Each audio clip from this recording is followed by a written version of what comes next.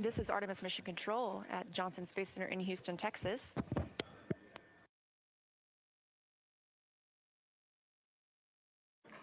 We are now exactly 3 days and 5 hours until the beginning of lunar flyby. Of course, the view on your screen from Orion looking back on Earth. Mission elapsed time of 1 day and 19 hours, 27 minutes.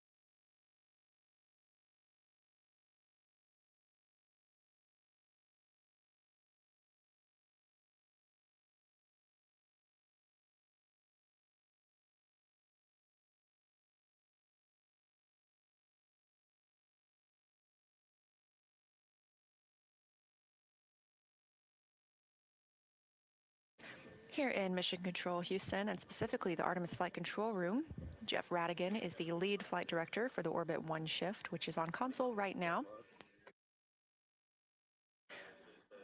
Every flight controller monitors a different system aboard Orion, and they are beginning to prepare for the daily planning conference that they will hold with the crew.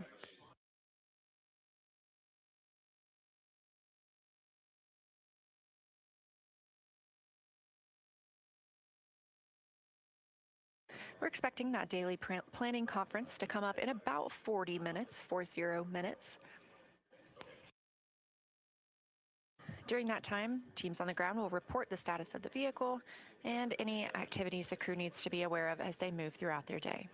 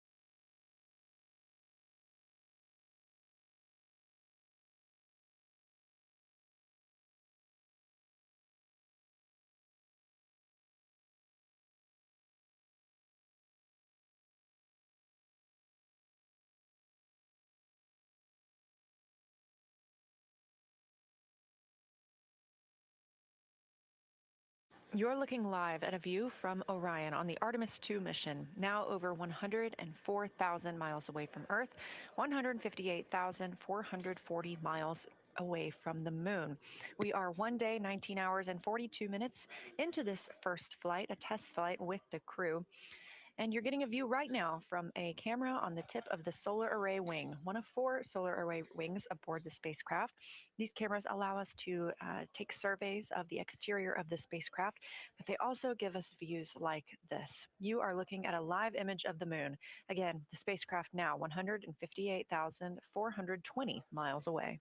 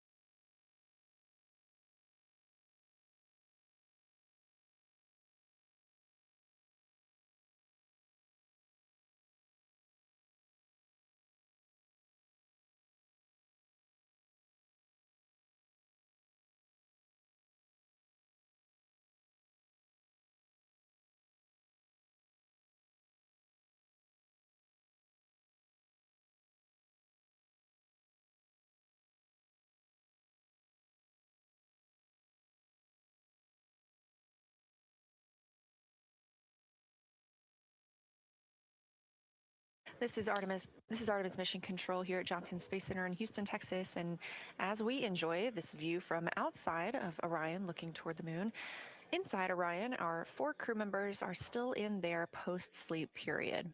Again, they woke up at 12 p.m. Central Time today, and since then have been configuring their cabin for the day's activities, as well as conducting hygiene and preparing for the rest of their day.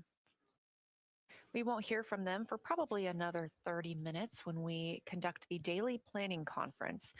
Here on the Orbit 1 shift, the flight director, Jeff Radigan, gathered inputs from all of the flight controllers on the systems aboard Orion and anything that they needed to ask or share with the crew for today.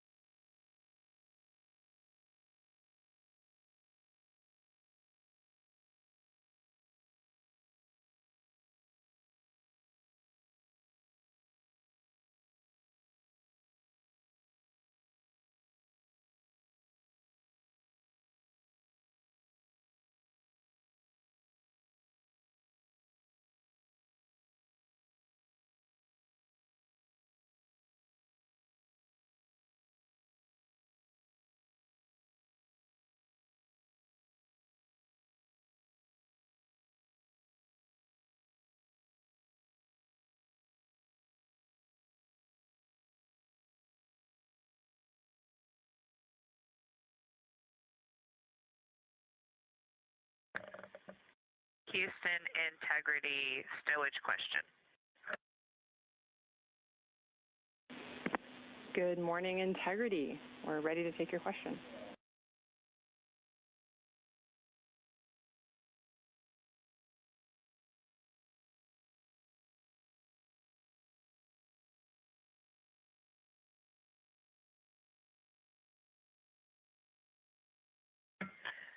Good afternoon to you, Chris. I think it's afternoon there.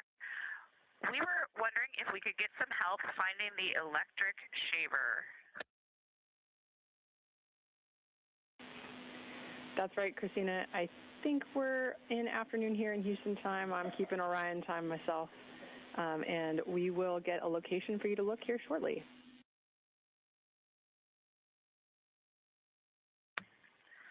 Thank you. Asking for a friend.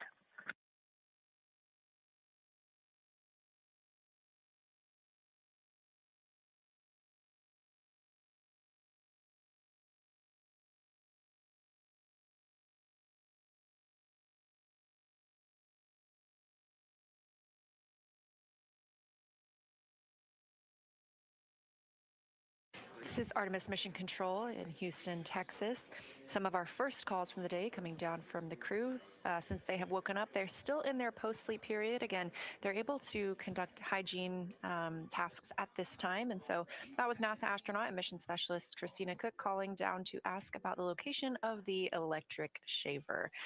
Now, all of the items that are in Orion are carefully tracked and stowed. So that way, when a crew member calls down looking for any piece of equipment, flight controllers here can look up exactly where they are able to locate it within the spacecraft. So while teams on the ground are checking, they will be searching their systems and relay back up to the crew a very specific location that they can expect to find that shaver.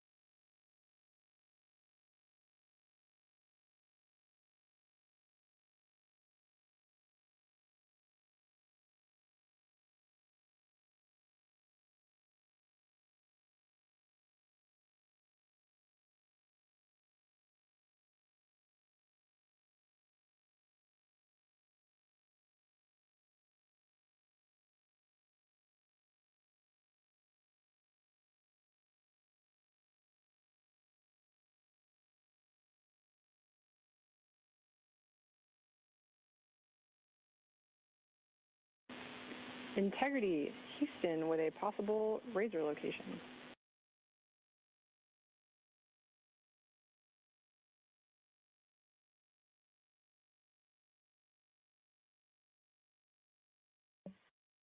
Good morning, Chris. We are ready. Go ahead. Good morning, Christina's friend. You may look for the razor in locker D, bag 6. We'll have a purple label. It says Reed's suitcase, and we expect it to be located in the crew hygiene kit.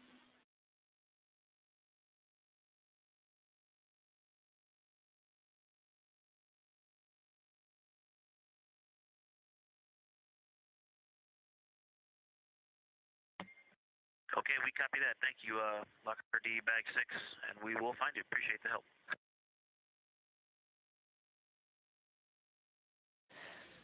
This is Artemis Mission Control. That call from Capcom and NASA astronaut Chris Birch being received by NASA astronaut and pilot of the Artemis II mission, Victor Glover.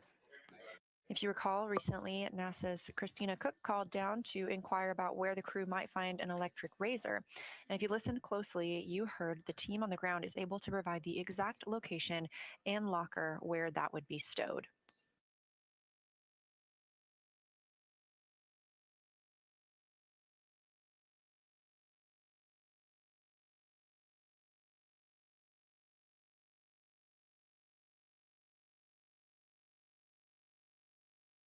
The astronauts are still in their post-sleep period. Houston Integrity, we only have it temporarily positioned, but would you like to come on board for DPC here in a few? Good morning. Yes, absolutely. We would love that.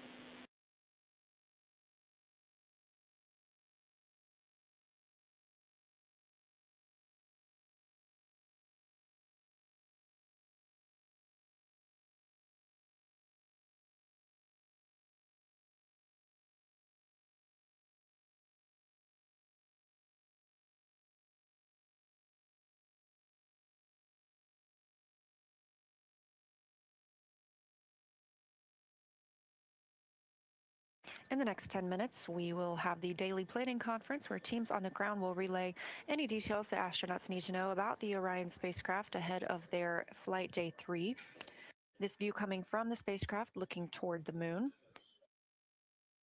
At this time, Orion is 157,560 miles away from the moon.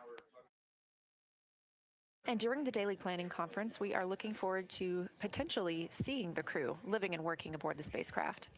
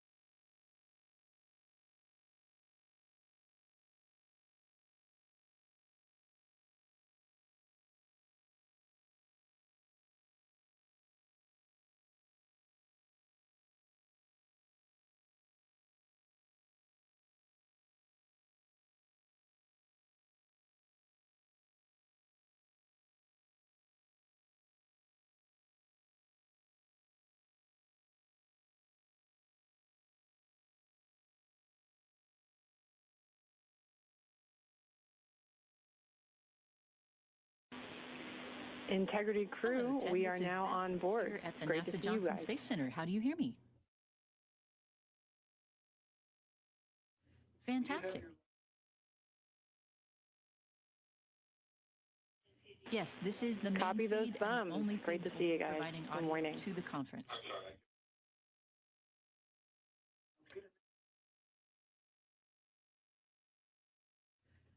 We usually do, but today we're in live mission coverage. So if you have music that you would like to play, that might be a good thing today.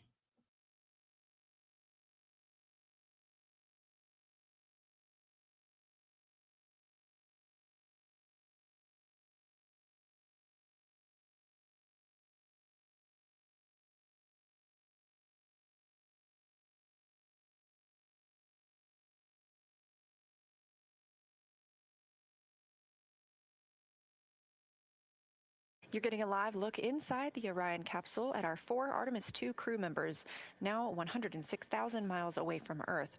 We are standing by for their daily planning conference, where teams on the ground will be relaying up information for the crew as they start flight day 3. From left to right, we have NASA astronaut Christina Cook, Reed Wiseman, Victor Glover, and on the far right, Canadian Space Agency astronaut Jeremy Hansen.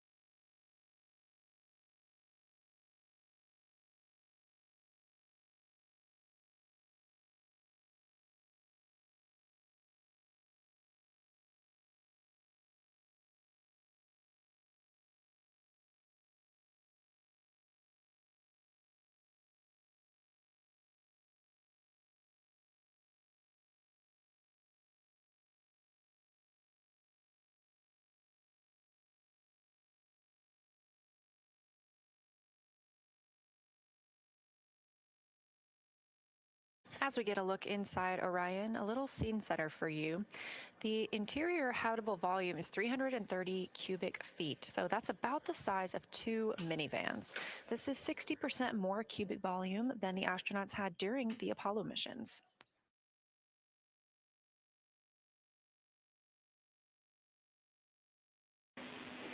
Integrity, small request. If you could tilt the camera down slightly towards the lockers. We have a great view of Christina and some of the boxes up above. Thanks.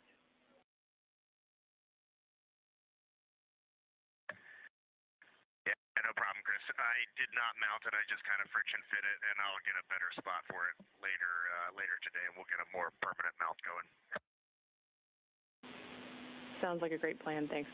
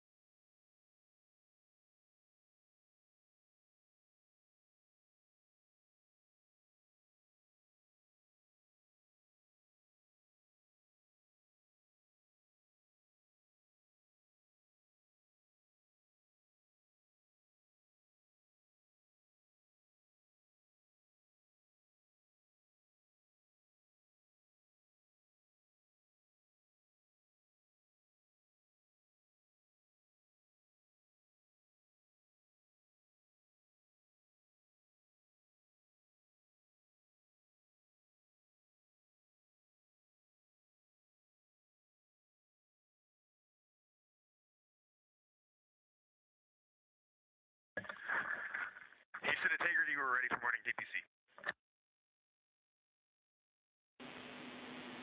Good morning, Integrity. We are so happy to be on board with you today. You guys look great. That cabin config looks amazing. We would love to be on board as much as possible today. We'll stop streaming for the family conferences, but would request to come back on board afterwards to share your mission with the world. I have quite a number of topics for you today. I'll start with trajectory. We are actually going to continue evaluating the need for OTC-1 based on the small magnitude of the burn. We'll have an update for you later. A couple of vehicle statuses.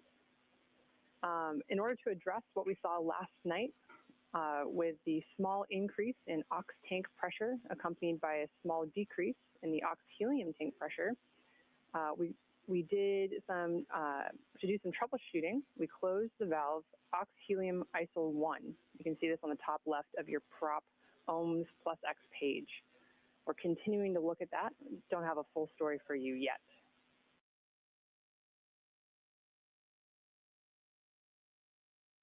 Okay, I'm not at the displays right now, but I will take a look at that soon. Great. And then just a reminder for the memorized response for the manifold run box, plus X manifold run box fail message we saw last night. Memorized response would be DAP free first, then secure SM prop.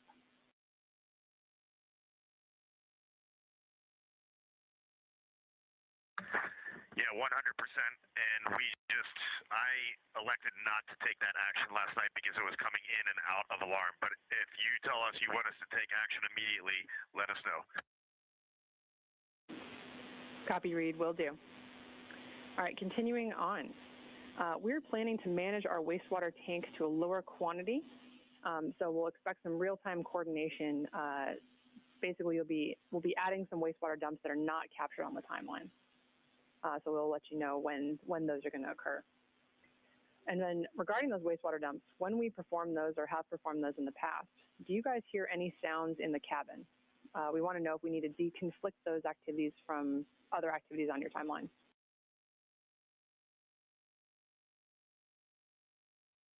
No sounds, but it is certainly visible. Copy that. Thanks. All right, regarding the PWD delayed flow termination, we wanted to let you know that this is actually behavior we've seen on the ground, but we'll still take any data that you gather from the flight. And there are some prompts in the mission summary for that.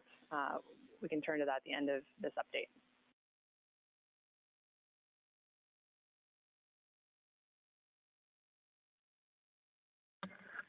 Okay, sounds good. We did figure it was just inherent in the design of the system and the tubing, and it's an efficiency hit and a bit of a cleanliness hit for us, but primarily an efficiency hit. Copy, good report. All right, moving on to PCDs. This is just a reminder that PCD 3 will need to be hardlined for the family conference. And then sometime today, at your convenience, we need to power cycle each PCD in turn to clear out any hard drive errors.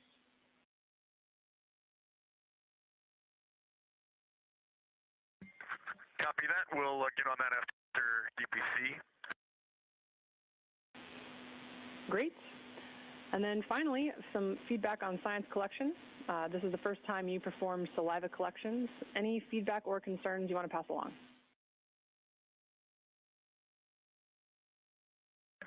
None that we can't do in debrief after the mission. It was fine. Okay, copy all. Now we are ready to take any answers you have from the mission summary and answer your questions.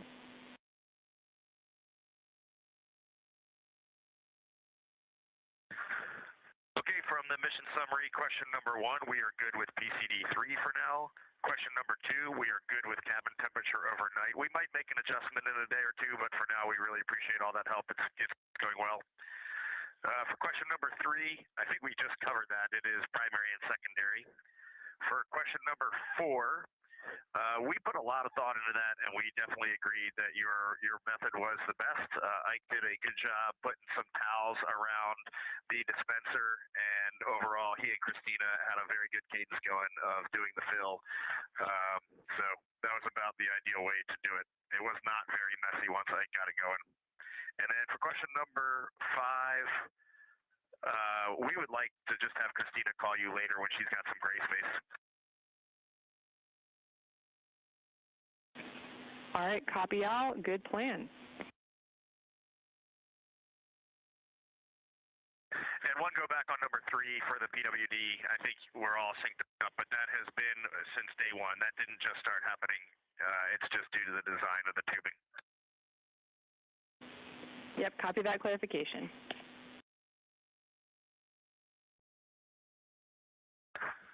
All right, it was really great to wake up this morning and look out the window and see the full moon off the front of the vehicle. There's no doubt where we are heading right now, and really appreciate all the work down there. It was also really awesome. Thank all the FIDOs. I can't believe that actually all worked. And when I saw that OTC-1 was like a 0.8 meter per second burn this morning on targeting, I thought we might skip it, and that is pretty impressive. All right, signing off. Thanks, and copy all integrity.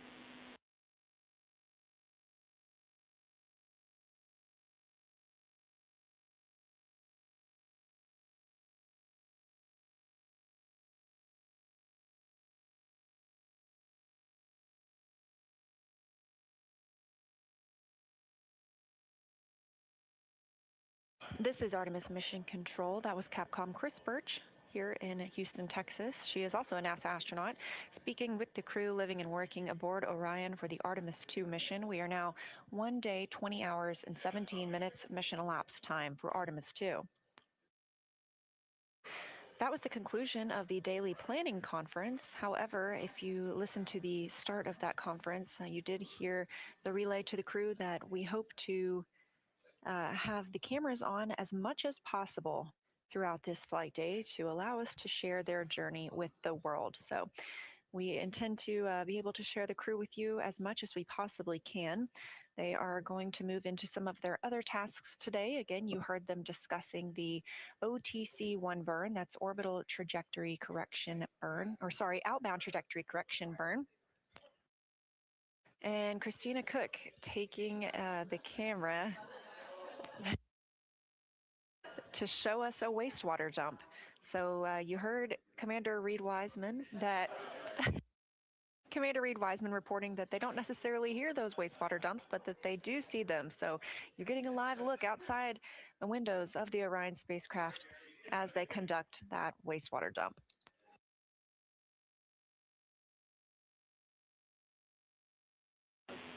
Integrity, we copy that successful wastewater dump.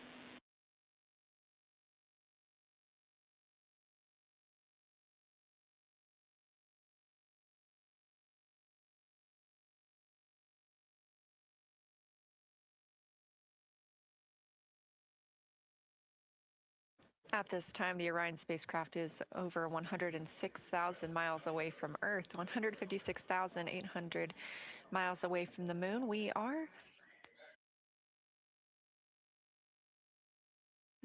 moving along with the crew's day. We intend to see them quite a bit, but we are going to not have views for a very short time as they are going to be speaking with their families. These are timelined opportunities to speak with family members down on the ground, so we do turn off the cameras for their privacy at that time.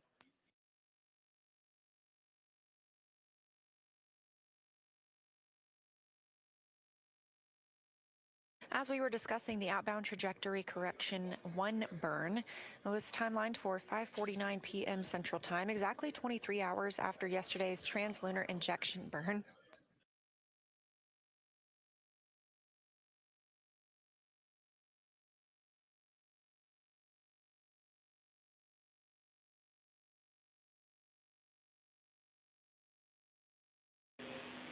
Integrity, we are all configured for the family conference. You are go to deroute the live stream video, and we'll see you after the conference.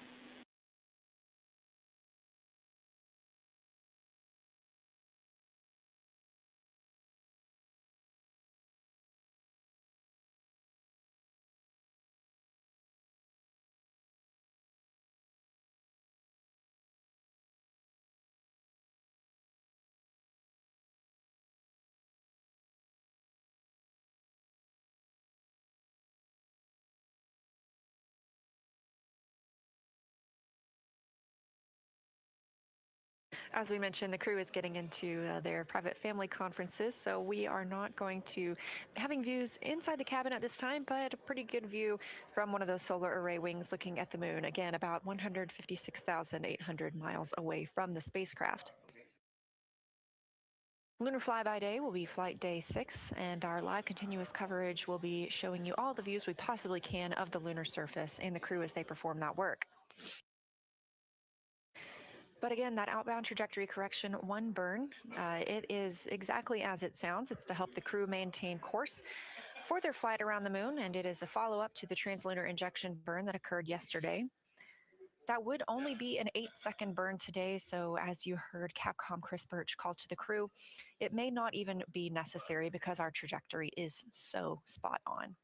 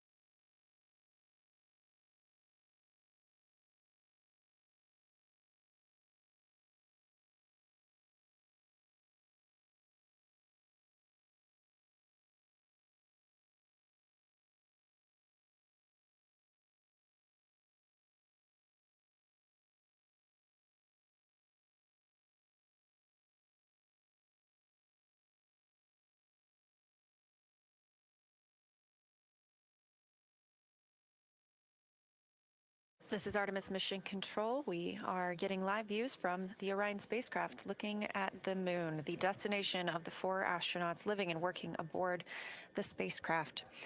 Again, the crew woke up at about 12 p.m. Central Time today. They entered their post-sleep period, conducted their cabin configurations and hygiene before moving into the daily planning conference, which just wrapped up about 10 minutes ago. We do intend to see great views of the crew throughout the day while working aboard Orion. However, one of the crew members is enjoying a daily family conference right now. So while they are speaking with their family, we do appreciate the opportunity to give them some privacy. And you are getting this great view of the moon, currently 156,440 miles away.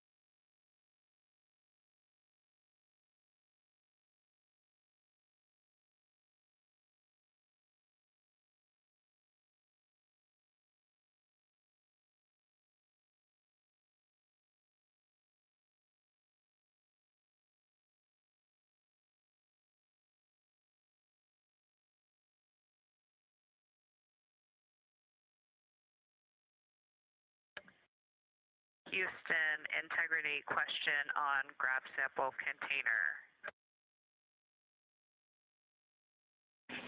Christina, ready for your question.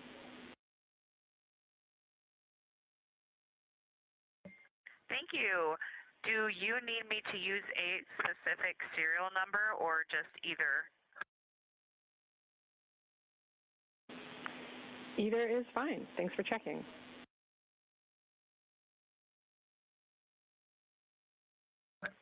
Copy, thank you.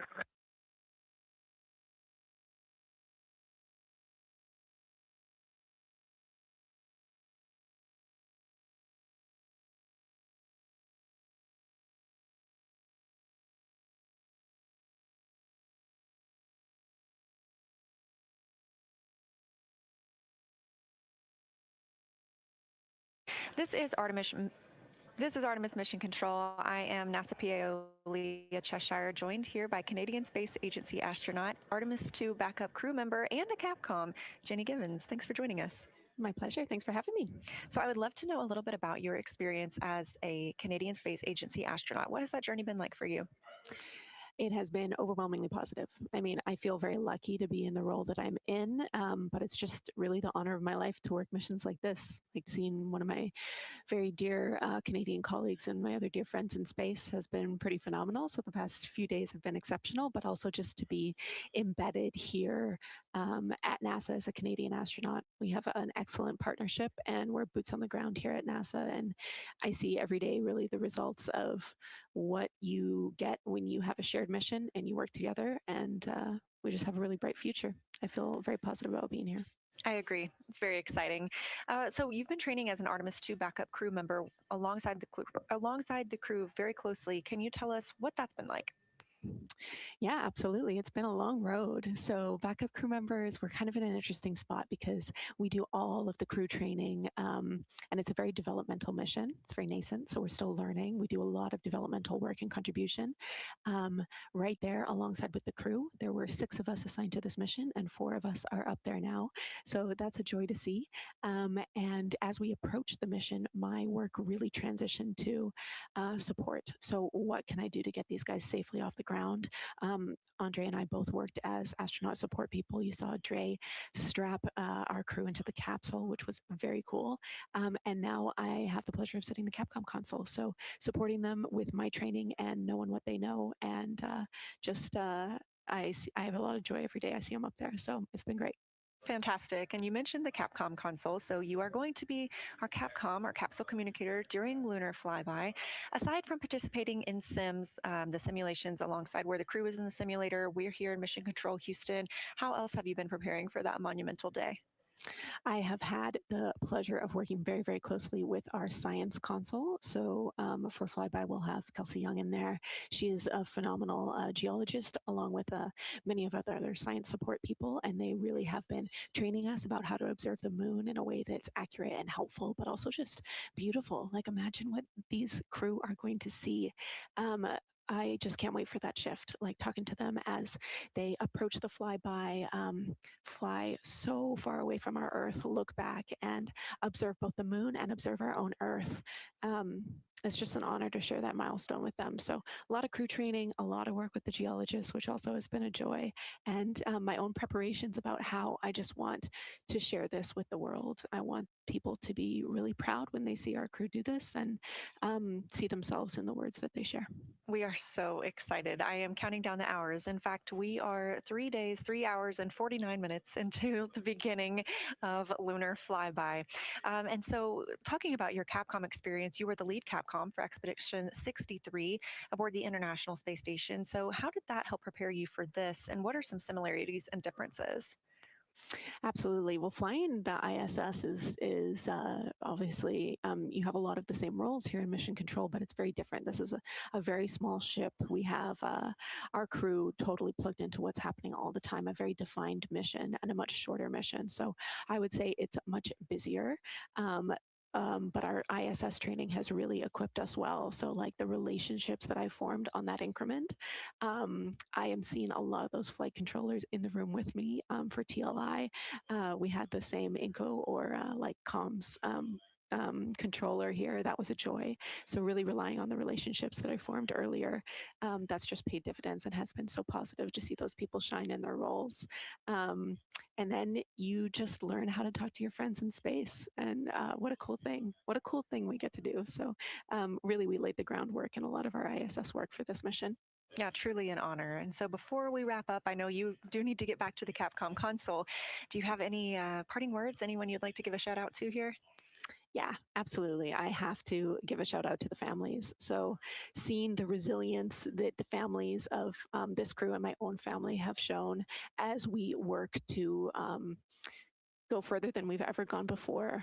You guys are amazing and the unsung heroes of this mission. And I just had the pleasure of being with a few family members during the launch, and it was beautiful.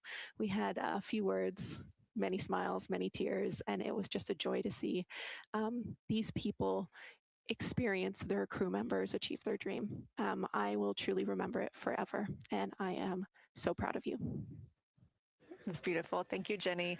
Thank you for bringing this mission to the world as well. And we are counting down the hours to lunar flyby, but for today, focused on flight day 3 and all that the crew has to bring to us. So thank you again. I love it. Let's do it. Thank you.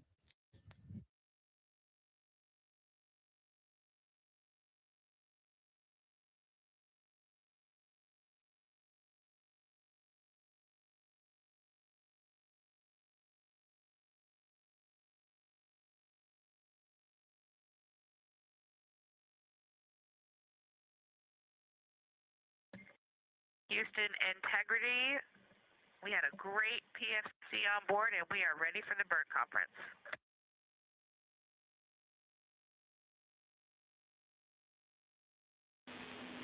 Copy Integrity, great timing. We just finished our discussion about OTC-1. And with such a low magnitude OTC-1 and with a low magnitude OTC-2 with a no perform of OTC-1, we are not going to perform OTC-1. Ground is going to proceed through the op-nav calibration, and then ground will cancel the burn at MET 1 day, 21 hours, 50 minutes after the op-nav pass. How copy?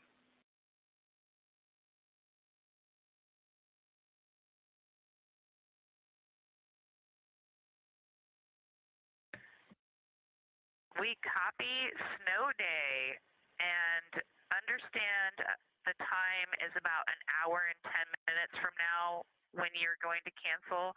That was like something like 21:50. That's it, firm.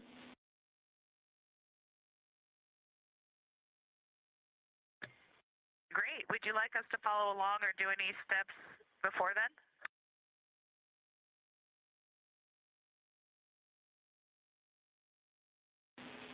No crew action or monitoring required today.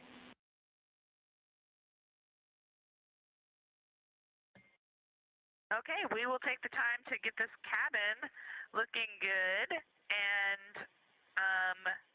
I think you can come back on board in the HHP camera. Sounds great. And Christina, thank you. We'll take you up on it, and we'll be coming on board.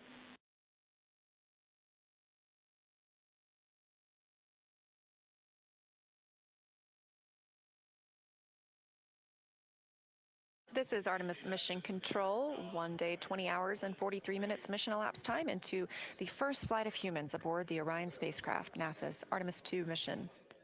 As you heard that call from the ground to the crew living and working aboard Orion, we will not be executing the outbound trajectory correction burn today.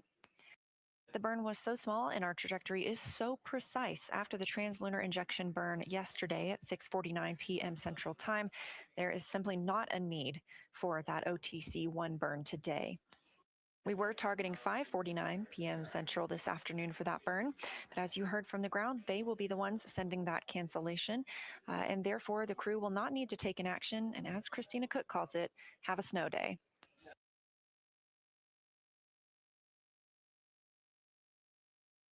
This is a live view outside the Orion spacecraft looking at the moon, 155,860 miles away.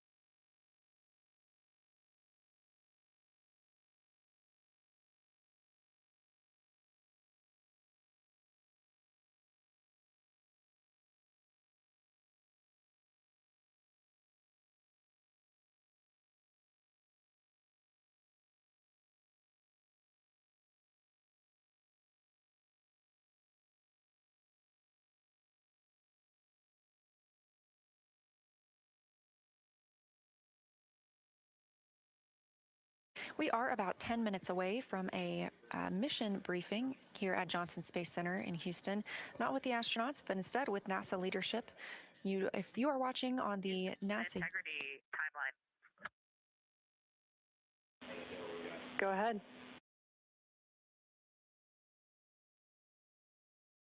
Hey, Chris. Reed is complete with his EMER mask deploy for the spare mask. And we have a question about the PCD for when convenient. I'd also be ready to do the trash mini conference when convenient. And before we act on either of those, Reed has something for you regarding his PWD activity. Copy all. We're ready. For the PWD video, do you want that on an iPhone, on an HHP camera, or just whatever? Are you going to download that later? You're not looking to download it today.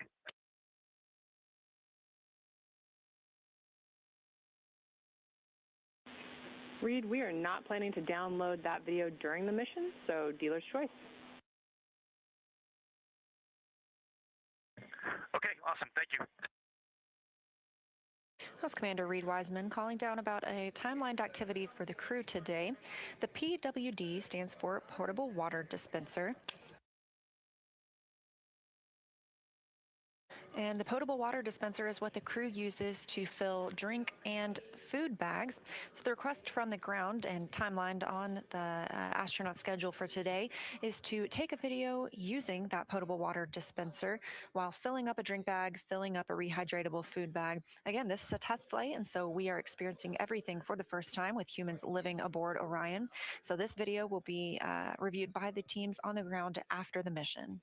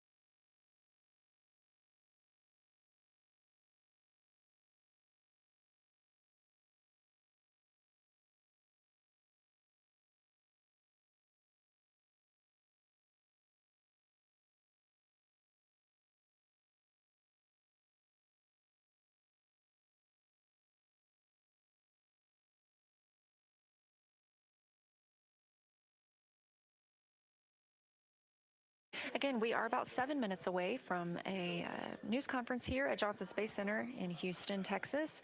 And if you're watching this live stream on NASA's YouTube, you won't need to go anywhere to tune into that news conference.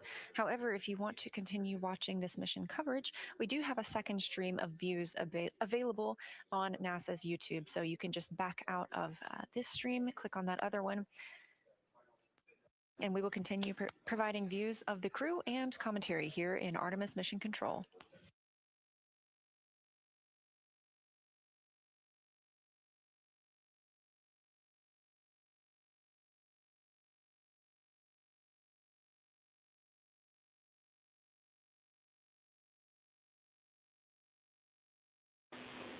Integrity, Houston, just let us know, Christina, when you are ready for PCD4 talk and the mini trash conference. We'll just be here standing by.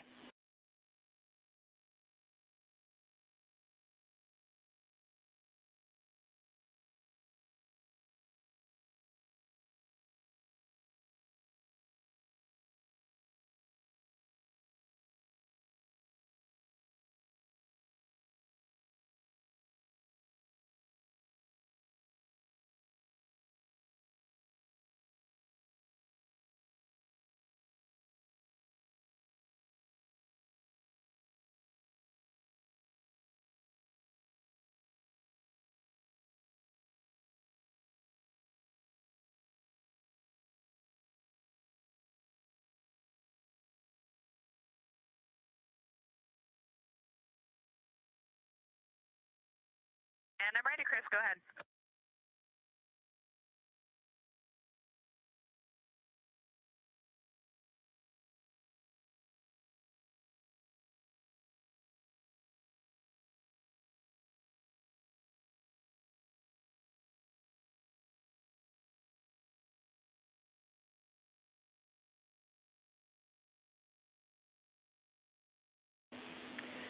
All right, Christina, this might be it. And Houston Integrity, let me know if you'd like me to go ahead and start with what I've got based on the question from the flight message, the flight day message. I can just get started, and then we can generate some back and forth after that. Yeah, Christina, we will take what you got first.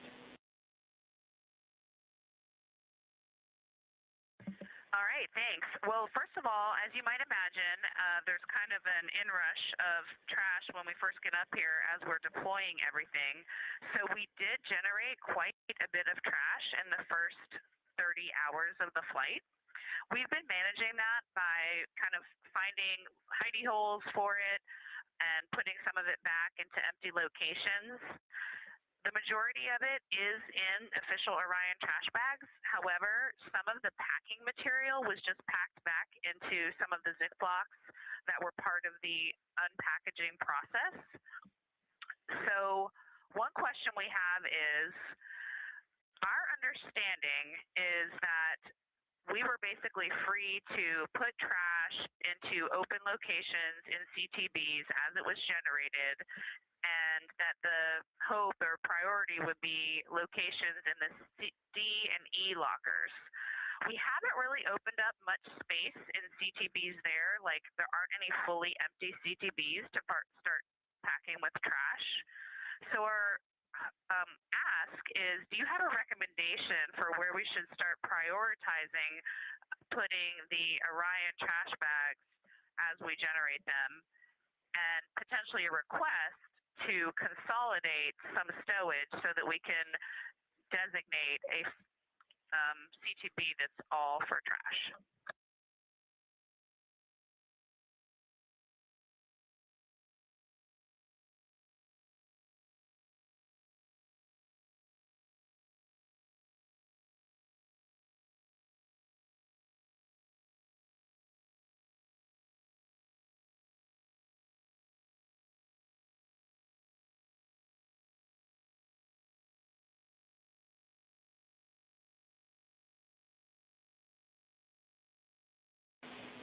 All right, Christina, we were just talking a little bit here.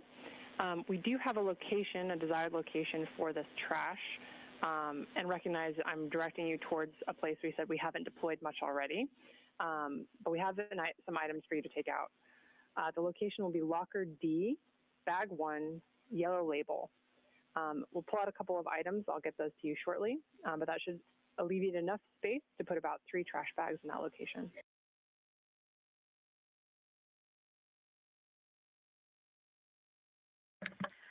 That sounds great, and that will cover the loose trash that we have right now on board. We have about 4 bags altogether, and we found a home for one of them.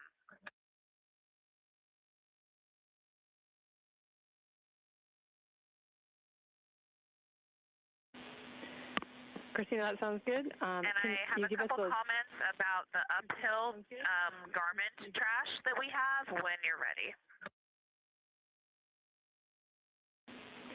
Yeah, Christina, sounds good. We'll take that uphill garment trash info, and also would be looking for the location of that 4th trash bag, just so we know where to restow things.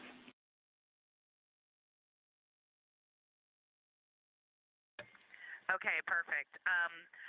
The uphill garments, so the comfort garments, we put into the Flight Day 1 clothing bags.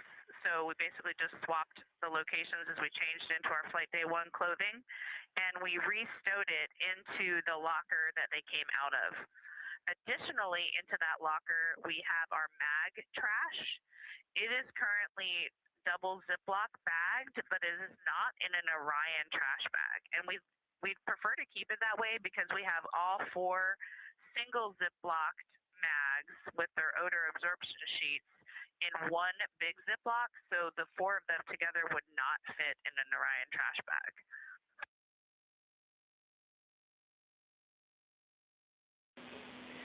Christina, we copy that location and that request. We're going to assess and let you know if anything needs to change.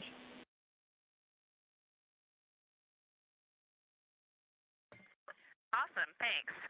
I don't know off the top of my head the location of the fourth trash bag, but as I'm putting away the others, I'll come across it and I'll update you with that. Copy, sounds good. Another question when you're ready. Go.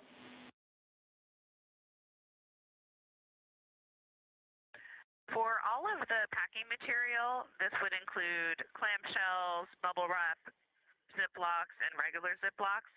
We basically feel like our training was that we didn't necessarily need to keep the regular Ziplocs, but that it would be good to keep clamshells or any designated unique Ziplocs that are padded for restow. So wanted to double check this understanding and get any guidance if we should do it differently. But again, what we're doing is keeping clamshells, keeping any unique bubble wrap Ziplocs. We're keeping them with Apologies to interrupt the crew aboard the Orion spacecraft, but if you are watching on NASA's YouTube, stay tuned. We are expecting our news conference to begin momentarily.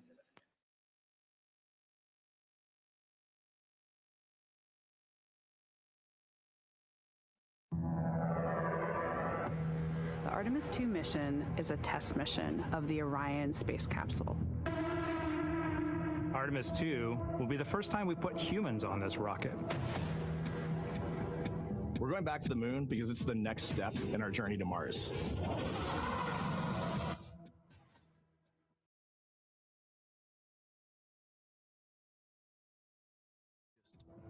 Core to who we are. That's a part of being human. And liftoff. We shall return. Continuing to test out every bit of Orion.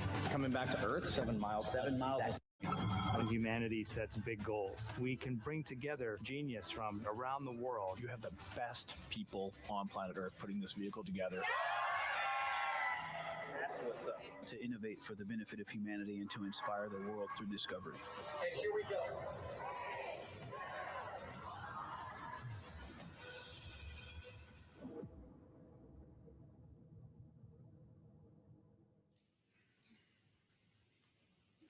Good afternoon and welcome to NASA's Johnson Space Center for our Artemis mission status update. We are joined today by Lakeisha Hawkins, Deputy Director for NASA's Artemis program, Judd Freeling, Artemis II Flight Director, and Howard Hugh, Orion Program Manager. We'll be taking questions from here in the room and through our phone bridge, but before we kick that off, we will go ahead and start with opening remarks. Lakeisha, go ahead. Thank you, and welcome to the third day of Artemis II.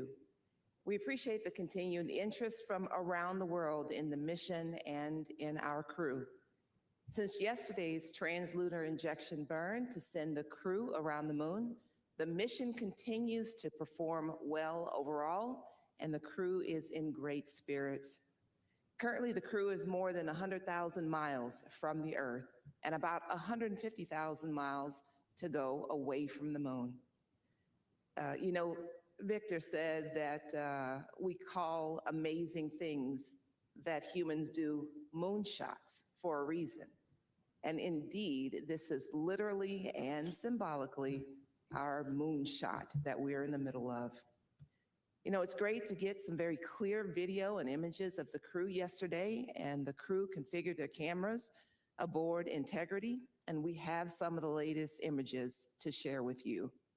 If you could call up the first image. This first one we got to the ground shows the unique vantage point of the crew as they look back at the Earth.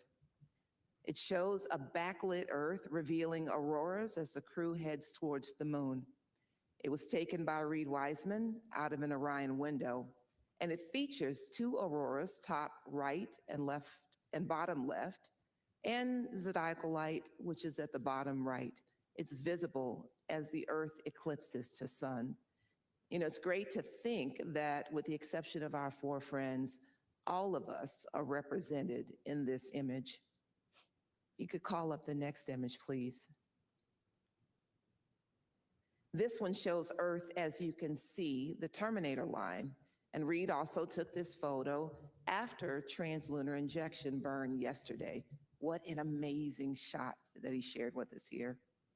So we continue to learn all about our spacecraft as we operated in deep space with crew for the first time. And it's important to remind ourselves of that as we learn a little bit more day by day. So Judd, if you could talk a little bit more about details. All right, thanks, Lakeisha. Let's see, so when we last left yesterday, after the translunar injection, the crew did some press conferences with media. They did a detailed inspection of their windows. They also had planned medical conferences, and while they were sleeping, the ground did some looking at the crew module and service module, a survey to just see how the vehicle is doing from an external view. We also continued some OpComm passes, so the optical comm antenna that we have on board to downlink high rate images. We were able to do that overnight. This morning when the crew woke up, they had their normal planning conferences, and then they were able to do their family conferences, so they were to talk to their family.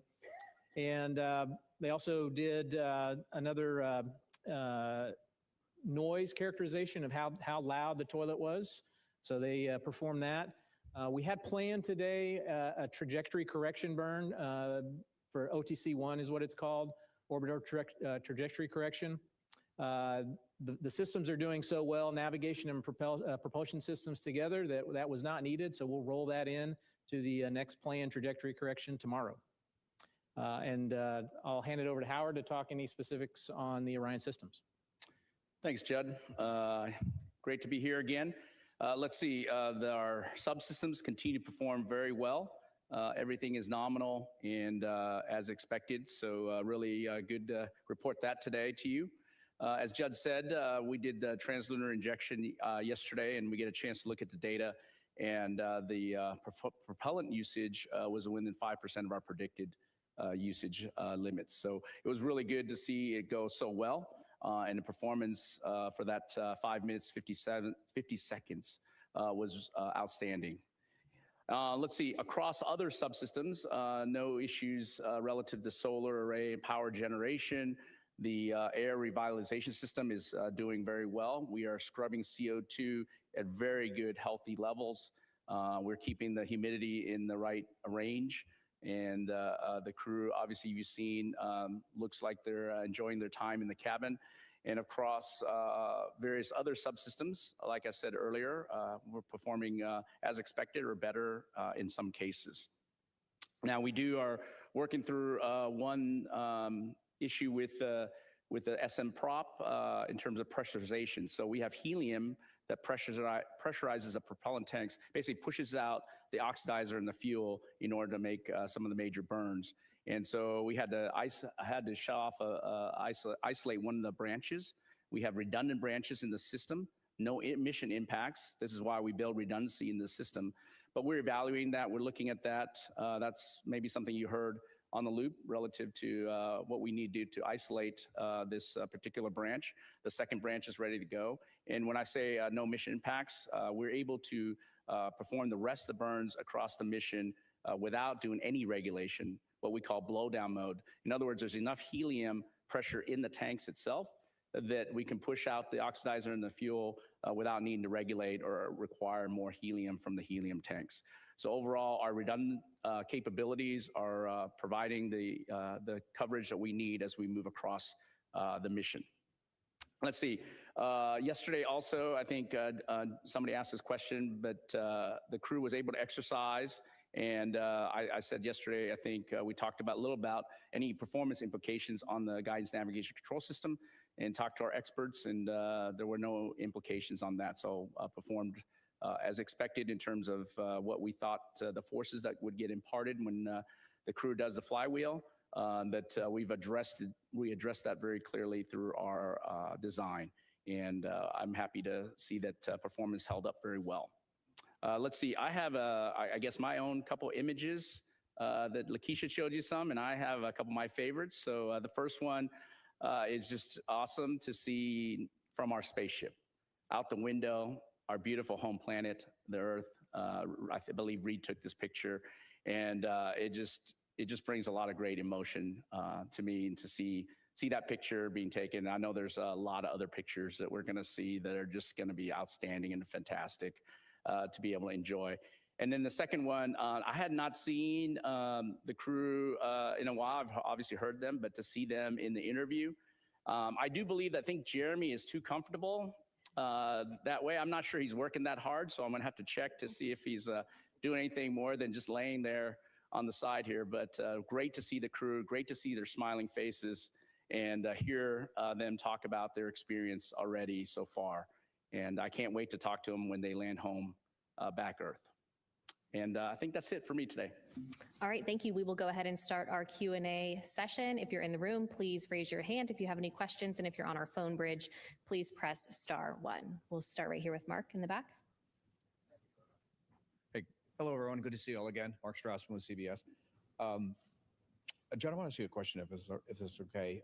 You know, there are millions of Americans, unlike people in this room, who are just catching up with the fact that there's a moonshot going on this week. Who knew? So I want to just sort of scoot ahead to Monday's milestone, the lunar flyby. Why does it matter? What do you hope to get out of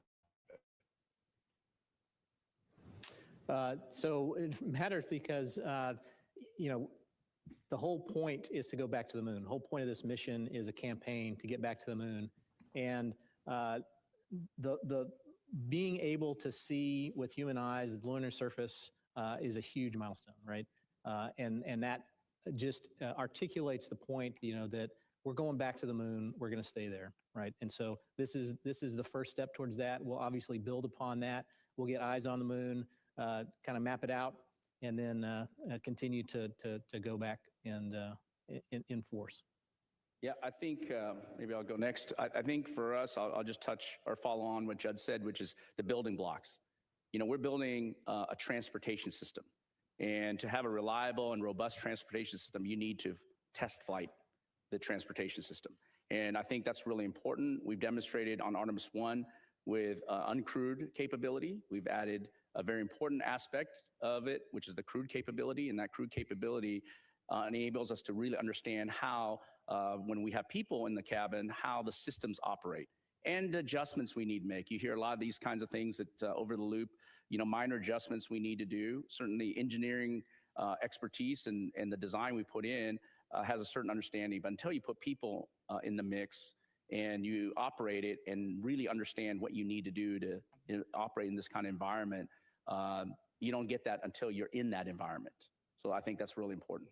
Yeah, part of what we're doing is the technical aspects and what we're learning from taking ourselves around the moon. The other part, obviously, is what you talked about, which is capturing the imagination of people, right? And we have far more engagement than we had hoped to have, and we hope that it will increase as we continue to take further and further steps into this mission.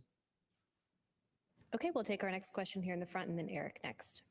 Hi, Mark Kirkman with NSF. This is probably for both Judd and Howard. I'm very fascinated, we just saw some imagery of the waste dump, and I'm very fascinated with the prediction of needing the correction burns versus what's going to be the reality. I was wondering, because there's so little available material on this on the subsystems, at least publicly available material. Can you summarize the things other than the waste dump that would affect or perturb the trajectory? What vents off of this vehicle as opposed to what we know from shuttle like vest dumps and stuff like that? And were you surprised that you didn't need this burn? Are we tighter in the prediction than is the reality tighter than the prediction was so far? Yeah, so two parts to that question. First, so the major contributor to dispersions is what we call them, basically unplanned little tiny jets, are the carbon dioxide scrubbers. So they vent overboard, right? Vent the CO2 overboard. And so that's it's supposed to be a non-propulsive vent, but it has some propulsion to it, just like the urine vent has a little bit of propulsion to it. And so that causes minor trajectory deviations.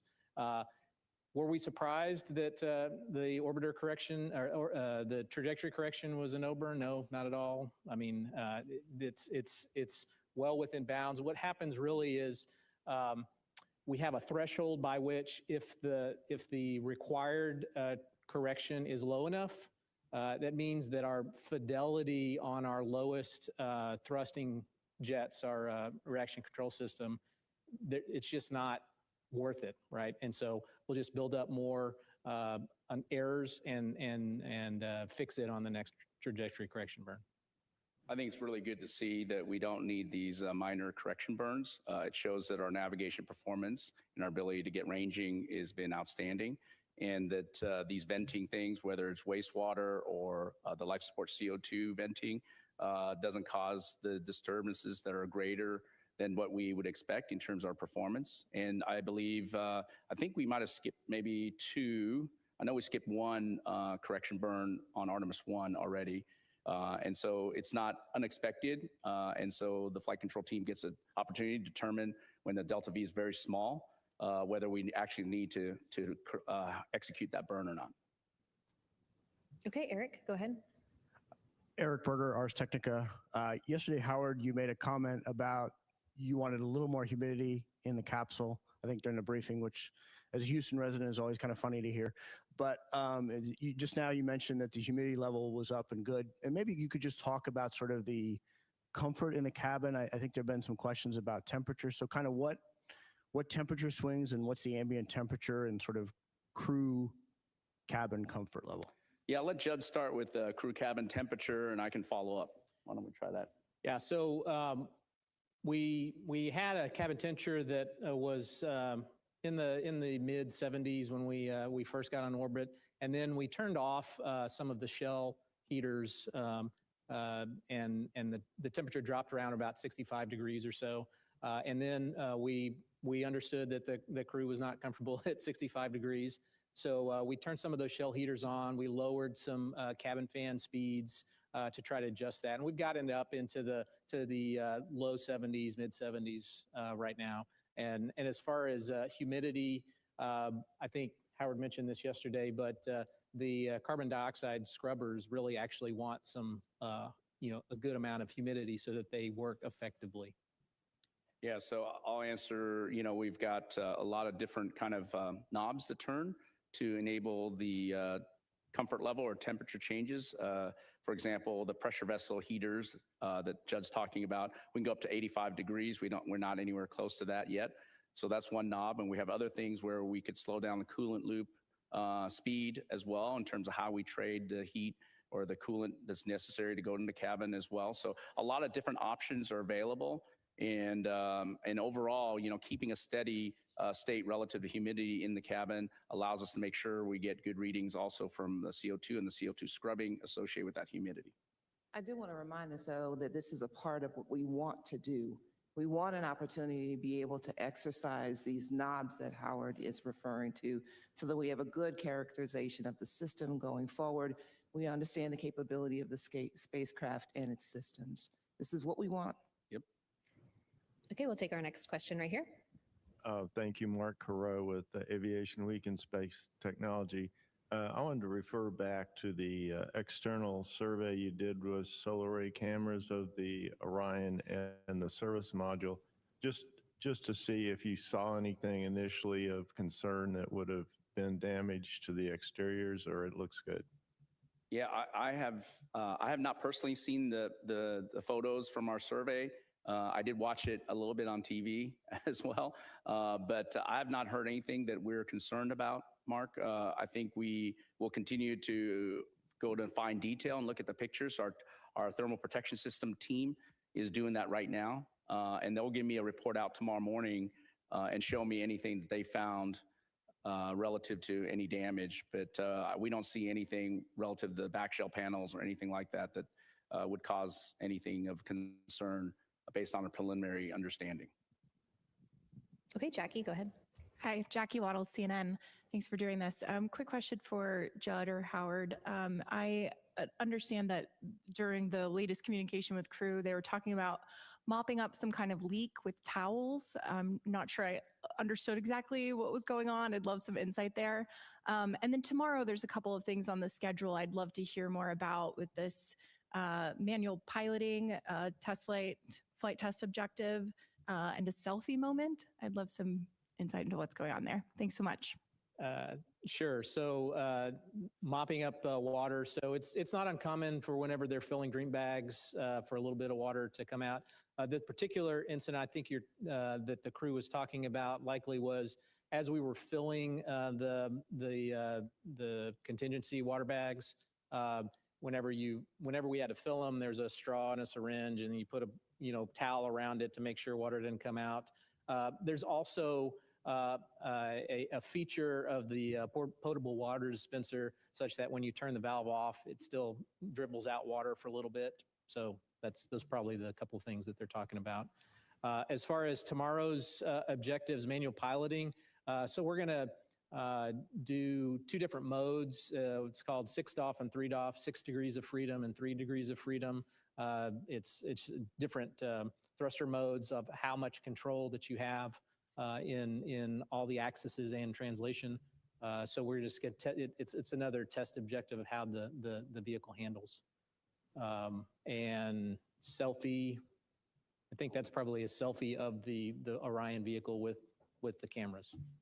Yeah, very similar to what we did on Artemis 1, where we had, I think, the biggest selfie stick in the world and allowed us to take all those beautiful pictures. We were originally intended to have those solar array cameras do the survey that Mark was referring to that we did today. But because we were performing so well that we were able to use one of the arrays as a selfie stick. And so that was terrific. All right, we'll head to the phone bridge for a few questions. Our first question there is from Joseph Howlett with Scientific American. Hi, Joseph Howlett here, Scientific American. I'm curious about how the crew is faring on board, how their spirits are. I was surprised that they only got to talk to their family now, and how did those conferences go? Yeah, so we'll say a little bit about that. They are in great spirits, and they are really excited about the opportunity to be there and what's going on. Obviously, they've been very, very busy the first couple of days, especially leading up to translunar injection. But now that we've gotten through that, that's why there's been an opportunity for them to do things like have a conversation with their families. And in terms of the great things that are going on, they did get awakened this morning with a song called In a Daydream by the Freddie Jones Band. So there's a lot of fun things going on in addition to a lot of hard work. Okay, our next question on the phone bridge is from Micah Maidenberg with the Wall Street Journal. Hey, I just had a couple of quick ones for Judd. Judd, I wanted to make sure I understood this lunar science observation period. So during that 6-hour period, that's when Orion's traveling around the far side of the moon for the entire stretch of that, or not? And do you know approximately when on Monday that 6-hour period begins, like in Eastern or Central time? Thanks so much. Yes, I can get that for you. As far as what we're doing, it's essentially when we start our closest approach to the moon. It's pretty much the entirety of that day we'll be able to see the moon. And so what we're doing is we're doing visual observations, taking camera shots of the moon and the like. As far as when we start it, it's going to be UTC of around 1830 UTC on the 6th. So subtract 5, that's 1330 Central Time, and it'll be going on for most all of that day, right? Because they'll be at their closest approach and pretty close thereabouts during that entire time. Okay, we'll take one more question on the phone bridge and then back here in the room. Our next question is from Marcia Dunn with the Associated Press. Oh, hi. Thanks for taking this. Probably for you, Judd. NOAA just issued a geomagnetic storm watch, G2, coronal mass ejection. I know you guys are watching this throughout the mission, but will this one, it doesn't seem to be too bad, but will the crew be doing any precautionary measures because of this? And same question from yesterday. What's the latest revised numbers for closest approach to the moon? All the numbers and distances. Thank you. All right. Yes. So we do have our radiation specialists that monitor all of that stuff. And if any of the sunspot coronal mass ejections happen from the sun, if they get to be a concern, then obviously we have mitigations, radiation shelters we put up. We do not expect that from this one, but we are continually monitoring that. As far as the updated numbers, I've got in statute miles, should be 252,757 statute miles at our furthest distance from the Earth. You're not going to convert that to nautical miles. I think Howard's got an app for that. Yeah. Okay, we'll take our next question right here. Go ahead. Hi, Lauren Grutch from Bloomberg. Thanks so much. I just wanted to go back to that helium issue you were talking about earlier. You said you isolated that one branch. Just wondering if there's any concern if the second branch that you're relying on now has a similar issue, or is that redundancy you mentioned earlier, would that kick in for this problem? And then I've just been listening to the loops, and it sounds like there have been various, I guess, sensor issues or issues that are cropping up that don't seem to be an issue, like there was a suspected cabin leak, caution alarms that were coming on, but then turned out to be false alarms. I'm just curious if you're sensing any pattern with that, or is that just random glitches for a test flight like this? Yeah, I'll start. Yeah, the other second branch on the oxidizer side is performing very well. No issues there. And so again, that redundancy is there. And I said earlier, we do not need to regulate either on that line either for the rest of the burns. So I think both redundancy paths are in good shape. I would say, and I'll let Judd maybe talk some specifics. In general, Lakeisha said earlier, we're learning from this vehicle, and the caution warnings are based on, limits. And those limits are established jointly with the engineering team and the flight operations team. However, we have to operate in the environment. We have to, account for variations. And so I think sometimes we don't get it fully right. And when we don't, we correct it, and we'll make adjustments real time where we can. And if we need to, we'll make adjustments for the future as well once we get all the data. So I think all those things are part of the learning that we're doing, and certainly good to keep the team on their toes. And making sure that we're not only watching the systems very carefully, but we understand what the system is telling us, and we're adjusting based on what we understand from the data. Yeah, and I'll add to that. So it's important to remember on Artemis 1, we didn't have a caution and warning system because we didn't have a crew on board that we needed to alert them about, right? And so while we did measure, all of the things we did, we obviously didn't have an ECLIS system on board either, so that we knew what the behavior of that was going to be. So this is all part of exactly what Lakeisha is talking about. This is learning. This is learning how the vehicle operates with the human system in the loop, right? Okay, we'll go to Bill next. Hi, Bill Harwood with CBS News. This is a question I get asked a lot, and I realize that it depends on who you ask how it gets answered. But given all the Apollo missions, the satellites that we've had around the moon at much lower altitudes than these guys are going to be at, the question I get is, what do human eyes really bring to this? Even if they've got nice cameras in their hands, they're a long way from the surface. I mean, 4,000 miles. What is this bringing that we don't already have from satellites and past missions? And I'm not saying that as a devil's advocate. I'm curious how you frame that in terms of the priorities of the mission. Thanks. You want me to out first? I can start, yeah. So my understanding, talking with the scientists, is that your eyes, the human eyes, can resolve details much better than taking a picture and then looking at the picture, even with a telephoto lens. And so that observation that the scientists are looking for is really what's key, even from as far as away as you mentioned, 4,000 miles. There are still things that the human eye can pick up with granularity that are important to the science community. Now, I can't talk about what those specific things that the science community is looking for, but that's my understanding. Yeah, I think I'll try to maybe repeat what I said earlier.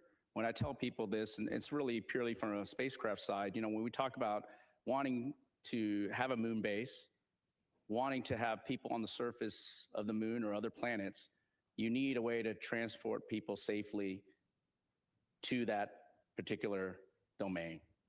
And to me, it's very important that we do everything we can to understand and provide that capability in a robust and reliable way. And you have to walk before you can run. And I think this is very important in our step towards exploration, is learning, as we talked about earlier with all these questions relative to our subsystems, learning about how the subsystems operate in space. How do we put people in space, especially to the moon first? We haven't done that in over 53 years.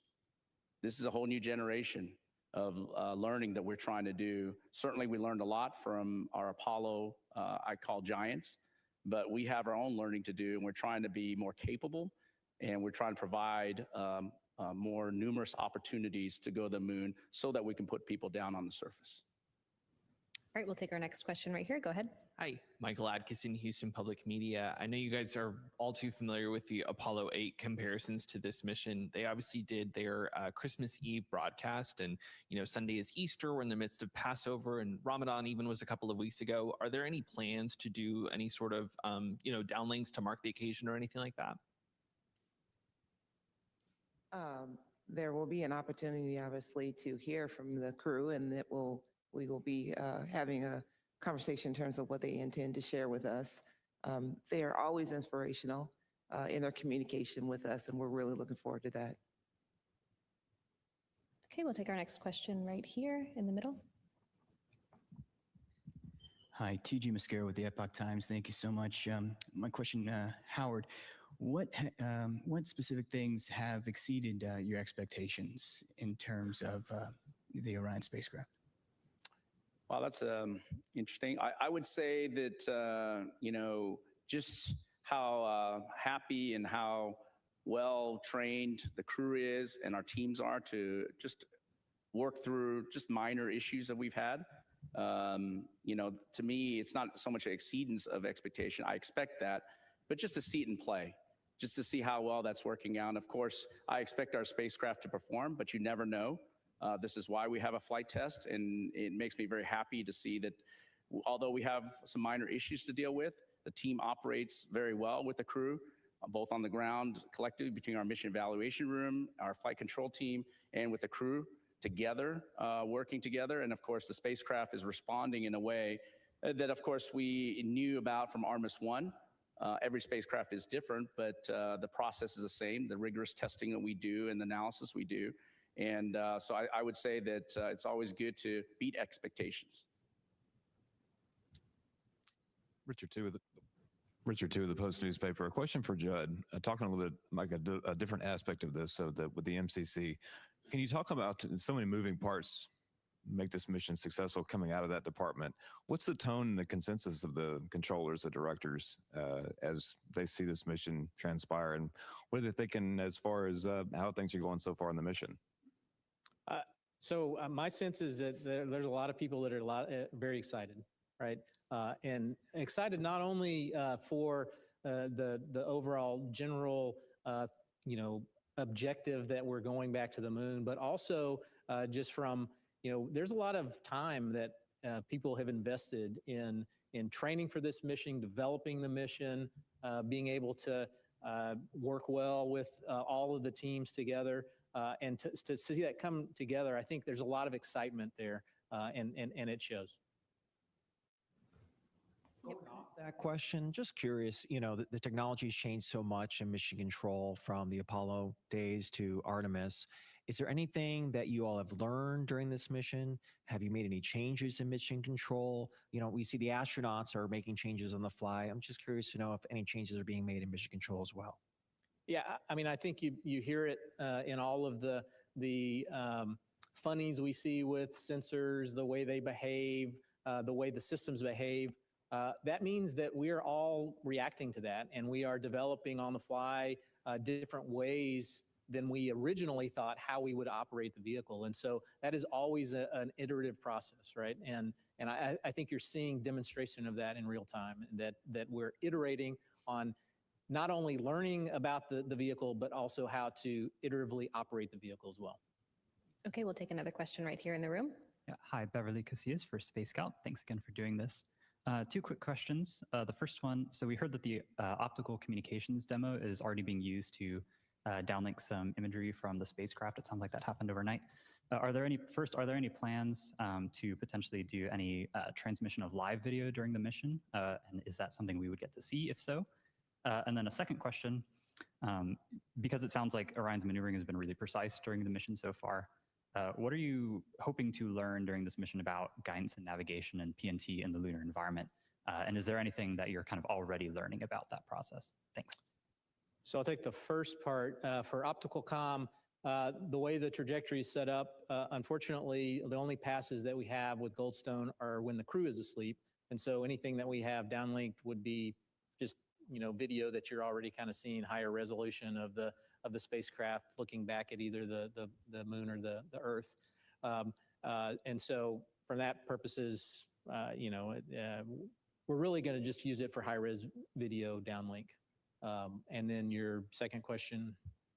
I think I'll take the. Yeah, why don't you take that? Yeah. Can you repeat your second question? I think you said something, perked my ears, guidance, navigation, control. So, yeah.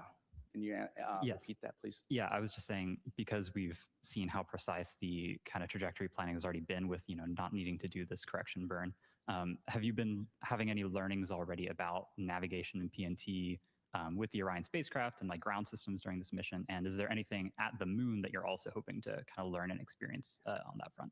So, we're using very traditional navigation instruments, so star trackers, the inertial measuring units I talked about yesterday. I think those are, we expect them to be precise. They're tried and true navigation instruments or sensors that are on a lot of spacecraft across the board. I think one of the things that we may have not talked about a lot is we have a capability on Orion to navigate without ground comm. And that's the optical comm system, optical navigation system. And that's a camera-based system that gives you a really good enough navigation knowledge to be able to return the crew home and perform the mission.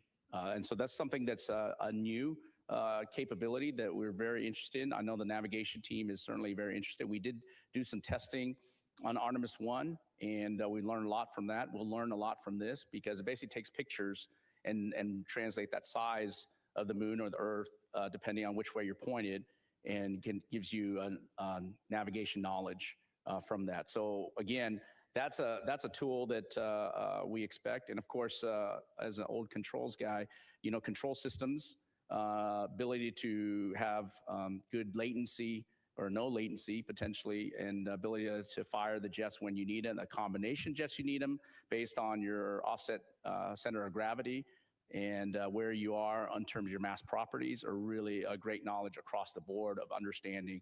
We put a lot of effort into protecting for a lot of dispersions, as Judd's talked about previously. And of course, when we encounter those dispersions, being able to control our spacecraft through them is really important as well. So all that we'll be learning. We will learn a lot, even though we have very good instruments, even though we know we have good control laws, we've implemented algorithms. Every mission is a great learning event, and it's really great to see that the precision of the work we put in is being replicated on orbit. And I would add to that, in addition, as good as the sensors are on Orion, we still have to do ranging of the vehicle to update its state knowledge every once in a while. And so as a lessons learned from Artemis 1, we have a new suite of tools on the ground that are able to process that ranging data. And also to hopefully, what we're hoping to learn is to back out all of those, minor dispersions from, non-propulsive events that are a little bit propulsive, so that we understand that can characterize all of the error sources of the navigation state. Okay, we'll take another question here in the room, and then we'll go back to our phone bridge. Go ahead. Thank you. Tarek Malik with space.com. I think for Judd, there was discussion yesterday about how Flight Day 3 was a big change of pace for the crew after the first kind of action-packed couple days. And I'm really curious how, I know they had CPR demos today, they had lunar science preps today, how that change has gone. And then I know that tomorrow they've got some scheduled time, at least 20 minutes, to take photos of celestial bodies. And I'm just curious, if it's not the Earth and the Moon, what else might they be taking pictures of out the window in their personal time there? Thanks. Yeah, I mean, I think you probably saw in some of the videos, the crew has a lot more time on their hands than they did in the first days. We were able to present them to you and have them talk to the media. As far as the pace, yeah, I think you can probably tell from the downlinks that the pace is quite different than it was the first couple of days. As far as celestial, I mean, they're taking pictures of stars and moon and sun, right? So anything they can see that is of interest. Okay, we'll head back over to our phone bridge. Our next question is from David Denault with About Space Today News. Go ahead. I'd like to do a follow-up regarding the cabin temperatures. Has NASA determined a desired temperature and a desired humidity, and is there any relationship to that with the carbon dioxide? As far as the desired cabin temperature, that is up to crew discretion, right? And so we're simply going off of what feels best to them as a consensus for the 4 members of the crew members. Humidity, we have to have some amount of humidity. I think we mentioned earlier for the carbon dioxide, we don't want it to be Arizona dry, I think is the term to use. We certainly want, but obviously the crew doesn't want it to be Houston humid either, right? So, yeah, that's about right. Yeah. About 70s and about 25%, somewhere around there. Yep. Yep, they're comfortable. Okay, we'll take another question from our phone bridge. Our next one is from Allison McGraw. Go ahead.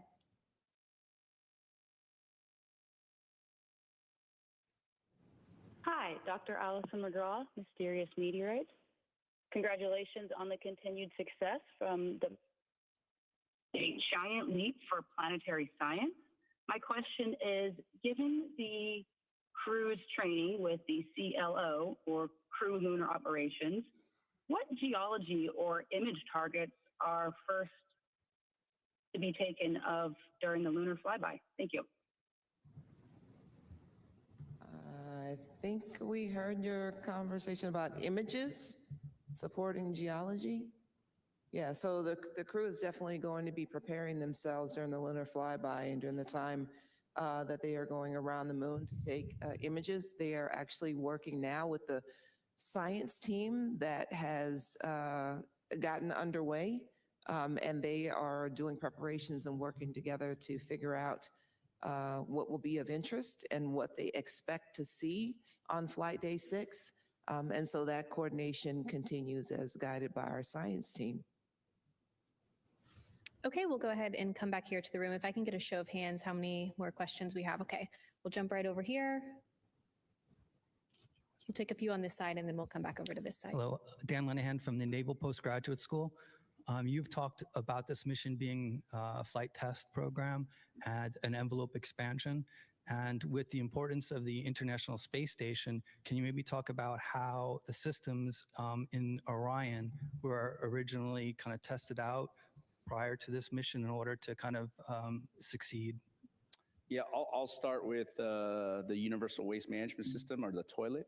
The same toilet was flown on space station. I think the crews there were able to operate it for roughly about 2 weeks, if I remember. And so that was a really good, important test in a relevant environment against our toilet that we would be able to fly to the moon with. So that's one piece. I don't think there's probably smaller equipment, like, for example, the CO2 removal system. The heart of it is these amine beads. They absorb CO2 and then we vent it out.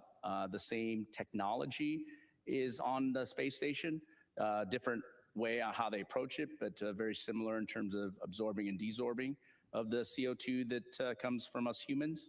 And that was also a really good foundation to stand on and our confidence associated with ability to remove CO2, although in a different manner on board our spaceship.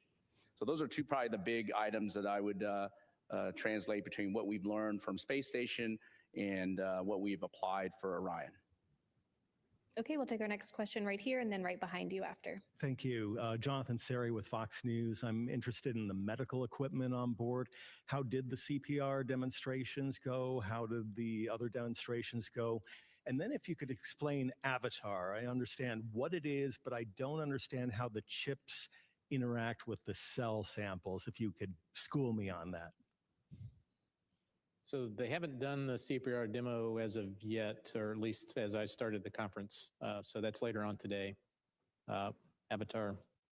So we don't have a science representative here with us today, but as best I understand that Avatar is actually analog tissue samples from the crew members, and they have been brought on board, and there's going to be an expectation that they'll be evaluating those samples for how they react to the environment while they are on this mission, including reaction to exposure to radiation as well. And so when it gets back, we'll be very interested to understand what they learned, both from the crew themselves as well as their avatars. And Jonathan, if you need anything else on that, we can get it to you after the press conference. Thank you. Thank you. Robert Coppinger, the British Interplanetary Society's Spaceflight magazine.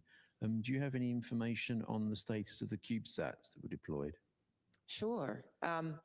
All 4 CubeSats were successfully deployed on the planned timeline about 5 hours after launch. There has been positive communication with 2 of the CubeSat satellites, the one from Saudi Arabia as well as the one from Argentina. And then in terms of how they're faring, at this point, it would definitely be best to reach out to the payload owners in terms of how they're doing. But they absolutely were deployed as expected. Okay, we'll take another question over here, and then we'll head back over to the right side of the room. Hi, Katrina Miller from the New York Times. Any milestones we can expect for the rest of today? What are you 3 focused on for the latter half of day 3? Sure. As was previously mentioned, we have the CPR demo. We'll have another press conference with the crew. They'll go look at do their med kit evaluations of what they have on board. Also, we have, as far as communications with the Deep Space Network, we're going to test out again the emergency comm mode in a more deliberate fashion. And I believe Jeremy has a press conference with, so it's a CSA press conference, and then some more planned medical conferences. Okay, we'll take our next question from Will. Go ahead. Hi, Will Robinson Smith with Spaceflight Now. Thank you all for the time today.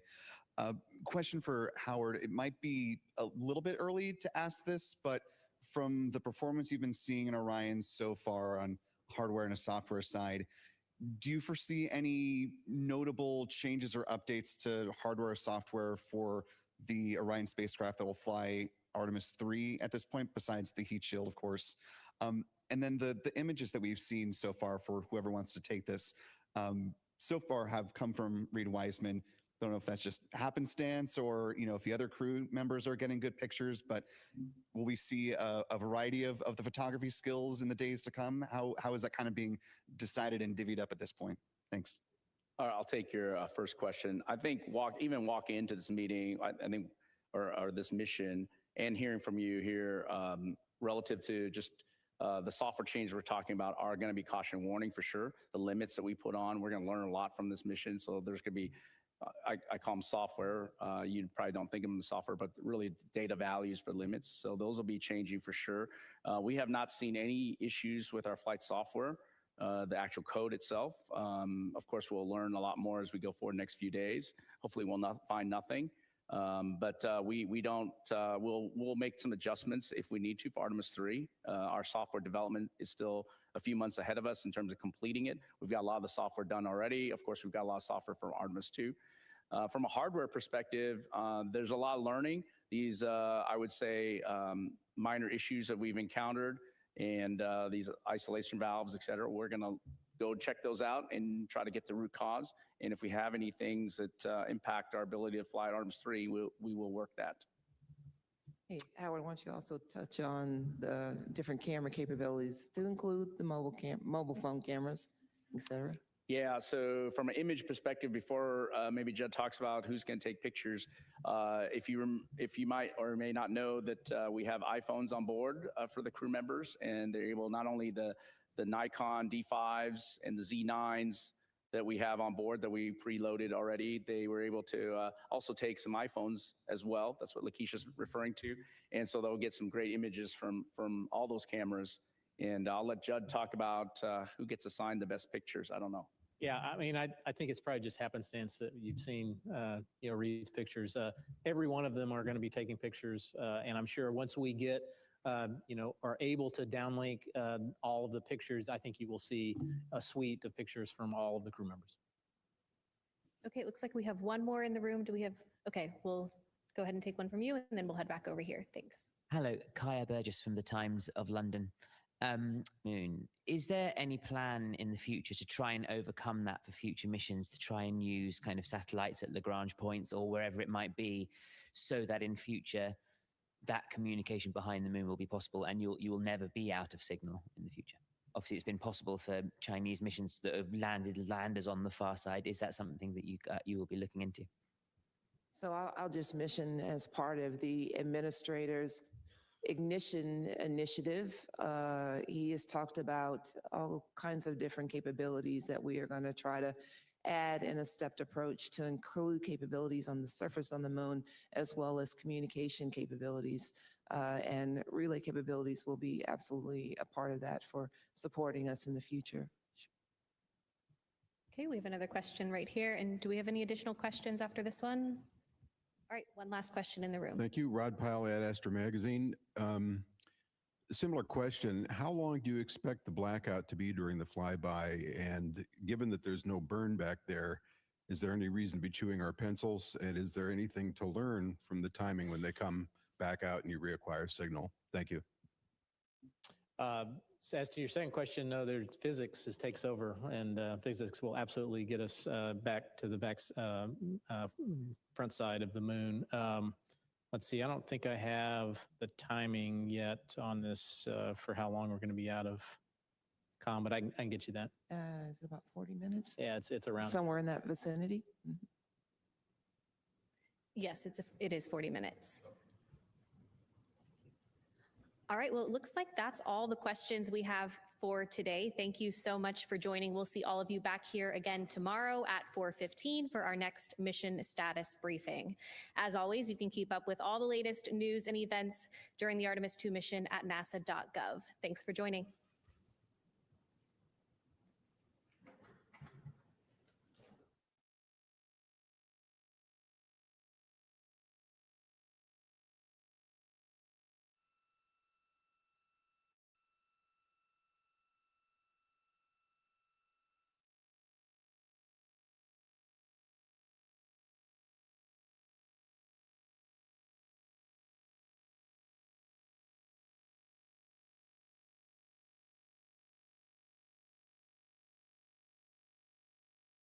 Hi, everyone, and welcome back to Artemis Mission Control here at Johnson Space Center in Houston, Texas.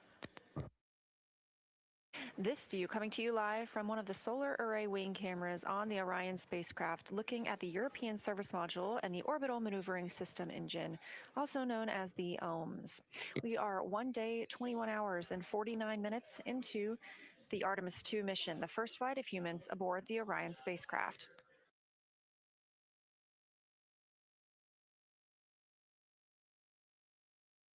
Orion and her crew, Reed Wiseman, Victor Glover, Christina Cook, and Jeremy Hansen, are now 111,482 statute miles from Earth and continuing to increase that distance as we continue to grow closer to the moon, 153,763 miles away. We've just wrapped up our daily press conference, during which mission management is able to answer questions from the media. We have another one of those scheduled for tomorrow afternoon at 3:30 p.m. Eastern Time. We're live here in Mission Control Houston 24/7, providing updates as the crew continues their work aboard the Orion spacecraft. One of the most major events for today was the OTC-1 burn. That was the Orbital Trajectory Correction 1 burn. That was timeline to happen at 5:49 p.m. Central Time. However, that burn has been canceled because there is no need to correct the trajectory of Orion at this time.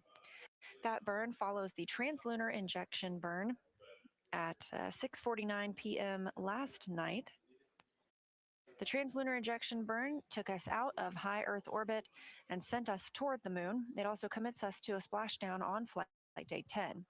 Because that burn was so precise, teams were able to cancel the OTC-1 burn today.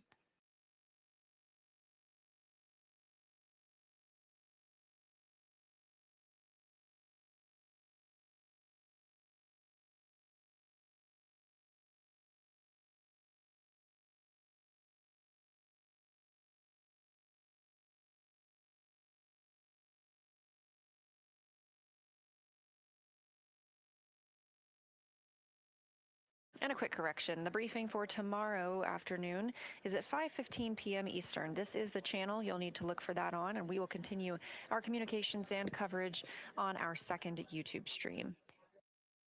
However, we are back here with the crew for the rest of the day. They woke up at 12 p.m. Central Time and have since then configured the cabin.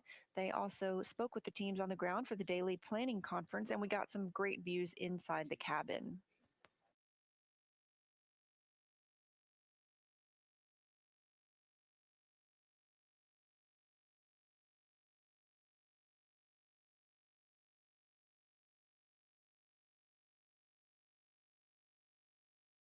With that burn cancellation for today, the crew now has a little more free time on their schedule after having a very, very busy first two flight days with launch on April 1st and translunar injection burn on April 2nd.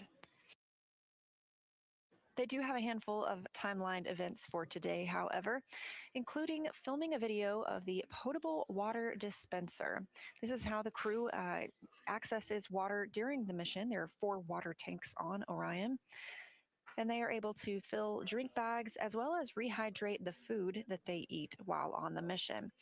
As this is the first time we have crew living and working in Orion, the team's timelined an event for them to video themselves filling up those drink bags, filling up a rehydratable food bag to help us understand how the system is working in orbit. They will review that video once the crew has returned to Earth.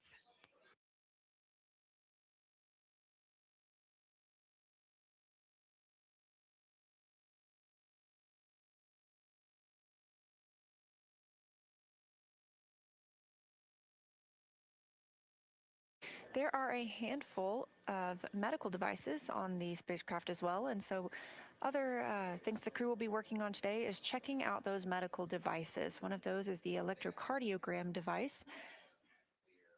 They'll be able to check that out on one of their fellow crew members. Later on in the day, they will also activate and check out other diagnostic devices of the Orion medical kit system, including the blood pressure monitor, thermometer, stethoscope, and otoscope.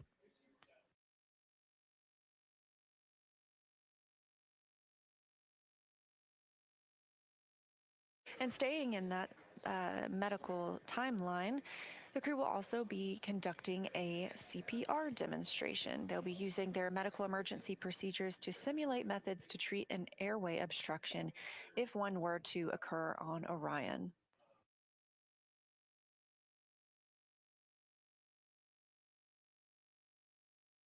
A key feature of many of these events, as mentioned with the potable water dispenser, is that these will need to be recorded. These will serve as training videos and also help teams on the ground learn how to best prepare the spacecraft for future missions.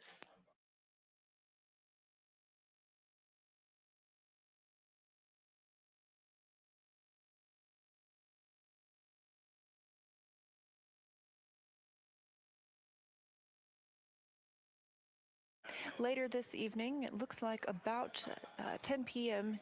Central Time, The crew will also work on configuring the cabin for lunar flyby.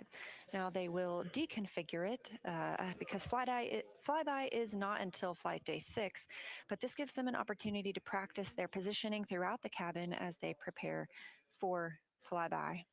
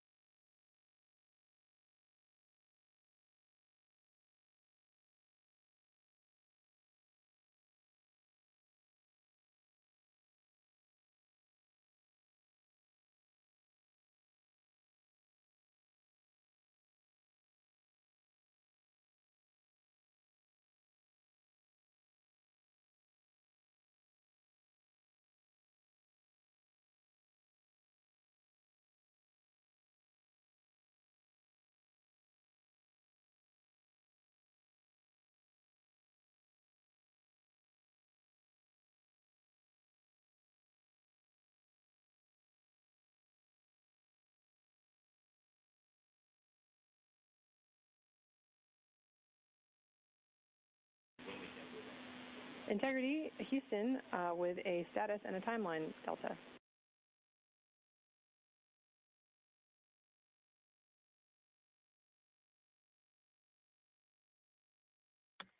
Go ahead, Chris. All right, we wanted to let you know that we are stepping into our burn cancellation procedure here from the ground. We have attempted to suppress any expected caution and warnings associated with that. Just want to give you a heads up. And then we'll let you know when we have a new active burn plan. The other piece is we'd like you to give us a call prior to the CPR demo. Consider that a hard scheduled activity for now so that we can position the saws. How copy?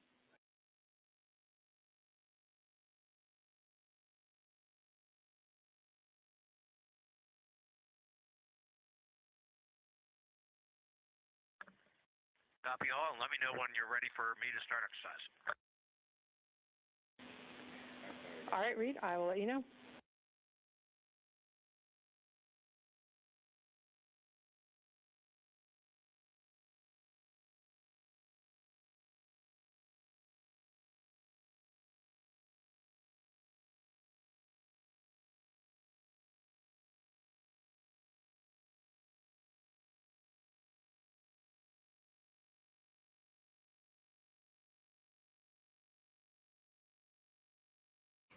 As previously mentioned, we are expecting the crew to get into the CPR demo later today.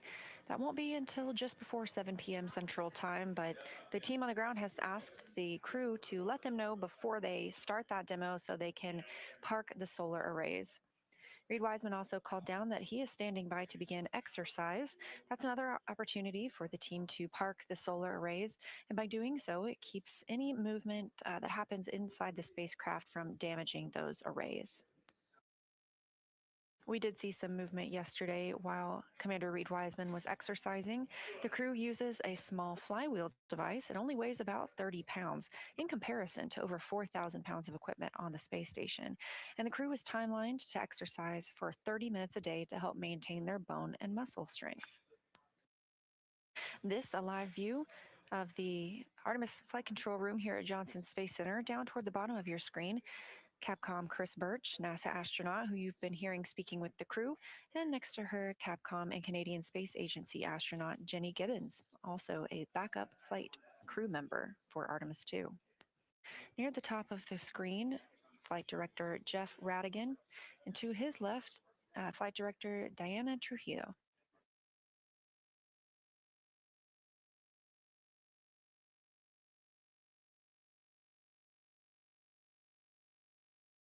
On the left side of your screen, a live view from the Orion spacecraft, now over 112,000 miles away from Earth.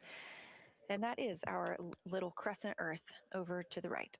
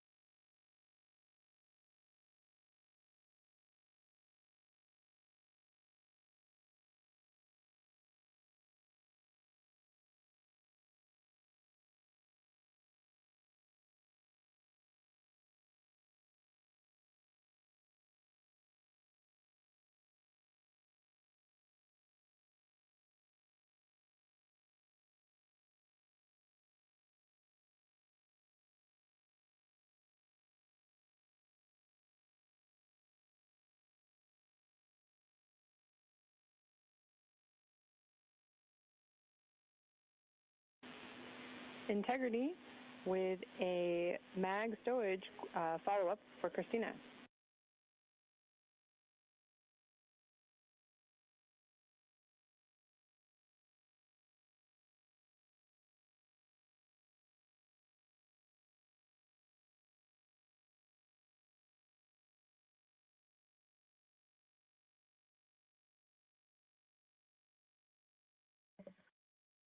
Go ahead. Christina, in your last report, we copied 2 levels of containment for those mags, and we need 3. So our suggestion was to put in a trash bag, if able, or another Ziploc, unless you can correct me and say we've got 3 levels of containment.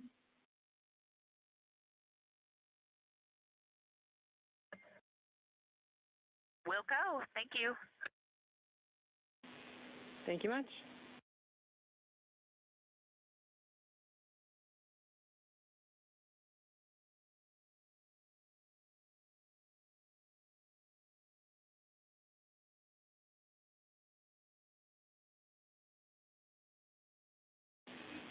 And integrity, read is go for exercise. We're configured.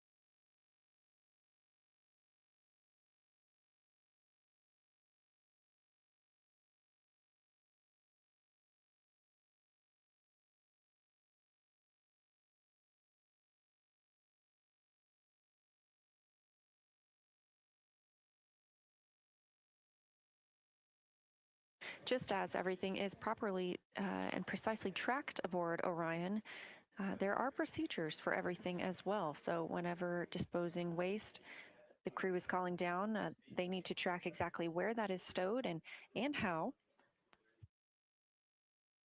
Even for Commander Reed Wiseman cleaning the windows last night, there are specific ways to take care of all systems aboard the spacecraft. And so it's important that the crew checks with the ground to make sure that they are properly caring for Orion.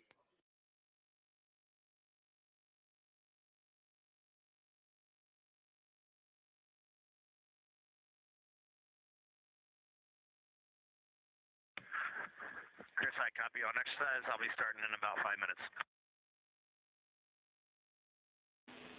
Copy, sounds good.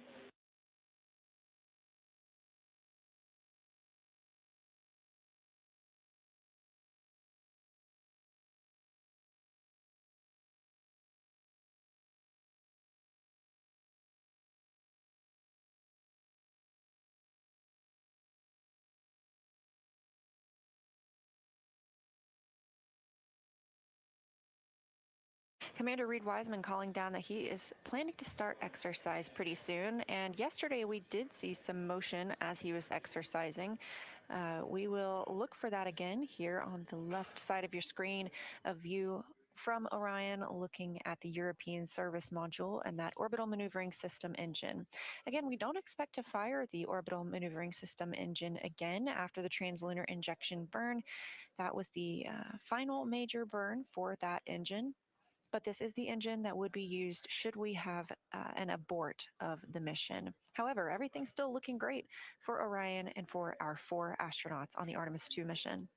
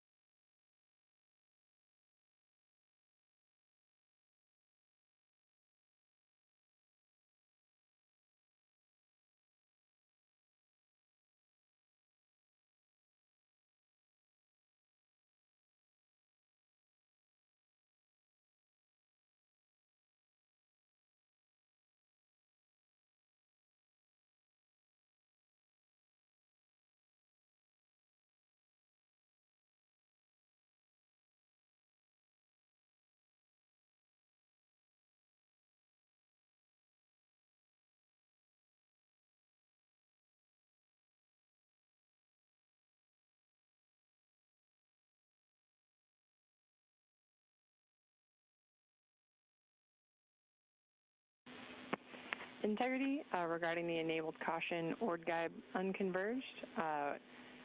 Unexpected from us down here, probably related to our recent burn plan uplinking. No crew action.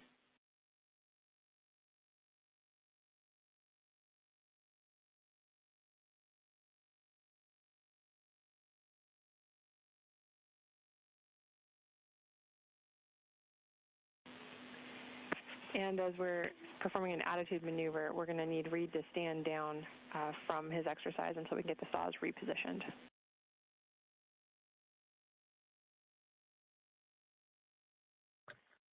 We copy standing down from exercise and copy your words about the caution as well.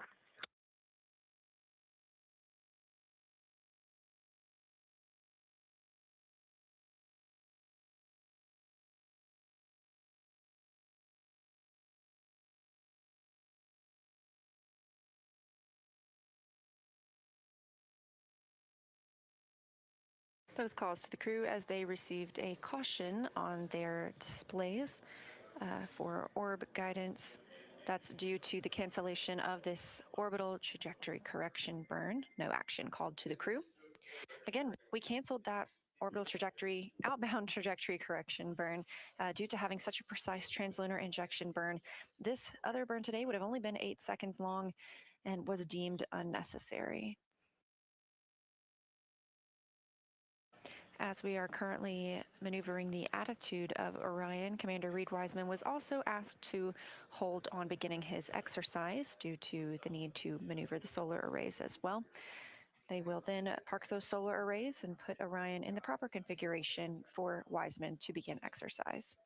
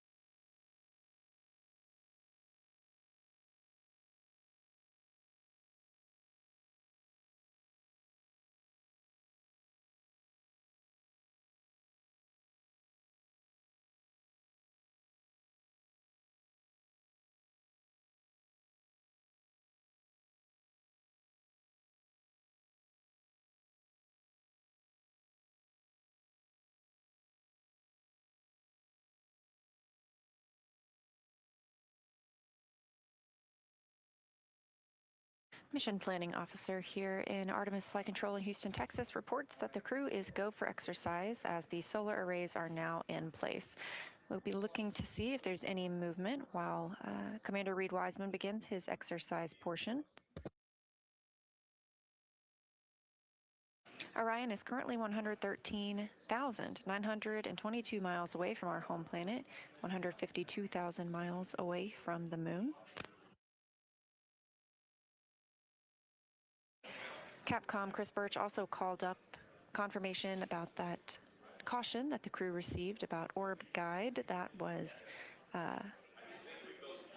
due to the cancellation of the outbound trajectory 1 burn.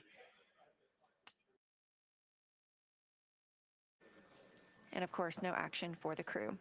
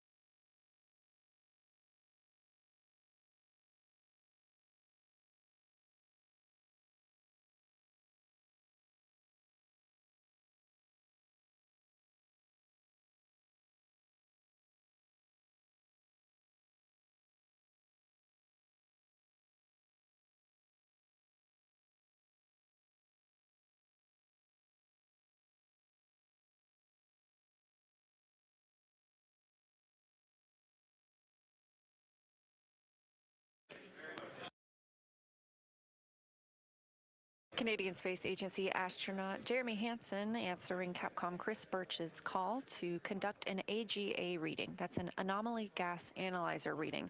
That device must be powered on 5 minutes prior to taking a reading, and they request that the crew does so before exercising. Obviously, this is the first flight of humans on this spacecraft, and therefore it's also the first flight of an ECLIS system, environmental control and life support system. By taking these readings inside the cabin, teams on the ground are able to determine how that ECLIS system is functioning and what amount of gases are inside the cabin. The numbers you heard Hansen reporting are in parts per million.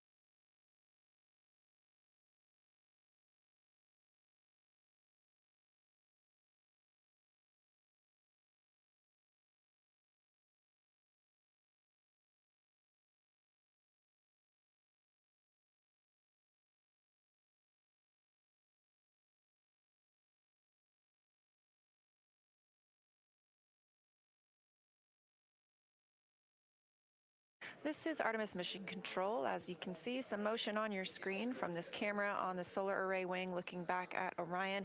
We are expecting that to be from Commander Reed Wiseman, exercising yet again. The crew's timeline to exercise 30 minutes each during this mission. This keeps their bones and muscles strong while in the microgravity environment.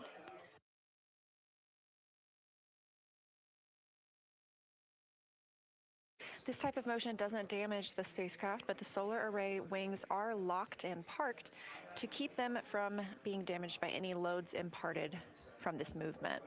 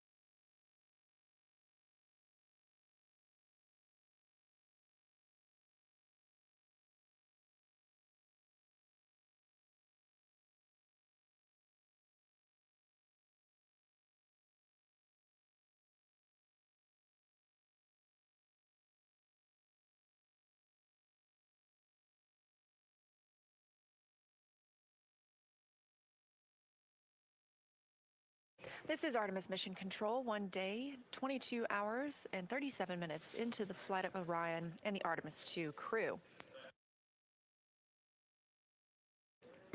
NASA astronaut and commander of the mission, Reed Wiseman, continues to exercise on the flywheel device inside Orion. That's why you're seeing some of that motion right there. And earlier today, the team decided to cancel the outbound trajectory correction 1 burn. This was going to be a small burn to keep Orion on the path to fly around the moon. However, our translunar injection burn was so precise that this correction burn was not necessary. So the crew has a little bit of free time back on their day.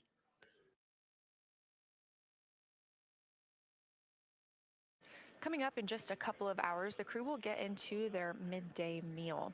The food the astronauts eat plays a key role in maintaining their health and ensuring they can perform their mission objectives to the best of their abilities, and it's also something they enjoy sharing together. Long before launch, our teams here at Johnson Space Center start preparing, so this crew has everything they need to enjoy their meals. Let's take a look. Around the moon meal. Around the moon meal. What would you eat? Cheese? You think? Oh my gosh. That's clever. What do you think? That's clever. My name is Christina Cook. And I'm Jeremy Hansen. We're crew members on the Artemis II mission flying around the moon. And when we fly around the moon, of course, we're going to be taking some food with us. That's right. This is how to eat in space.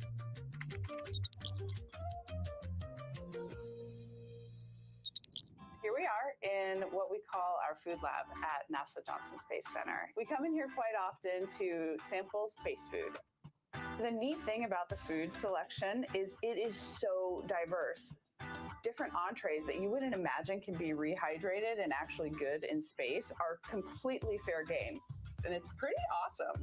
We came in for Artemis to do this. We got about halfway through the first session and we're like, we're not really sure we're going to have time on board to warm this stuff up. We talked a lot about day one. It's a long day. It's hours before we even leave the launch pad on our way to space. And then when we get to space, we have a lot of important events that day. We just did a sim yesterday where lunch is scheduled. It's midday meal. Yeah, midday meal for all 4 of us. And so those would be great moments, I think, in our mission to have prep some food and sit down or float as a crew and just have a joint meal. For sure. I think that'd be fun. My name is Shulei Wu. I'm the food system manager for ISS and Artemis. The food lab at Johnson Space Center, that's where we make and package most of the space food, and also where we'll be making all the food for the Artemis missions. Food is a big part for our crew members. They provide the nutrition, the calorie, micronutrient for crew members, but also boosting crew morale. It's very important. There is always a lot of steps, very strict steps for us to follow to making sure the food we provide are consistent and meet all the food safety, nutritional requirements, and most important, also need to taste good. The other strategy is always promote the variety, because everybody's food preference can be very different. Therefore, the more variety we can have, the better to meet the needs of the astronaut group. They bring out these little tiny samples of each food, and you're like, oh my gosh, I thought we were having lunch. And then by the end, there's so many space foods, and every time you leave, you're like, I am so full. I'm so full, I'm in pain. And you just rate them like, I love this, I don't want to eat it, I'd eat it if you tell me I need it. Because what the food lab does is they take all your preferences, but they're also like good parents and they're like, you need a well-balanced diet. Exactly. They were like, no, you can't have mac and cheese every day, Christina. Sorry.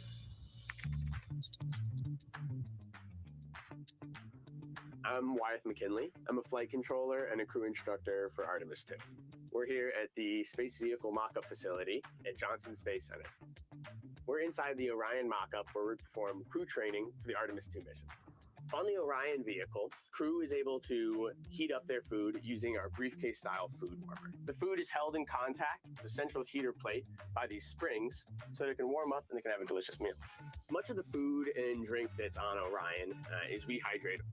And so crew at our potable water dispenser will fill up their food and drink. And then at that point, you go ahead and pop it into your food warmer. I'm kind of envisioning there's maybe one person putting the stuff in and out, kind of tossing it out to everyone as it's done. Or maybe if we're not scheduled together, you're just on your own over there, popping some things in. Or maybe just in your 2 minutes of free time between things, you're kind of getting it ready so it has time to warm up. We'll see. Eating together really resonates with me. I think it's just a human thing to break bread together and to enjoy that necessary thing you have to do, the thing you should be grateful for. And so doing that as a group, as a family, has always been meaningful for me. Absolutely. It represents togetherness and something a little out of the ordinary. You don't necessarily get to have those meals with everybody in your life, but if you are sharing a meal, especially if you're sharing breakfast, lunch, and dinner with a group of people, that means something. It's like a camping trip.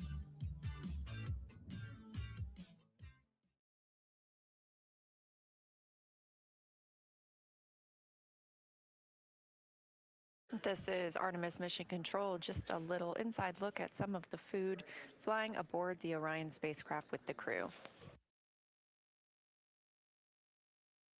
Today for lunch, the crew has a variety of options. Some of the things they'll be enjoying include beef stew, smoked turkey, chicken with peanut sauce, roasted turkey. They have cheese tortellini, butternut squash, cauliflower and cheese, and of course a fruit salad in there too.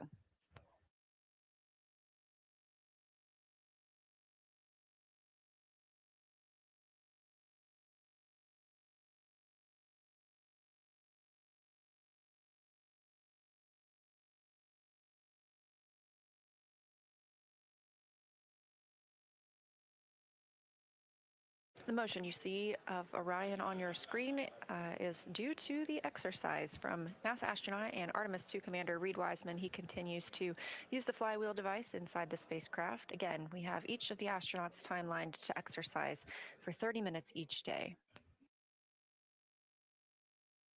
Elsewhere in the cabin, Christina is working with the ECG device. As we discussed, the crew are performing checkouts of some of their medical equipment today. This is the electrocardiogram device checkout.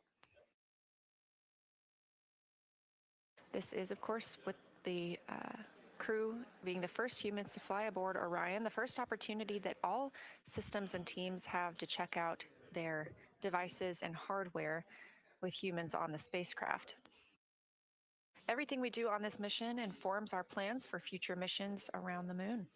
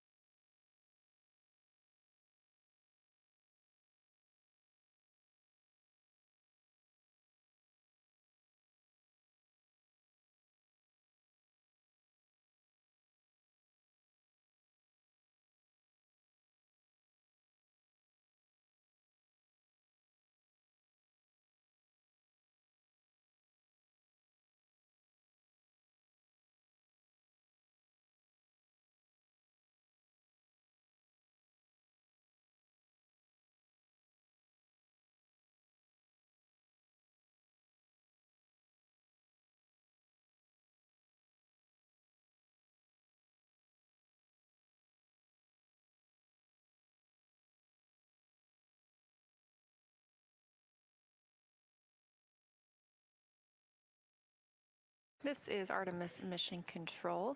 Again, the movement you see on your screen is due to Commander Reed Wiseman exercising inside the Orion spacecraft. That's a view from a solar array wing camera looking at the European service module, that large thruster in the middle, the OMS engine, the orbital maneuvering services engine. We were expecting to have an outbound trajectory correction burn today at 5:49 p.m. Central Time. However, that burn was deemed unnecessary due to our precise trajectory thanks to the translunar injection burn. Earlier this morning during the daily planning conference, Wiseman called down his thanks to the FIDOs, the flight dynamics officers, for their excellence in that burn. Once he's complete with exercise, Wiseman is also timelined to work on his National Geographic filming. Again, we selected National Geographic through a competitive selection process to help us document and tell the story of the Artemis II mission. The crew members have time throughout the day scheduled to help capture those items, and a shot list provided by National Geographic with everything from exercise to family life, bedtime preparations, what it's like to live in space. They'll also explore the medical kit, which we've discussed today, and take plenty of photos, including just some memories of their time aboard Orion.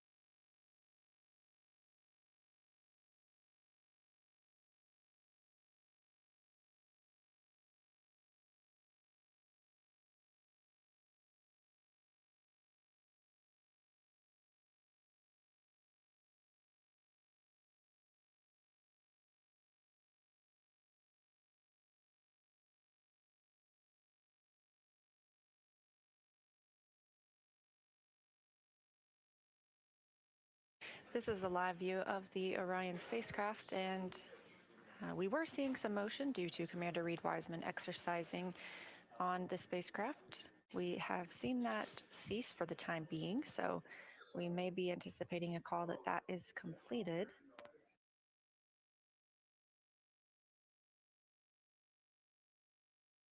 Here in Mission Control Houston, the Orbit 1 team is on console monitoring all systems aboard Orion. It's been a relatively quiet day here in Mission Control Houston due to the cancellation of that outbound trajectory 1 burn. Just decidedly not needed due to our already precise trajectory thanks to the translunar injection burn.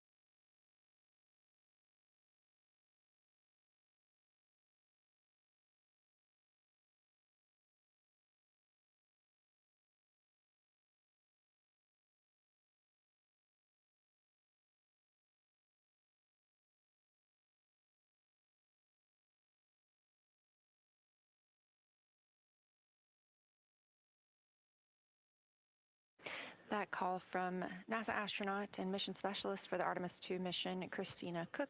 She is conducting a checkout of the ECG device. That is an electrocardiogram device that is aboard Orion that requires her to use an app on the medical tablet. She's running through some troubleshooting with teams here on the ground, but this does call for the crew to take an ECG reading as they test out all of the systems and the tools they have on this flight.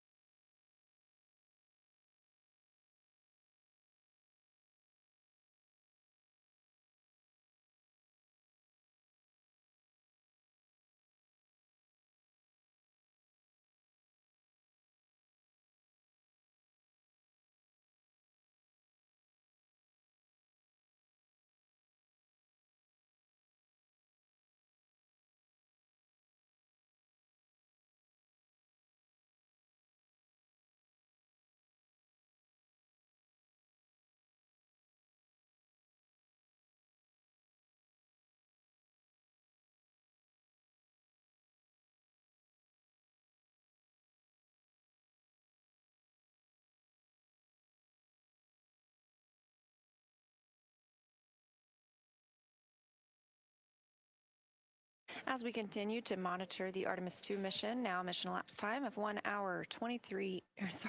day, 23 hours, 8 minutes. The Orion spacecraft is now 116,700 miles away from Earth.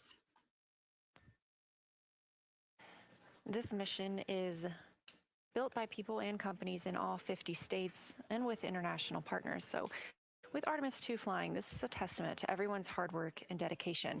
Let's learn a little bit more about them. What we're doing here is a collaborative effort of hundreds of thousands of people. This is about the parts, the hardware, the software, the services, all coming together to make that mission possible. My dream for this space program is that we would not just push the boundaries, but that we push them together. And liftoff of Artemis 1. We rise together, back to the moon and beyond. It takes a team to do great things. And Artemis has an incredible team. We have international partners. We have commercial partners and industry partners. It takes unity to accomplish great things. And that's what this mission's all about. We're not sending our money to the moon and lighting it on fire. We're putting that money right back into the economy in ways that benefit everybody. So every dollar that comes out of the Treasury that goes to support this mission goes back into the Treasury 3 times. What is very important to me is that we do it the right way and that we do it with our values, that our industries grow, that our communities grow, that our families are healthy and safe and have amazing things to work on. Then we're going to build machines to go even further onto Mars. That is our generation, the Artemis generation, that defines the starting point of our exploration future. I just want to say thank you to all of the hands that have touched a part of this program and the hearts that have moved everyone to this goal, because we're going to the moon and we're going beyond. One team. One team. One team. One dream.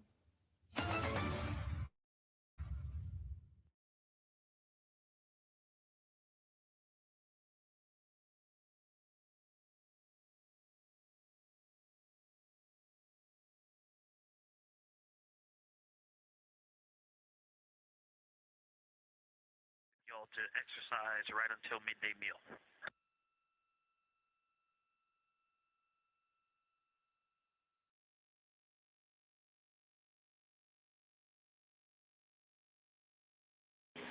My apologies, Victor. We're checking.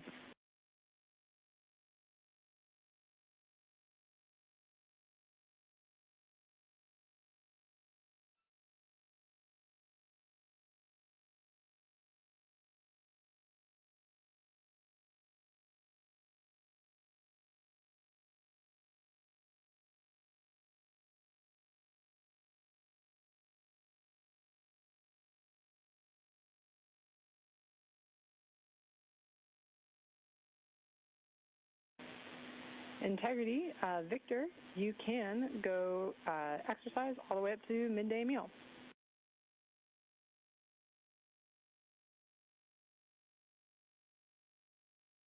Copy, I'm getting started. Thank you. No problem.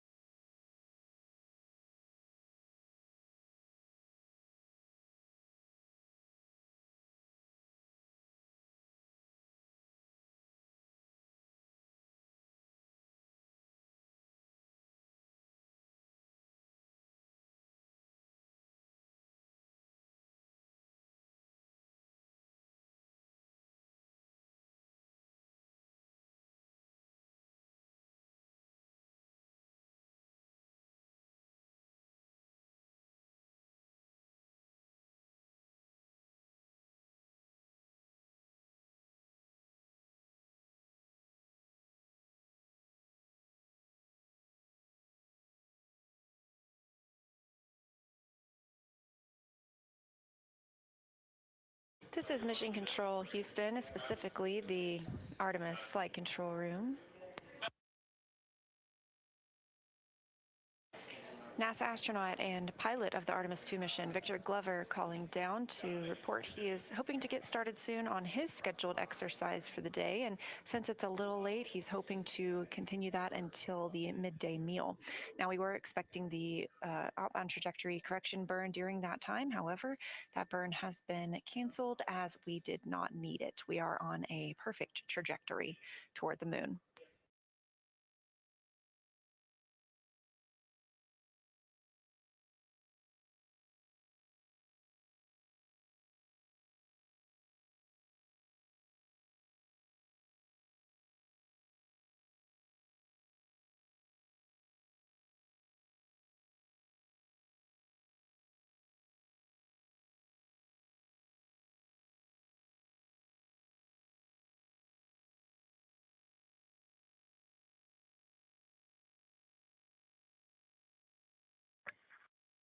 Houston, integrity on 1 for HHP.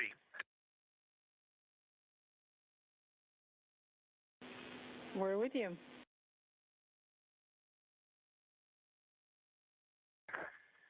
Hey, Chris, Victor's about to start exercise, but he's encouraging video downlink, so if you want to come on the HHP, I'll start the stream. Thanks, Reed. We would absolutely love that, and thanks, Victor, for his willingness to let that happen.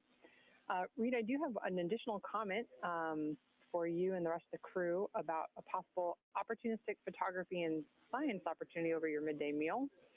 There's a period where we're going to have Earth viewing followed by moon viewing. You can reference the Orion attitude band in Optimus, kind of right in the center of your midday meal. And if you'd like to do any photography, we're recommending deploying and using the camera shroud over window 2 to reduce glare.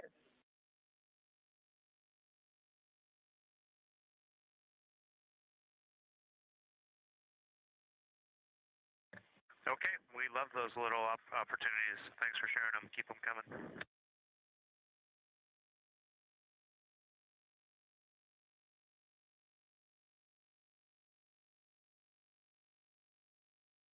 Commander Reed Wiseman calling down to the ground. That is Capcom Chris Birch in the center of your screen, responding to him. Capcom stands for Capsule Communicator, the one person communicating with the crew. Wiseman reporting that they expect to be able to turn on the camera inside the cabin soon, so we look forward to gaining those views of the crew. And Birch sharing integrity for ECG.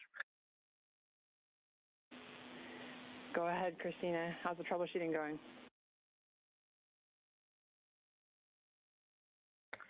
Hey, Chris. We are connected and charging on the little tablet. However, no joy getting a signal on myself nor Jeremy. Two things I can think of to try. One would be to let it continue to charge. It did just reach 20%. I checked and it does not seem to be in any battery saver mode. In fact, it says battery saver unavailable. I also checked the Bluetooth devices. The ECG is showing up as a device.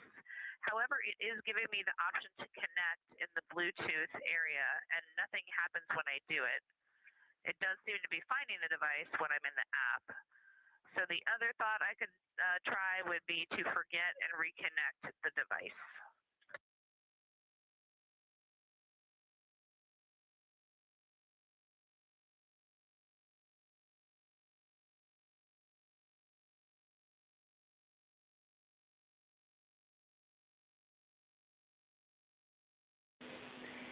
Christina, that is an excellent idea. Good troubleshooting so far.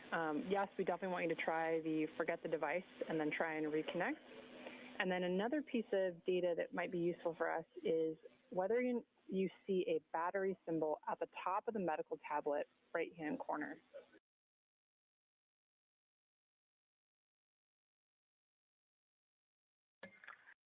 Do you mean within the app or just in the screens of the tablet? Good clarification, within the app.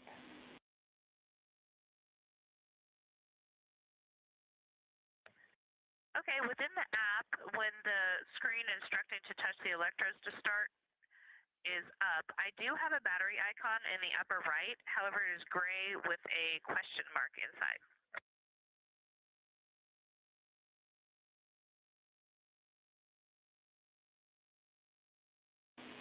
Okay, Christina, thanks. Yeah, that just gives us that confirmation that it's not connected to the ECG. Let's go ahead and continue with that Bluetooth troubleshooting steps, forgetting and reconnecting.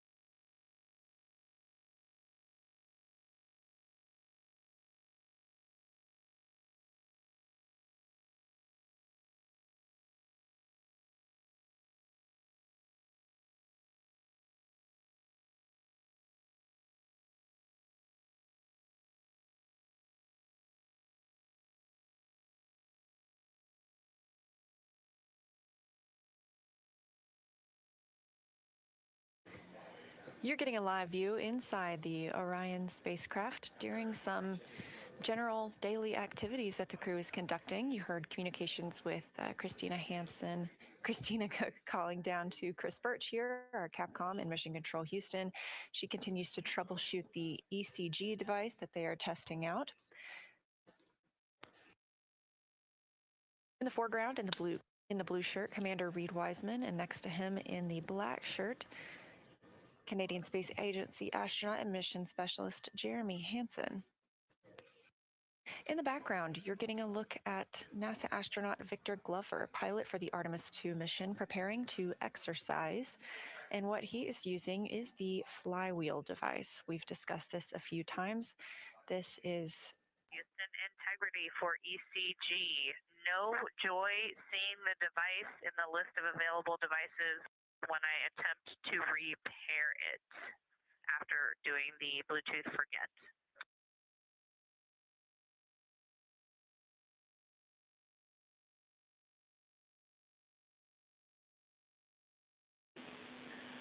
Okay, Christina, unfortunately, we are out of ideas at the moment. We're going to do some more thinking. We really appreciate all of your troubleshooting steps and actions you've taken. Great data for us, but we'll move on from this activity for the day. Thank you.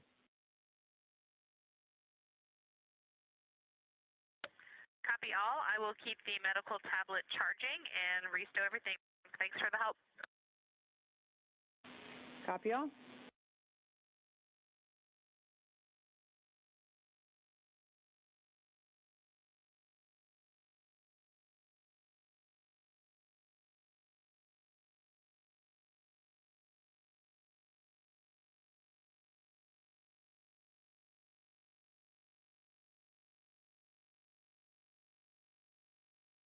Again, those calls from Christina down to the ground as she troubleshoots that ECG device, the BME, or biomedical engineer, here at Mission Control Houston, working with their teams to continue developing procedures to help the crew troubleshoot.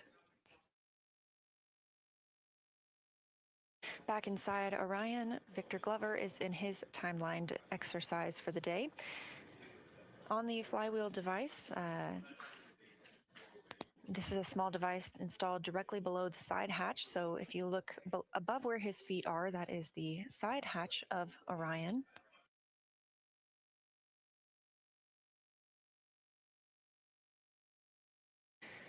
The flywheel is a cable-based device, so you can use it for either aerobic exercises like rowing or resistance workouts like squats and deadlifts. And today, Glover is timelined to do resistive workouts.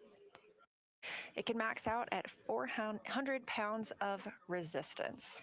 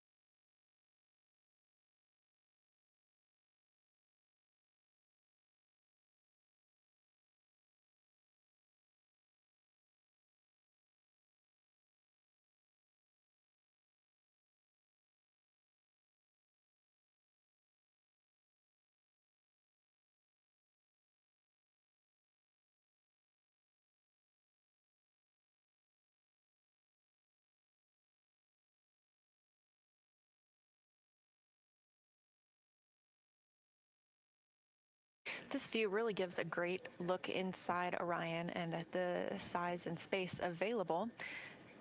Again, you're looking at 330 cubic feet habitable volume, so about the size of 2 minivans inside.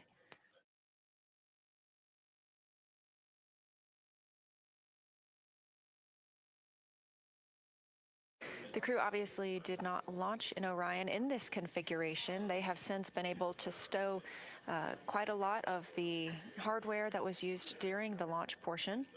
That gives them more space to move about the cabin.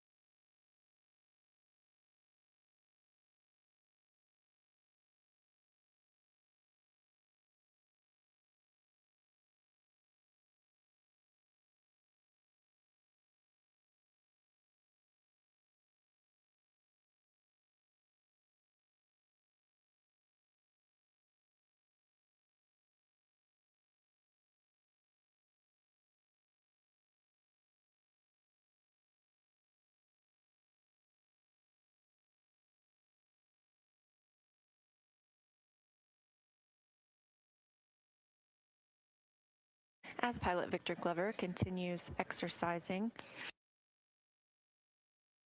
using the flywheel device, this is something that we learned early on during our spaceflight history would be critical for astronauts living and working in space for longer periods of time. On the International Space Station, astronauts are timelined to work out for approximately 2 hours a day to help maintain their bone and muscle health. On Orion, they're timelined to exercise for 30 minutes a day.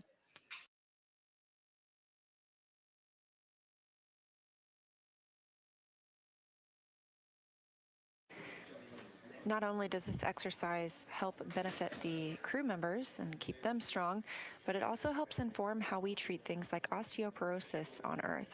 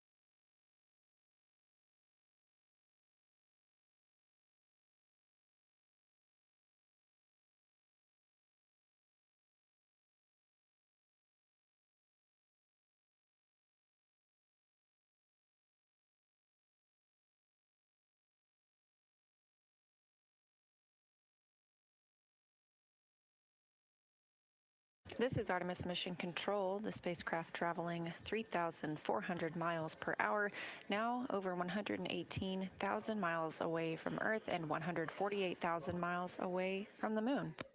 You can track those stats for yourself anytime at nasa.gov/trackartemis. We also got some beautiful images from the crew this morning. Their first look back at Earth after the translunar injection burn. You can also see those images as well as the ones we intend to release as they come down on NASA's social media accounts at NASA and at NASA Artemis.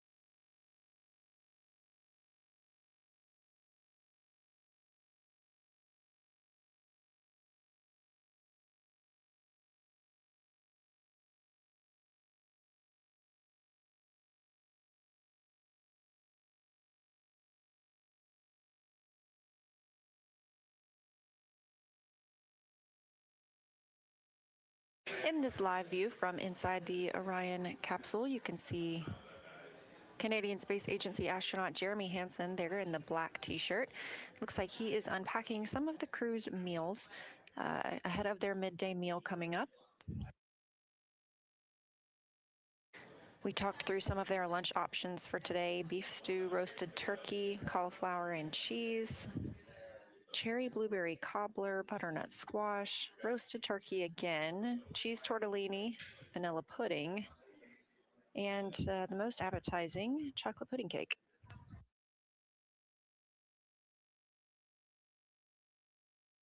And if you're a sauce fan like me, you'll like to know there is maple syrup, chocolate spread, peanut butter, hot sauce, spicy mustard, strawberry jam, honey, cinnamon, and almond butter, all flying around the moon as well.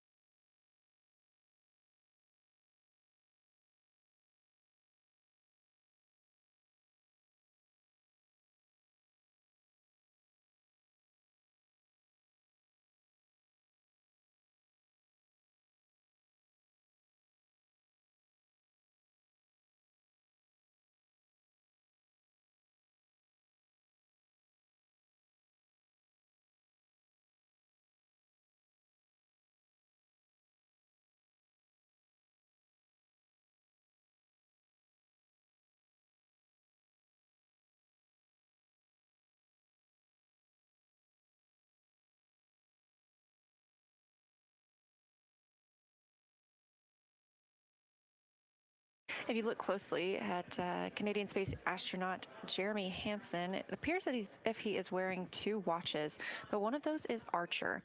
Artemis II astronauts wear wristband devices that continuously monitor their movement and their sleep throughout the mission. This data is going to be used for real-time health monitoring and safety assessments. And what they've completed pre-flight and will complete in post-flight evaluations help us get deeper insights into their cognition and behavior, their teamwork, of course, and their sleep quality in the deep space environment and inside Orion. Archer stands for Artemis Research for Crew Health and Readiness. And everything we learned from this test flight helps us prepare for future mission planning and crew support systems.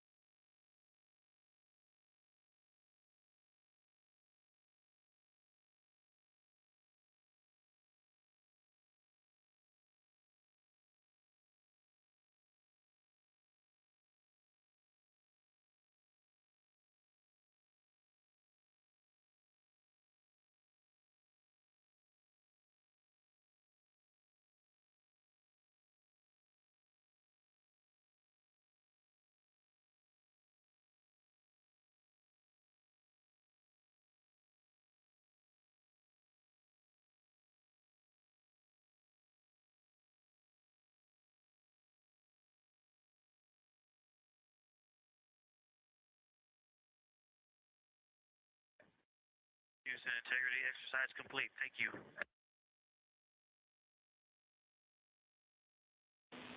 Thanks, integrity. We copy.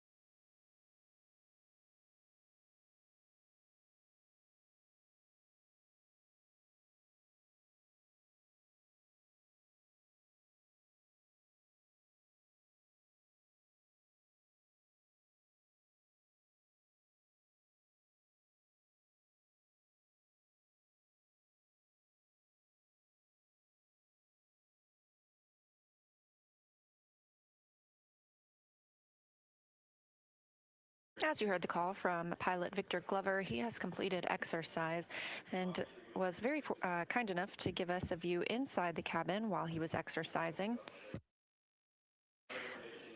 We previously have seen the views from outside the cabin while the crew is exercising and how that imparts movement on the spacecraft.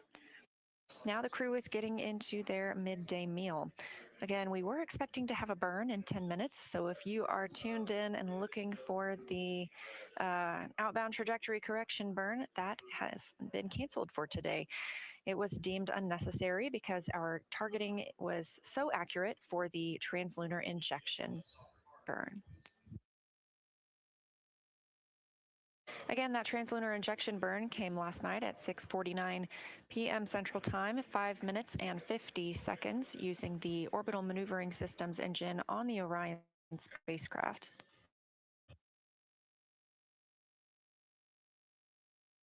And when you hear the crew call down and discuss their PCDs, a portable computing device, it's exactly what you see Hansen and Glover using right now, those tablets that allow them to track what they've been up to in the spacecraft, monitor their timelines, and communicate through email.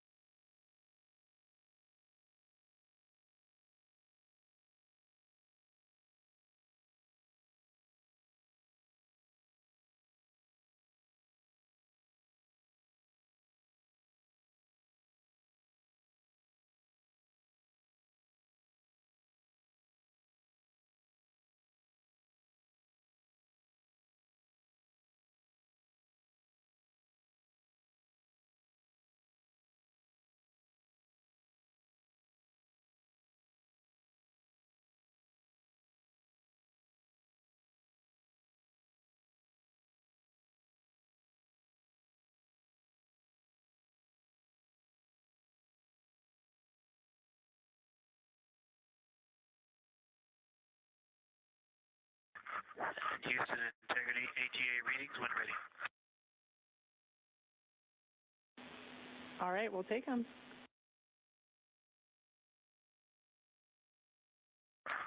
CO2 1.0, O2 20.1, temperature 75.7,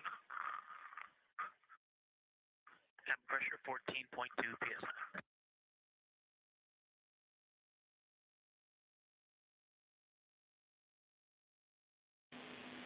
Copy all, and we believe we copied CO2 1.0. Just want to confirm.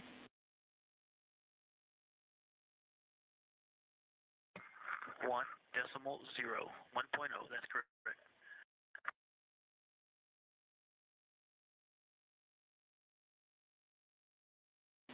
Okay, thank you.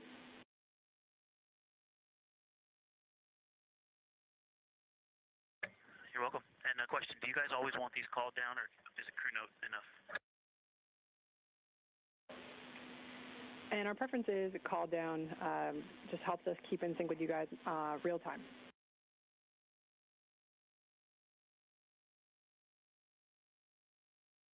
Copy.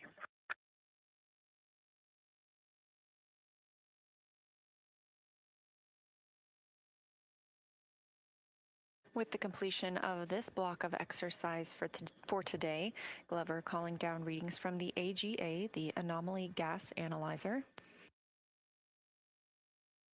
Those readings are requested before and after exercise, so they leave the device on throughout the time period that they are using that flywheel device.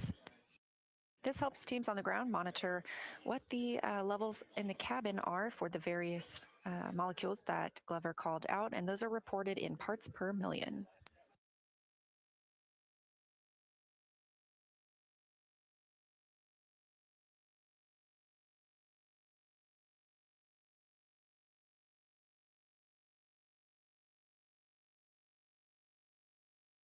And we have just passed 2 days mission elapsed time. 2 days since the launch of Orion, atop the Space Launch System spacecraft from Kennedy Space Center in Florida, a very smooth ride uphill. We are now 3 days and 19 minutes away from the opening of our lunar flyby, targeted for flight day 6, when the crew will fly in around the moon, the first time in over 50 years for humans to do so.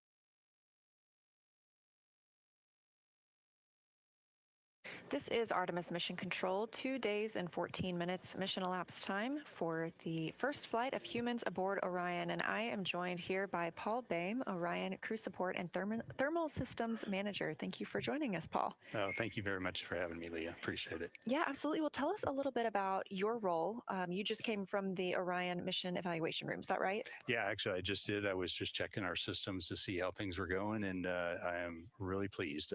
So my role is I manage the hardware related to crew and all the crew systems on the vehicle, the ECLA system, the thermal systems, the suits, the flight crew equipment that are on the vehicle. And so been doing that for almost 14 years now. Wow, that's impressive. And when we're talking about the ECLA system, that stands for Environmental Control and Life Support System. So what all makes up ECLAS? ECLAS, yes. The biggest thing everybody thinks about for ECLAS is the life support system, the pressurization system, the air revitalization system that we have. And then the other parts of it that are also part of it is the thermal aspect of it, where we're cooling the air to be able to keep the crew temperature down exactly where they want it to be comfortable in the cabin. And so that is also part of our system as well. Yeah, we heard them make some calls a couple days ago about being a little chilly, and your team is the one that works on making sure they're comfortable? Yes, we've been working that the last couple of days, trying some adjustments. It's one of the things I will stress with the new vehicle. We are learning every single day that we're flying this vehicle right now, especially with the crew in it. We flew Artemis I, we learned some things about the systems there, but now we have the crew involved, which adds a whole new dynamic to the vehicle. And that is what is really what we're looking at today, and learning how to interact with the crew and adjust things as we need to make the crew comfortable. Yeah, that's fantastic. And you also work with the food systems a little bit as well. So they're actually getting ready for a midday meal. We've been fortunate enough to have in-cabin views for some of today, and we saw them getting out some of their food. So can you tell us about the food warmer? Yeah, the food system is, the crew is, a lot of the food that we use is very similar to what they fly on ISS. It's the rehydratable food. What we use on Orion, we have what we call a food warmer. It's about a little suitcase size device. And our biggest challenge is mass and volume on Orion going to the moon. And so we had to reduce the size of a galley. We would love to fly a galley, but we just can't because of the mass and volume challenge. So we have a suitcase that basically the crew inserts their food into the suitcase. It's a warming plate and heats it up to about 155 degrees. Oh my goodness, that's much warmer than I expected you to say. That's really impressive. It's what they use for doing the hot drinks, the warming up the food that needs to be warmed up so that it tastes better when it's warmer. So they can put about 12 packages in there to be able to heat up those and be able to have some hot food during the flight. I'm impressed. I used to be a taste tester here, and so I always enjoyed trying the food. I found it to be really good, and so it is amazing what they can do. Yes, it really is. So tell us more about the ECLAS system and how it's performed so far now, 3 days in. Yeah, I'll be honest, I am extremely excited how it's performing right now, because it is actually better than our predictions, which is really great.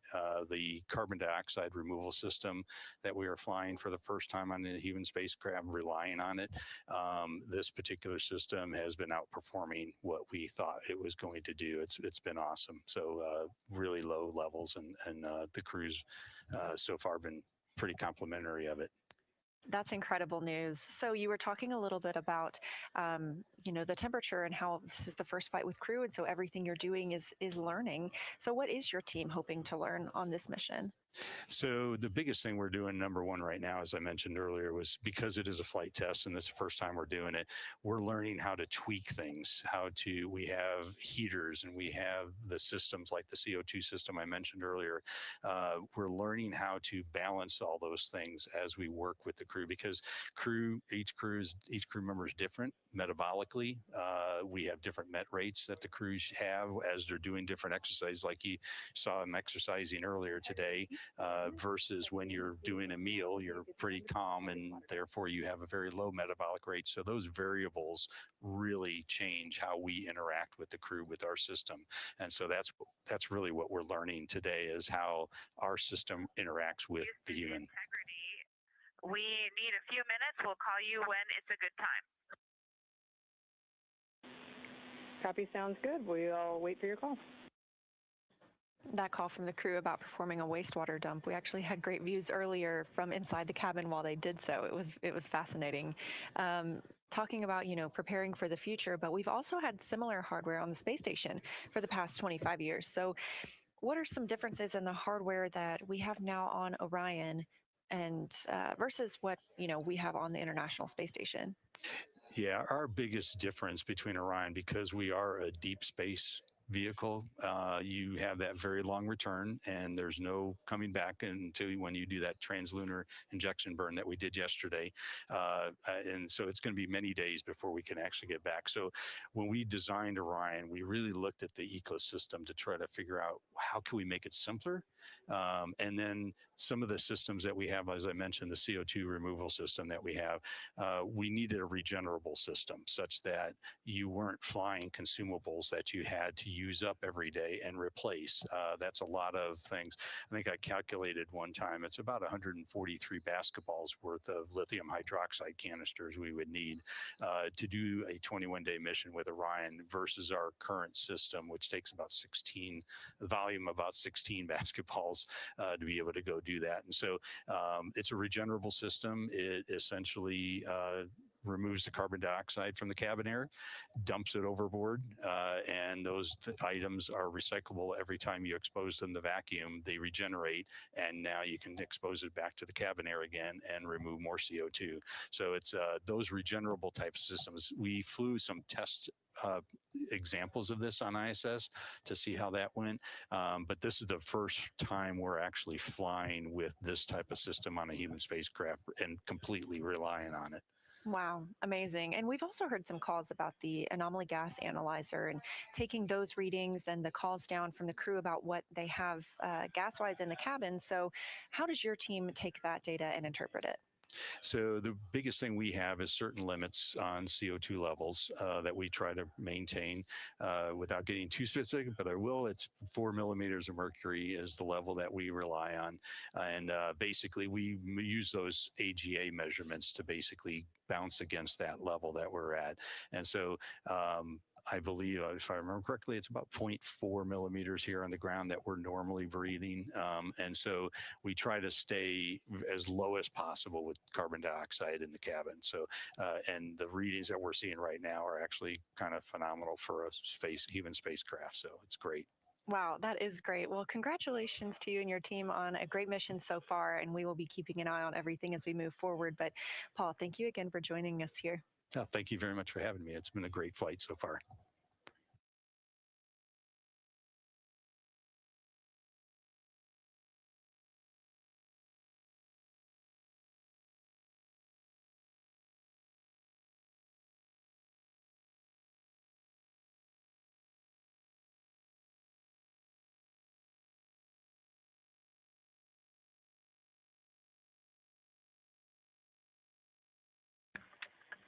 Houston Integrity, you are go for Blizzard. Copy, go for Blizzard.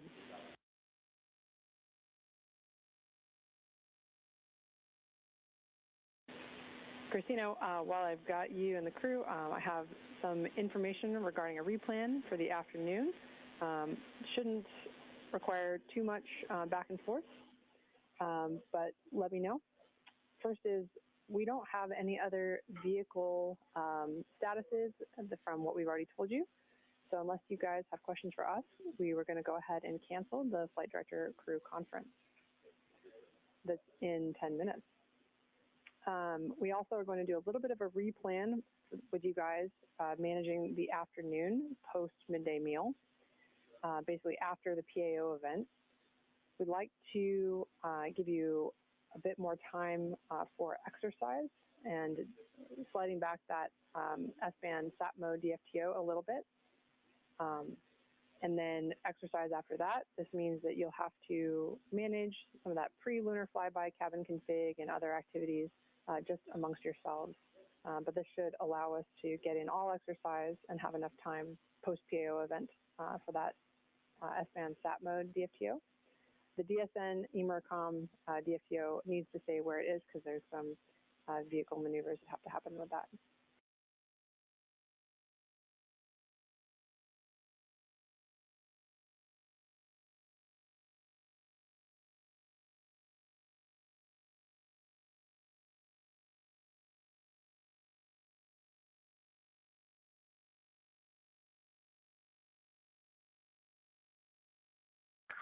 Hey, Chris, let me just make sure. Are you saying we can defer the S-band sat mode DFTO, but do the DSN emercom on time?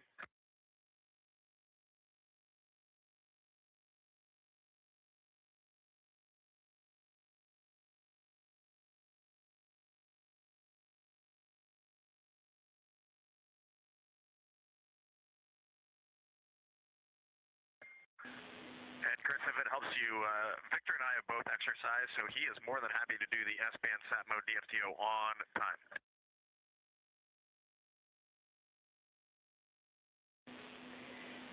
Thanks, Reed. Just talking down here with the team to make sure I got the right words to give you. We'd like that S-band sat mode DFTO to slide 30 minutes to the right for some ground config, but then the emercom DFTO will stay where it is.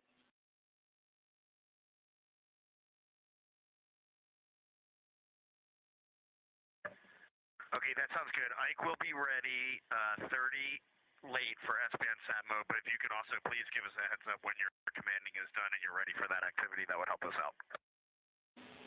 Absolutely, Wilco.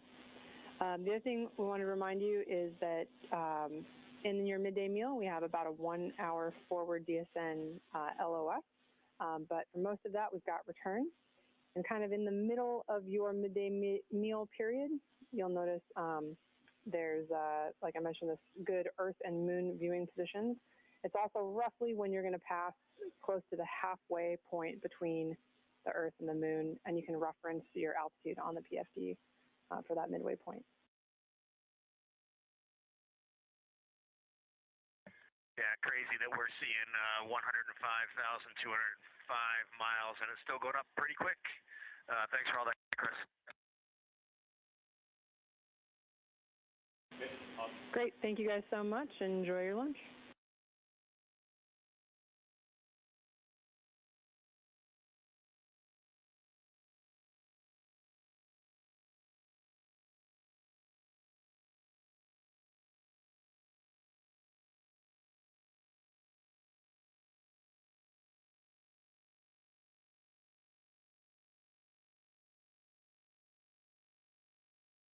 Those calls from Capcom, capsule communicator Chris Birch, also a NASA astronaut here in Mission Control Houston, up to the crew aboard Orion, named Integrity.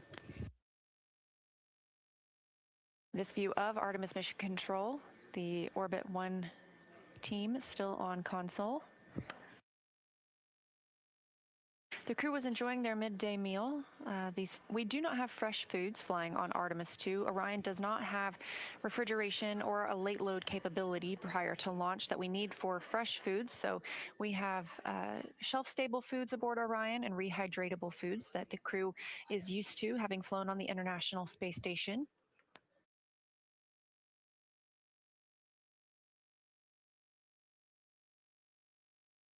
As we saw in the earlier video, the Artemis II crew had direct input into the food that they have available during the flight. They were able to sample and rate all of the foods on the menu, and their preferences were balanced with the nutritional requirements needed and what Orion can accommodate.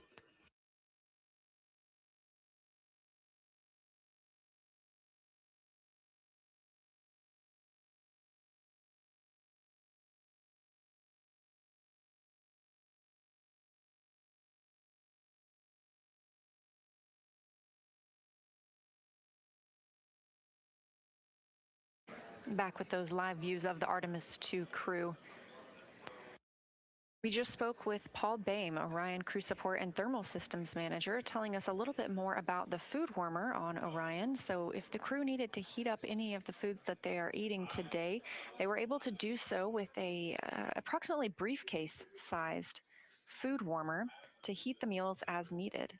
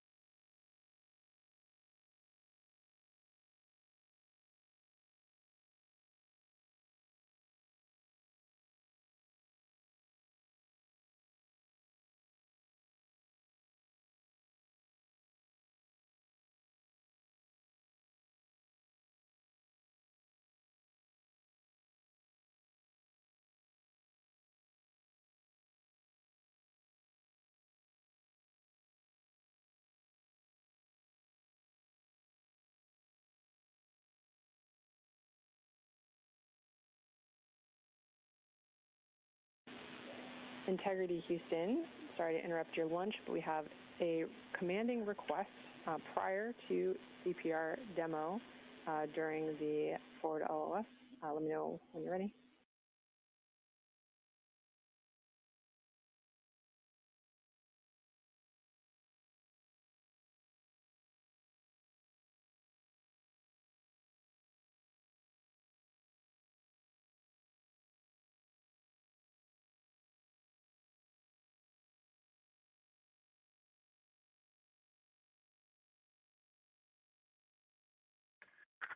Go ahead, Chris. All right, because you'll be starting the CPR demo activity while we're in that LOS, we would like you to first confirm we are in coast default 4100, and then please put all 4 saws into safe harbor A, then start the CPR demo. I'll copy.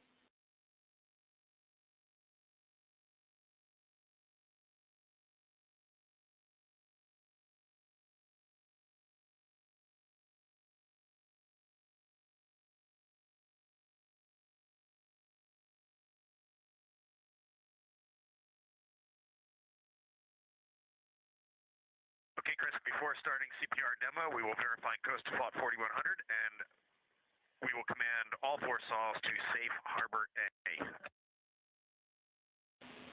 Good read back. Thanks so much.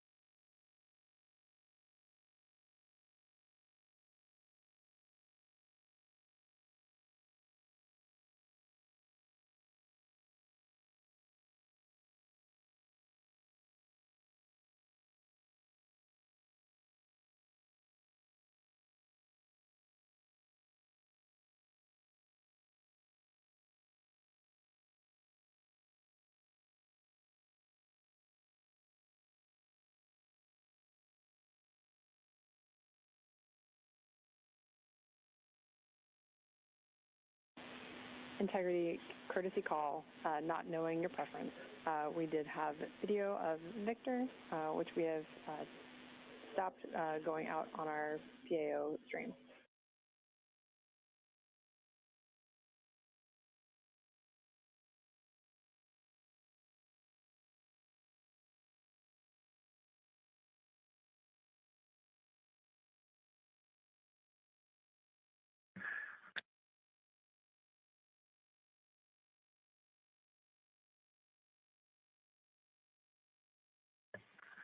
We appreciate that, Chris. We were definitely good with it going out, but we also understand if you want to restrict, no problem either way. Okay.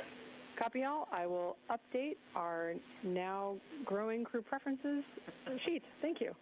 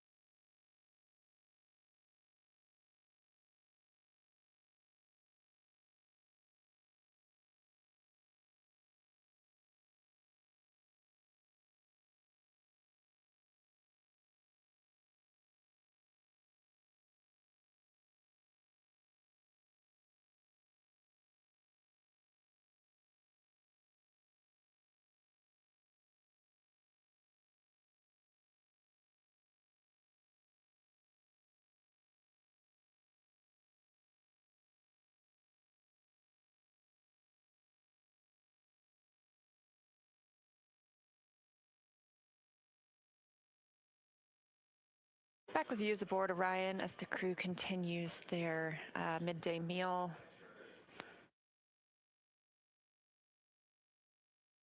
NASA astronaut Victor Glover having completed his exercise. Cleaning up in space. Obviously, we do not have showers aboard the Orion spacecraft.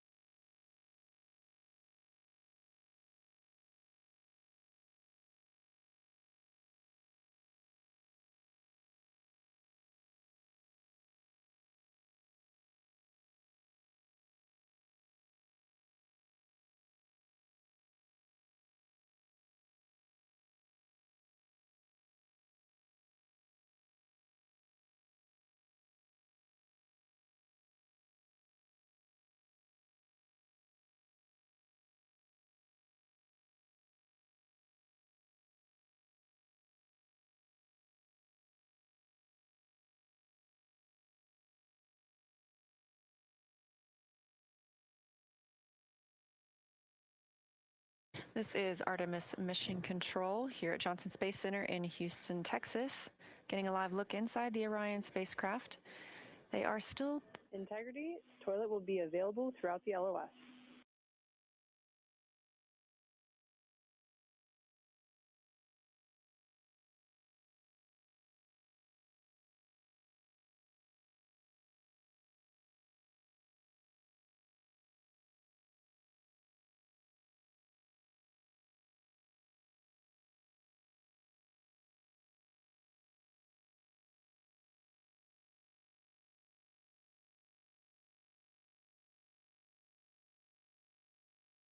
The crew is timelined in their midday meal right now. Obviously, they have mostly finished eating, but the ground teams also let them know they should have some great views of the moon and the Earth outside of their windows, should they choose to take pictures at this time.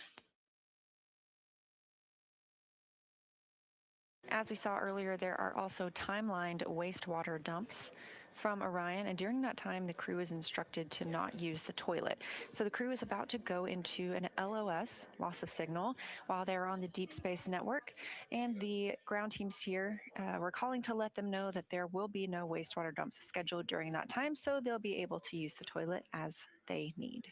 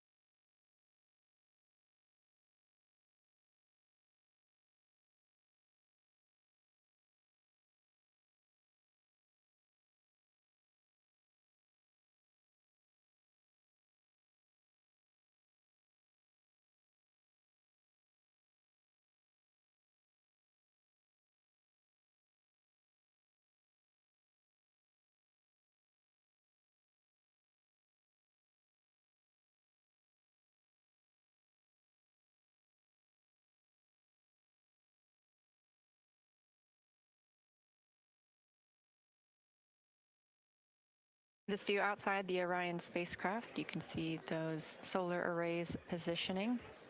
And a reminder, you can keep up with where Orion is at any time by visiting nasa.gov/track Artemis. Currently, the spacecraft is 122,500 miles away from Earth and 146,000 miles away from the moon.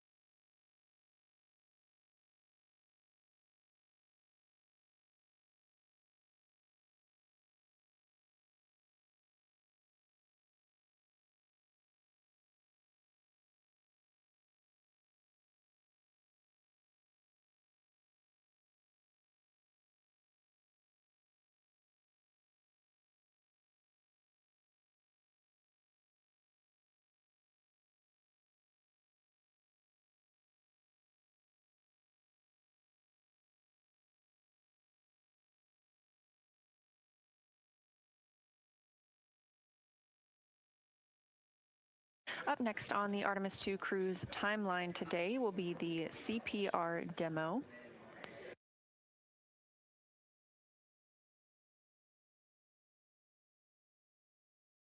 Ground teams have requested that as the crew conducts this demonstration with choking and CPR responses in the cabin, that they configure one of the cameras for recording.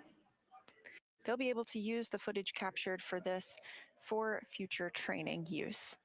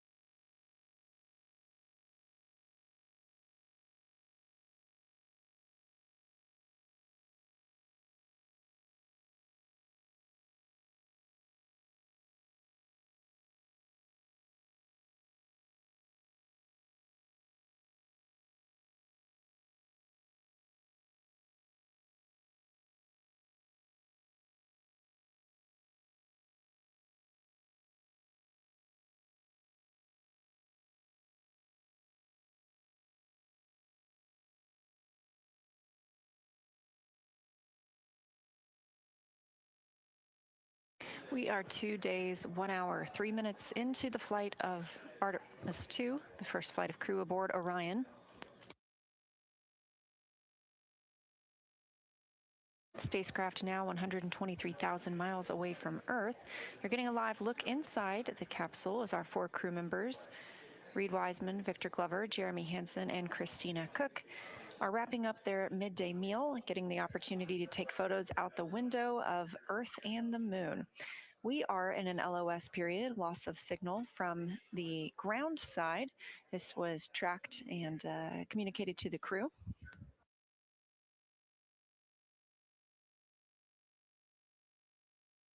However, we do receive communications from the crew members. Obviously, we have their live video right now.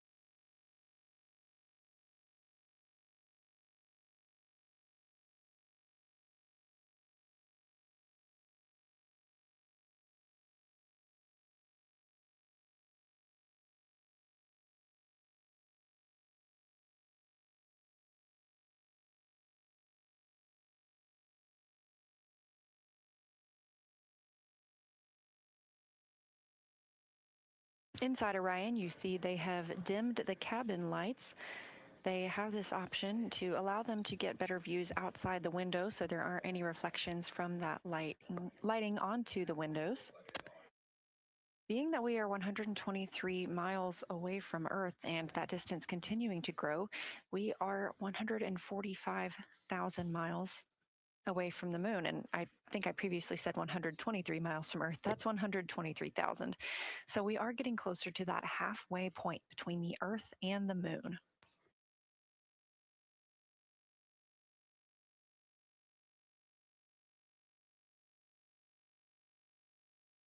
We look forward to the opportunity to share some of these pictures that they are taking today, along with everything else during the mission.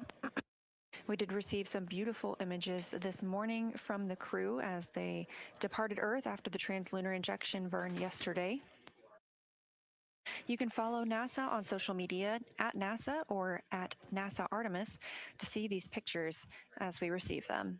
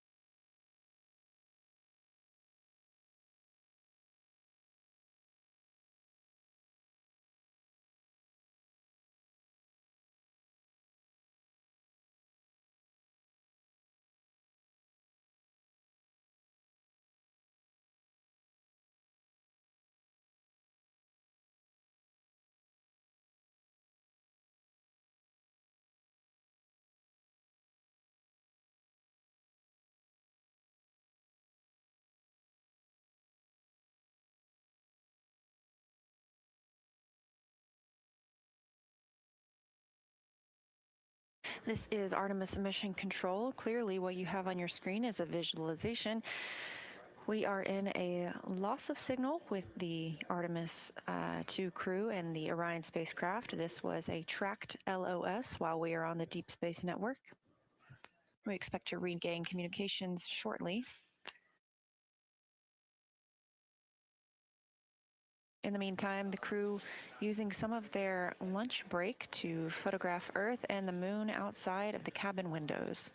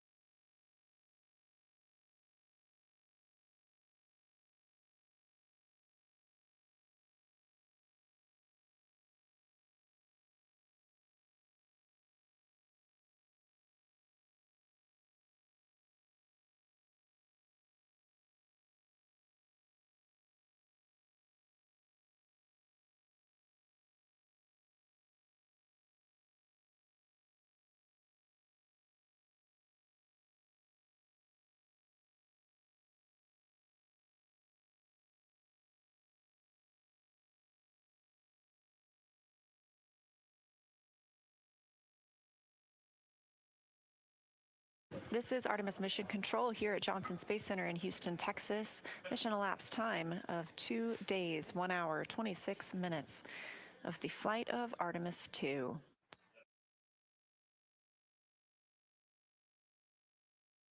Our crew members aboard have wrapped up their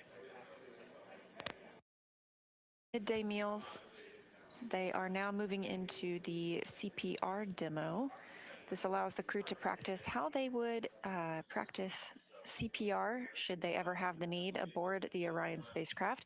They will record this for the flight teams here on Earth to analyze and use as future training.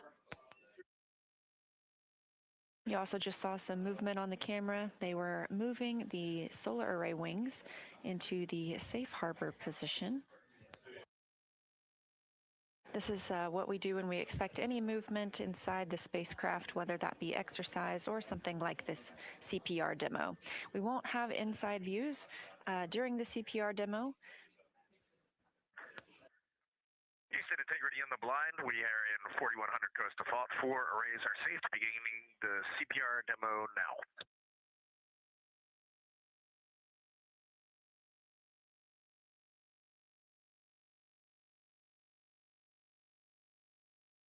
And if you heard that call from Commander Reed Wiseman, he says in the blind, not knowing whether we can hear them or not because we recently experienced a loss of signal or an LOS.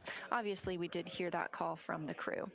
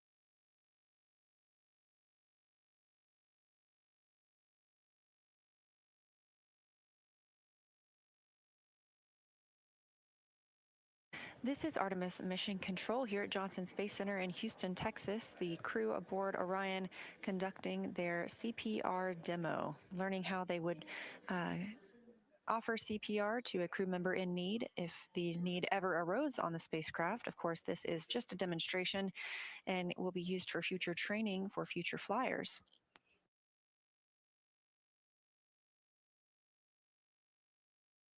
Another consideration when we fly in space are solar eruptions.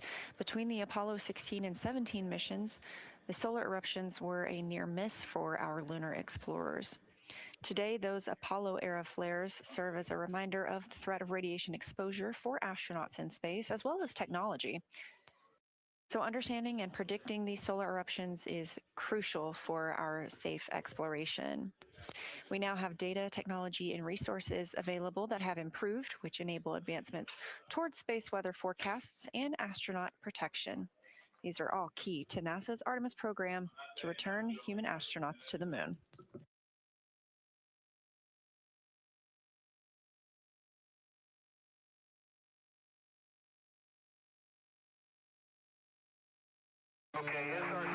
It's August 1972, and Ian Richardson, a future NASA scientist, is watching TV when the BBC announces the interference is caused by solar activity. He didn't know it then, but the sun had just erupted in one of the most powerful solar events ever recorded. There was no threat to humans because Earth's magnetic field deflects much of the sun's radiation. But the explosions were so powerful that intense radiation disrupted TV signals and caused radio blackouts. So what if you were outside Earth's magnetic field? On the moon and beyond, astronauts face the risk of extreme radiation exposure. Luckily, the intense radiation in 1972 occurred right between the Apollo 16 and 17 missions, where no astronauts were in their path. As NASA plans missions to go back to the moon and then onto Mars, predicting the sun's activity to protect astronauts from space radiation is one of our biggest priorities. One of the biggest unknown factors about going to space is the radiation hazard from the sun. This is Ian today, studying the effects of the sun, also known as the field of heliophysics. The sun is always emitting radiation like the light we see, but certain energetic particles, like from the August 1972 events, can be far more harmful. To be able to forecast solar energetic particles, we need to know how the sun energizes them. The sun is made up of electrically charged particles called plasma. As this plasma moves, it builds up energy inside its massive magnetic field. This energy is usually released in two types of explosions. Flares are intense flashes of light. Coronal mass ejections are giant eruptions of solar material. These solar eruptions send shock waves across the solar system, accelerating particles as they go. These are solar energetic particles, or SEPs. They consist mainly of protons and possess a lot of energy that can affect satellite measurements and humans. SEPs can bombard you with a lot of radiation in a short period of time. They can penetrate your skin, damage your DNA, and increase your chances of getting cancer and radiation sickness. But they don't occur with every solar eruption. Only a small number of flares and coronal mass ejections create SEPs. So we're trying to predict when SEPs form and how they travel through space. At NASA's Goddard Space Flight Center, the Community Coordinated Modeling Center, or CCMC, is dedicated to testing prediction models. Working with global partners, they use data from NASA satellites at different vantage points and models to figure out how solar explosions behave, including how shockwaves energize SEPs. And as we get better at predicting, we get more time to prepare. Preparation for an SEP event, of which you may know that is already coming and perhaps a magnitude as well, the technique that you would want to use is to put as much mass between you and the source. On the surface of the moon or Mars, astronauts can go underground or build shelter with local materials. But in transit, astronauts can only be protected with what's on the spacecraft. Which means that you might have elements on a spacecraft that have multiple purposes. NASA's space radiation specialists are testing different ways to do this. One strategy they tested on the Orion spacecraft involves crew members barricading themselves with as much mass as possible in the center of the spacecraft. Other possible techniques in development include vests that add mass and electrically charged surfaces that deflect particles. In terms of radiation protection and radiation mitigation, the factor of time is extraordinarily important. The sun has a natural 11-year cycle that transitions through low and high activity, which is indicated by the number of sunspots on the surface. More sunspots mean more eruptions, resulting in a higher risk for SCPs. But during this increased solar activity, the sun's magnetic field strengthens, enhancing its shield against another important source of radiation, galactic cosmic rays. These are charged particles traveling at nearly the speed of light that are thought to come from supernova explosions from within our galaxy and possibly further out in the universe. If solar energetic particles are intense sporadic storms, then galactic cosmic rays are a constant drizzle. Galactic cosmic rays are more sparse, but also much more energetic. They include heavier elements that can penetrate through vast amounts of materials. Understanding the rate of galactic cosmic rays helps us determine how much time astronauts can spend in space safely. To date, humans have only been on the lunar surface for a cumulative total of about 12 days. A trip to Mars will take 6 to 10 months each way. That means even more radiation exposure, and so NASA is doing work to prepare for that. The moon is going to be a test bed for us in order to be able to prepare for Mars. The more that we understand the impact and the duration of radiation on the moon, the more we can extrapolate that to the length of time that we will be spending in transit and on the surface of Mars.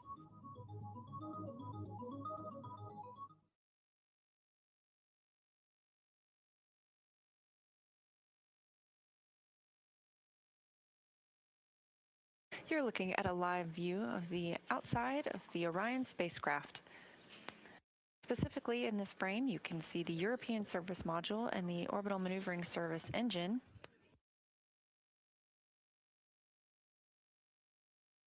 And in the video we just watched about deep space radiation, you saw some team members demonstrating how they could use cargo transfer bags to help protect a crew from radiation exposure. That is something that this crew will test out as well. On Flight Day 8, they have a radiation shelter demo timeline.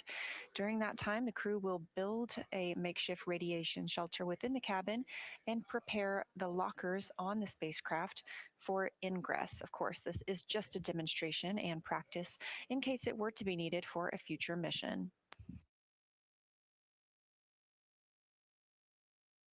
Orion is currently traveling 3,246 miles per hour, 125,130 miles from Earth, and 144,220 miles away from the Moon.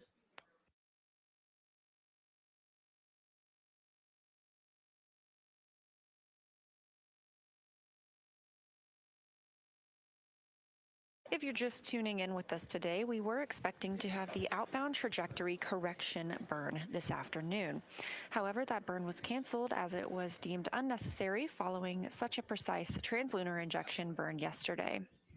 Teams confirmed we are on the proper trajectory to send us around the Moon and bring the crew home on Flight Day 10 with a splashdown in the Pacific Ocean. So they were able to cancel the outbound trajectory correction burn.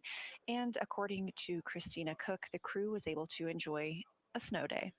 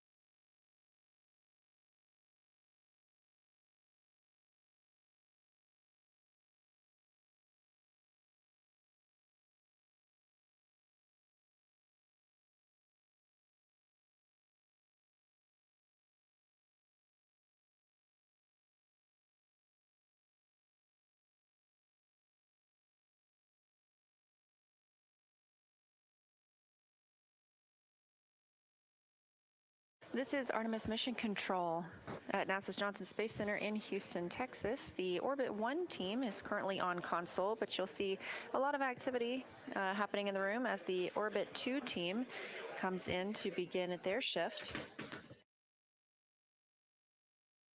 Of course, Mission Control is staffed 24/7 while in flight with Orion. And just down the hall, we have the International Space Station Flight Control Room, which has been staffed 24/7 now for over 25 years.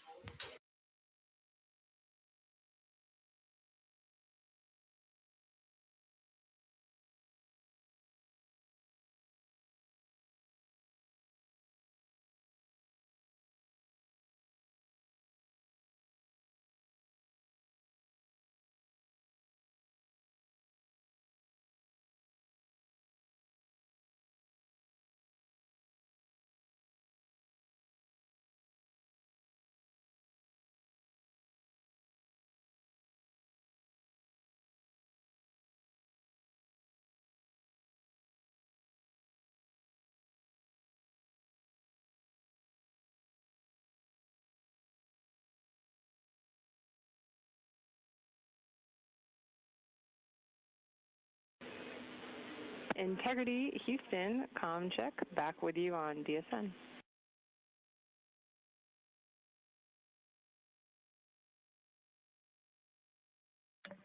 We have you loud and clear. Fantastic.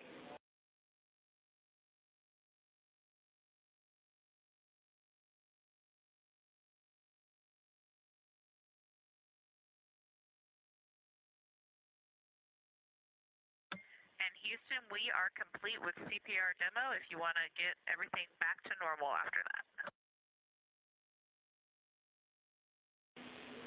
We copy. Thanks, Christina.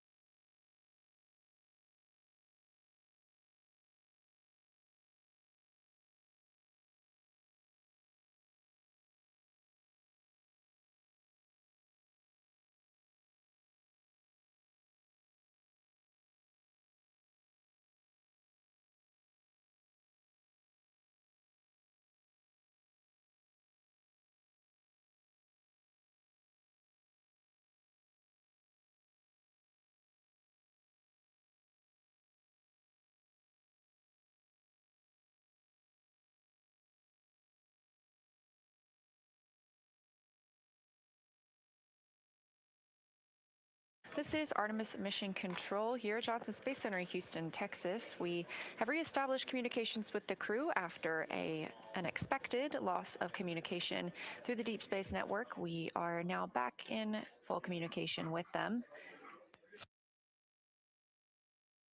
The crew reported they just completed their CPR demo. Again, just a practice of how they would execute CPR in the Orion cabin if need be. They were able to film this and will share it with the ground after their flight.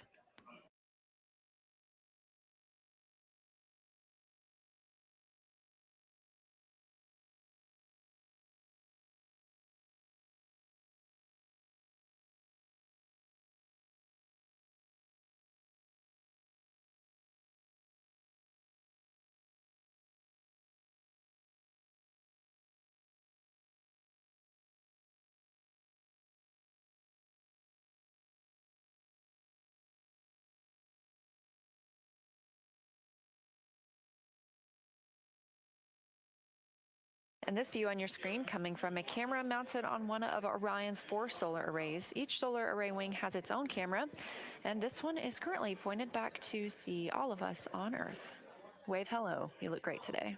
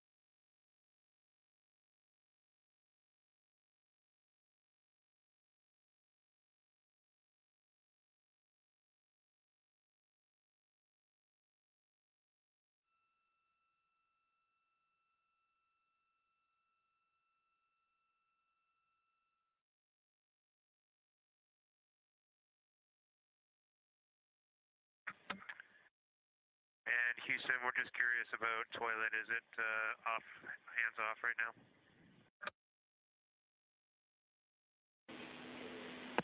Integrity, toilet is go for use.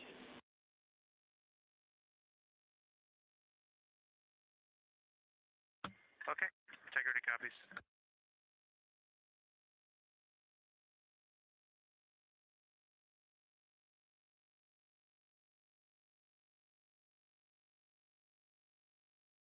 This live view inside Orion of the Artemis II crew.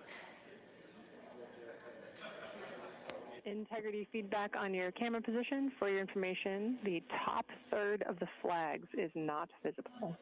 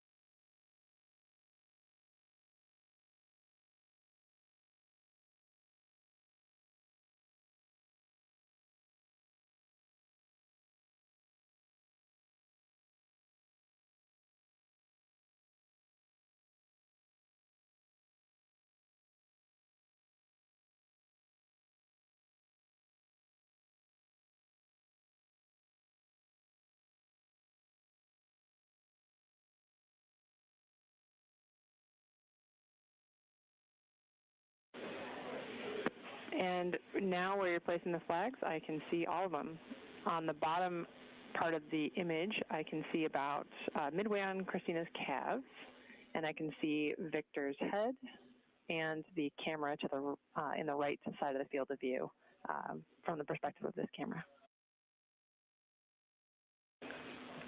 Copy, thumbs. Looks great. Christina is well centered in the frame.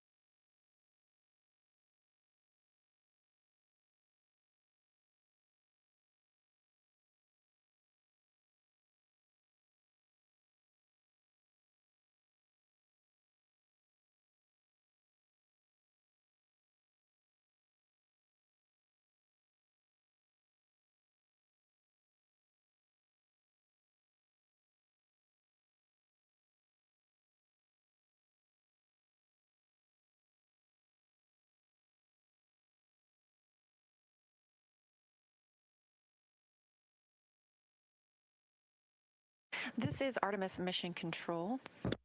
Here at Johnson Space Center in Houston, Texas, the Orbit 1 team is handing over to the Orbit 2 team, now arriving on console. A live look inside Mission Control. We are now 2 days, 2 hours, and 35 minutes mission elapsed time since Orion launched atop the Space Launch System from Kennedy Space Center in Florida. Our Artemis II crew is well on their way to the moon, now 127,840 miles from Earth and continuing to grow as the distance to the moon shrinks, currently 142,294 miles away.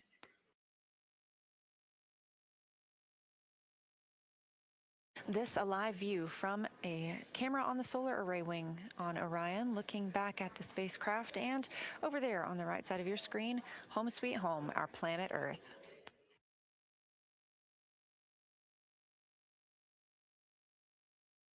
Earlier today, we were expecting to conduct the outbound trajectory correction burn. However, because our translunar injection burn yesterday was so precise, that outbound trajectory correction burn today was canceled, considering it not needed.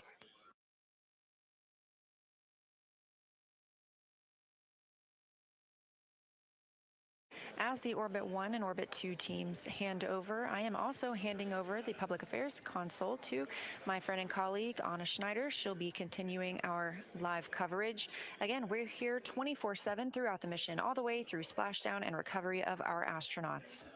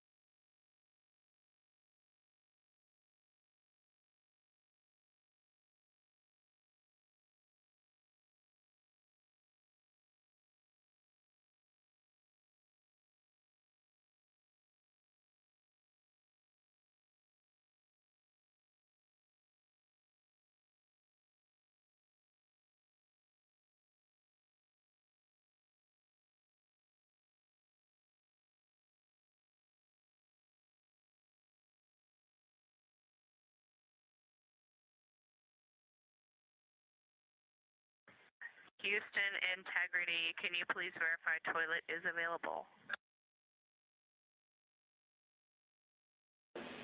Integrity toilet is available. Go for use.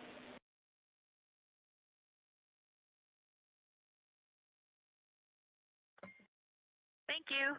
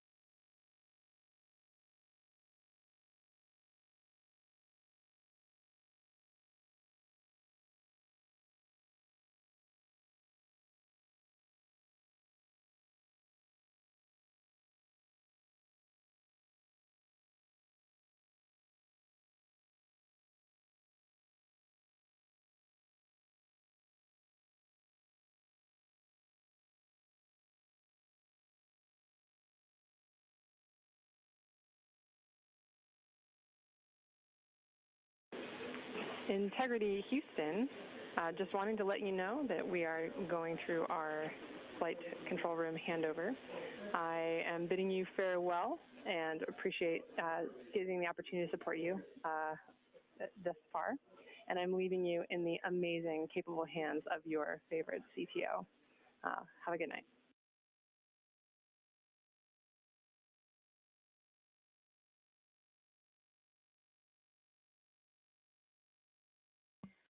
Good night, Chris. It was a great day working with you, and safe travels. Enjoy training.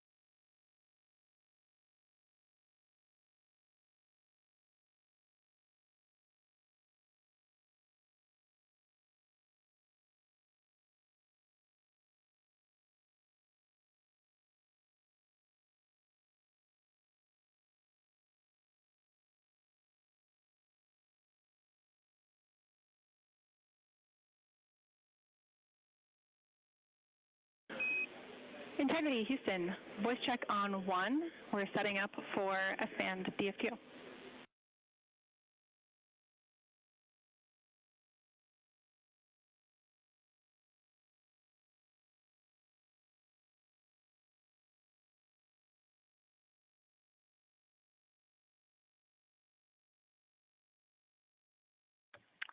We missed that call. Houston, can you repeat?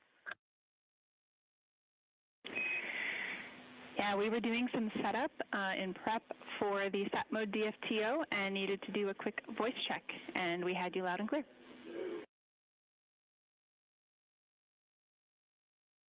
We having the same, and I have 21.1.10 up on D3 lower, and I am ready whenever you are. Please give us a call when you're ready.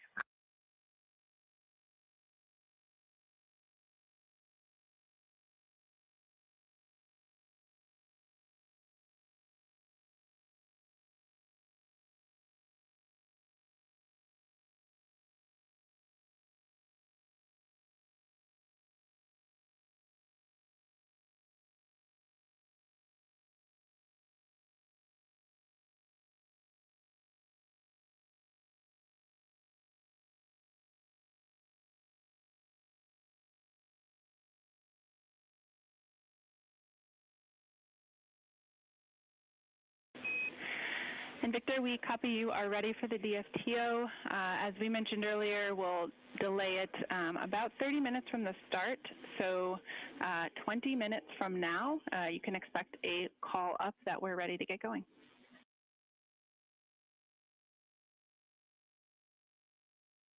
That sounds great. It's good to hear your voice, Jackie. How are we doing so far?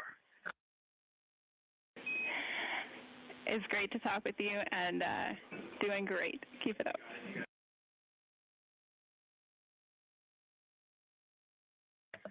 Hey there, Jackie.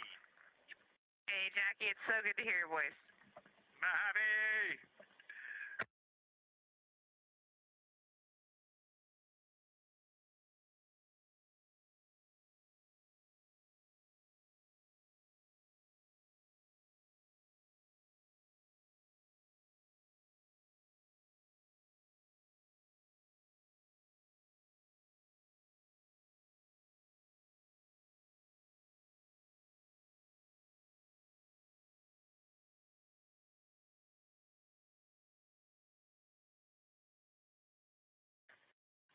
Houston integrity for acoustic monitor question. Go ahead for acoustic monitor.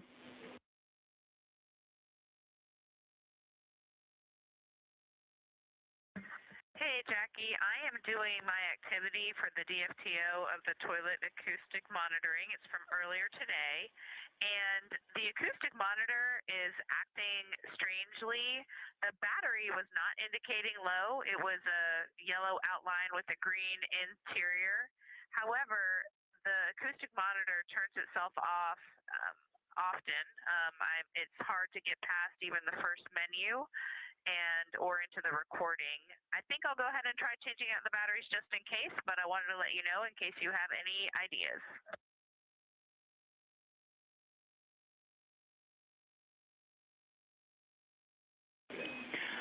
Okay, Christina, we copy on the acoustic monitor. We agree that trying to change out the batteries is a good first step, and we'll think about whether we have any other advice in case that does not work.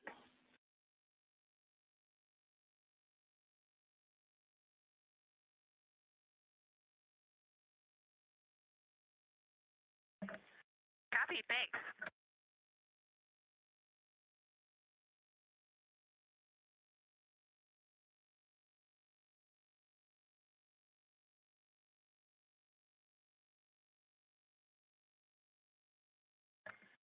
Houston integrity for AGA and exercise. Go ahead.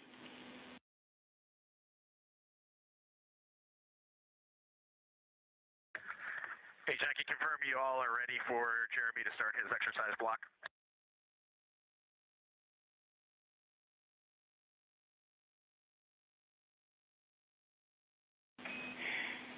Hey, great question. Thank you for checking. We still have a couple of things to configure before we're ready for active exercise.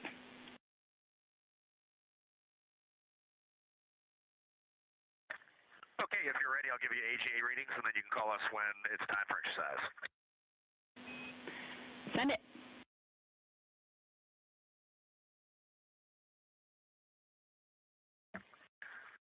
Starter CO2 is 2.0, O2 19.7.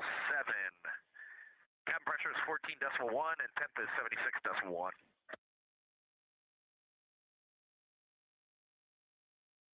Houston copies.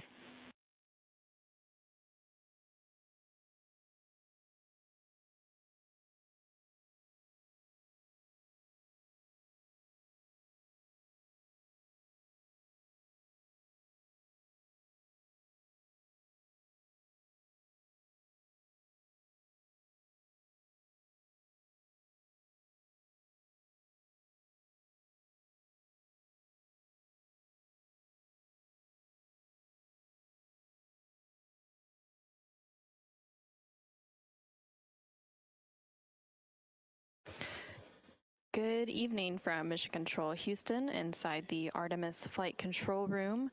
I'm Anna Schneider with NASA Communications, and the Orbit 2 team of flight controllers has recently come on console and have completed their handover with the Orbit 1 team. The Orbit 2 team on console is being led by Flight Director Paul Kanya. And next to the flight director there on your screen, you can see the Capcom or capsule communicator, who is Jackie Mahaffey, and she is the individual that is communicating directly with the crew on board the Orion spacecraft as it makes its way to the moon as part of the Artemis II mission. Jackie Mahaffey also served as the Artemis II training lead, so she has worked pretty closely with both the crew and the flight control teams as they prepared for this Artemis II mission. We are now 2 days, 2 hours, and 54 minutes into the Artemis II mission, following a launch at 5:35 p.m. Central, 6:35 p.m. Eastern on April 1st.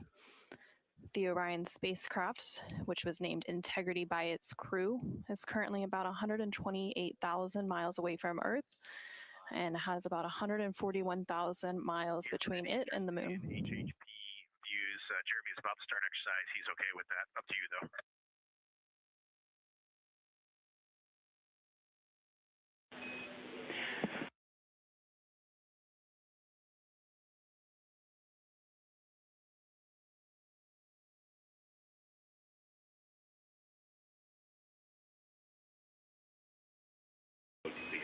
We copied. Stand by.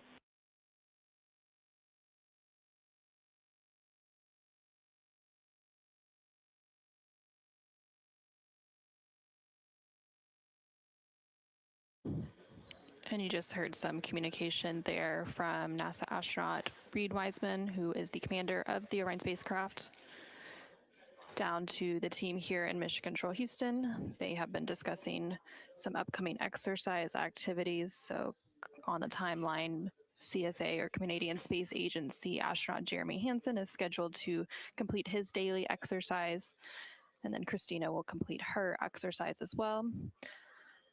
The crew uses a device known as the flywheel on board the Orion spacecraft to complete that exercise every day. While Christina and Jeremy complete their exercise, NASA astronaut Victor Glover is also scheduled to complete a SATBAN, or a search, acquire, and track, DFTO, or developmental flight test objective. And then a little bit later in the day, NASA astronaut Reed Wiseman and NASA astronaut Victor Glover will also complete some checkouts of medical devices. And then all 4 crew members will work to complete some pre-lunar flyby cabin configurations as they continue on into their day.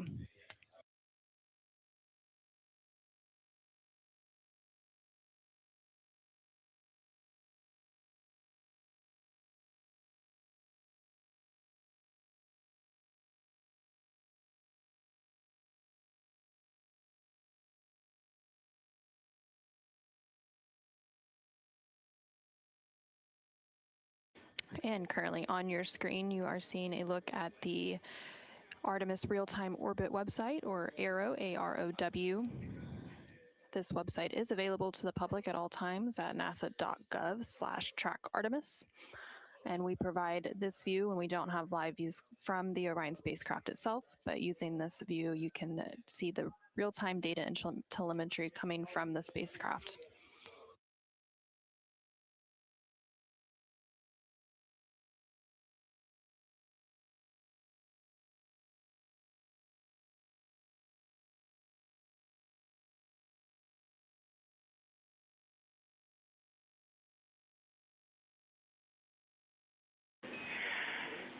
Integrity Houston for timeline, big picture this afternoon.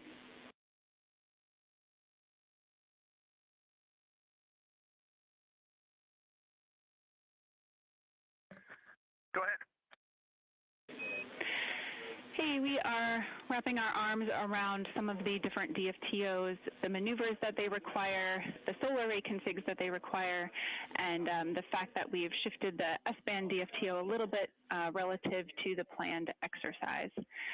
So bottom line, we are not going to go for any exercise prior to the S-band sat mode DFTO. And during that DFTO itself, we go to BLDR, so we do not want the streaming setup from Orion integrity because we don't have the bandwidth for it. After S-band sat mode DFTO, there will be a bit of a window to get exercise in, and then once we head into the EMERCOM DFTO and D5 camera imaging maneuvers, we will need to stand down from exercise again. How copy?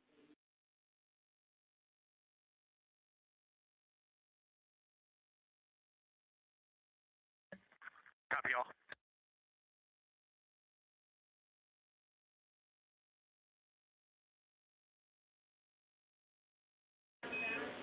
All right, and we still expect to pick up with sat mode in 10 minutes.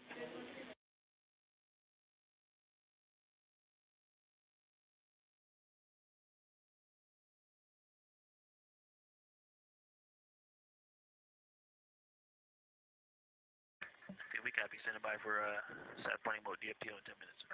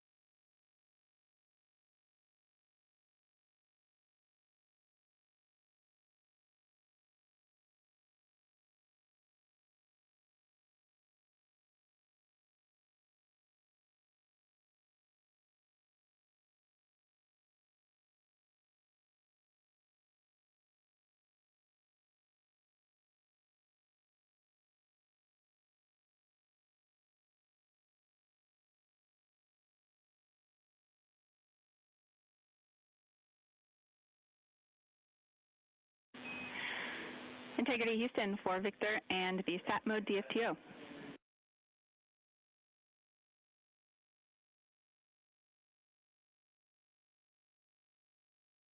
I'm with you, Jackie. Hey, we are ready for you to get going in that procedure. One answer for you in step 5.2, instruction 68. The answer will be yes, you would like to do that type of maneuver.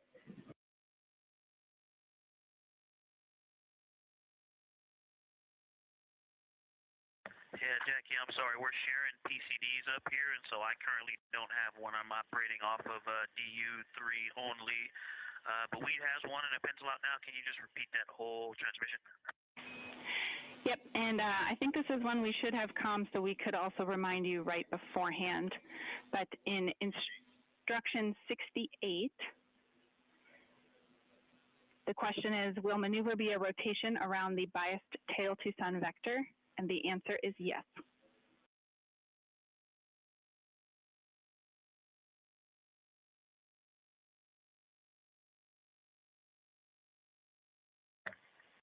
Okay, we copy. Thank you. Any other data I need before I get started with this procedure? Nope, that's it, and we're ready for you to begin.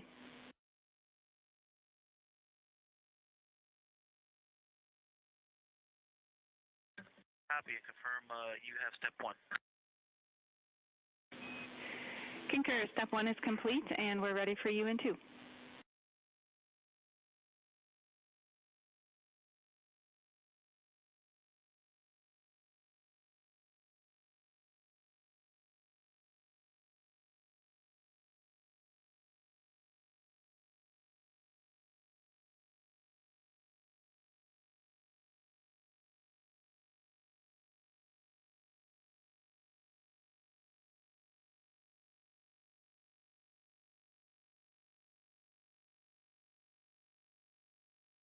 This is Artemis Mission Control in Houston, Texas. You have been hearing some communications between NASA astronaut Victor Glover, who is serving as the pilot on board the Orion spacecraft, and the Capcom or capsule communicator here in Mission Control, who is currently Jackie Mahaffey, which you can see there in the center of your screen. Victor is currently working through a SAT mode DFTO, or a search, acquire, and tracking mode developmental flight test objective.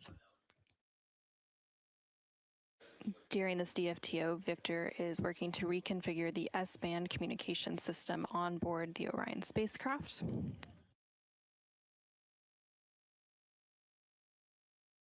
The Orion S-band communication system provides functionality of 4 radios in one, and allows communication with multiple space vehicles, as well as NASA's Near Space Network, NASA's TDRS system, and the NASA's Deep Space Network.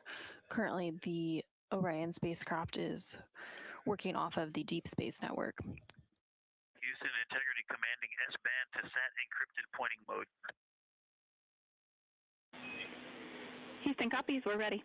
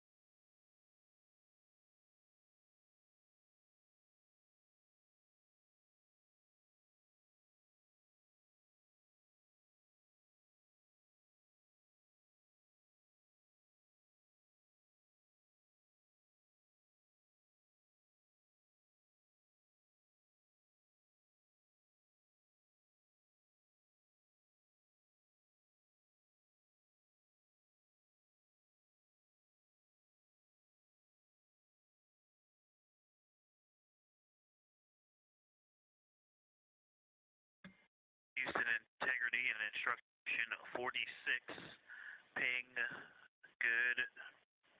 Baseband processor frame is locked. It was 2 minutes, 45 seconds. Checking with you to proceed to step 4.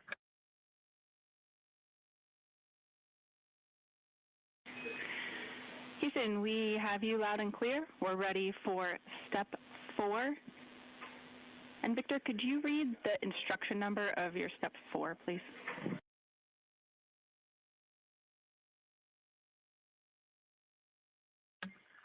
Step 4, titled Test 1, Testing Sat Mode Receive Link Recovery Capability, is instruction 43. Okay, thanks. That is what we had. I think I misheard an earlier instruction call from you. Thanks.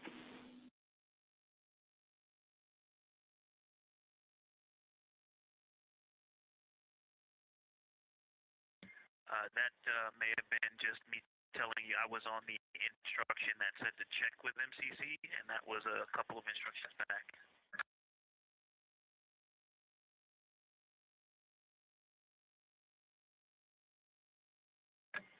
Houston, integrity, ready for receive link, loss of signal.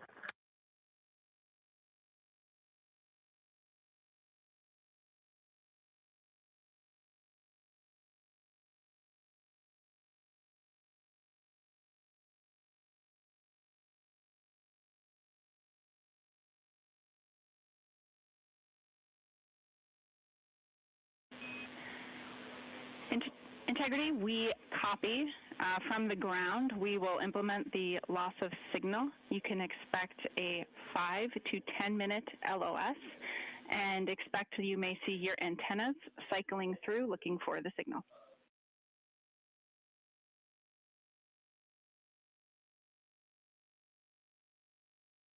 Copy all, and we're watching.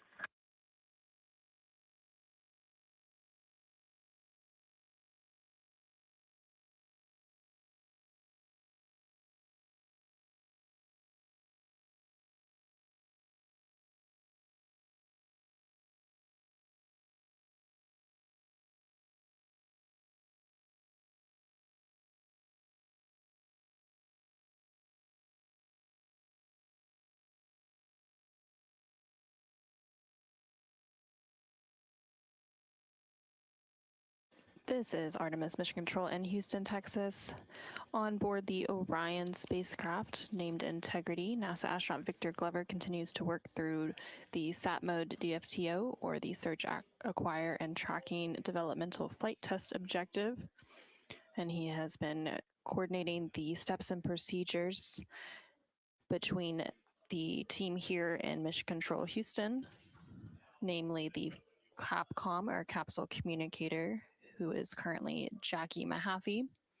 Of course, there's many other console positions here in Mission Control, but they all flow their information through the CAPCOM, and they serve as the single voice link. So for this particular developmental flight test objective, one of the main console positions working all of the objectives is the INCO position, and that stands for Instrumentation and Communication Officer, and they are responsible for managing the communication systems of the Orion vehicle, including the phased array antennas, baseband, signal processors, and audio systems.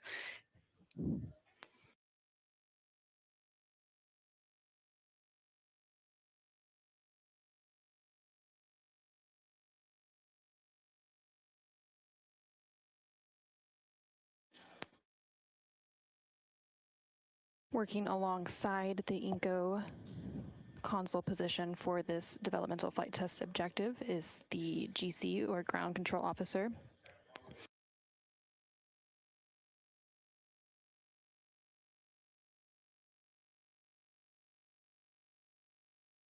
And that position manages the team that maintains and operates ground and network facilities, including voice systems, building systems, redundant power systems, and more. And there you're currently seeing a live look inside the Artemis Flight Control Room here in Mission Control Houston, and it's actually just down the hall in the same building as the International Space Station Flight Control Room, which is continuing to monitor the operations of the International Space Station and that crew. So currently there are 2 different NASA crews flying in space. Of course, the Orion spacecraft and its crew, comprised of NASA astronauts Reed Wiseman, Victor Glover, and Christina Cook, and CSA or Canadian Space Agency astronaut Jeremy Hansen on board the Orion spacecraft on its way to the moon. Yesterday, they completed the translunar injection burn, or TLI burn, which set it on its path towards the moon and back on a free return trajectory. And they are currently about 130,000 miles away from the Earth and about 140,000 miles away from the moon. So they're about halfway.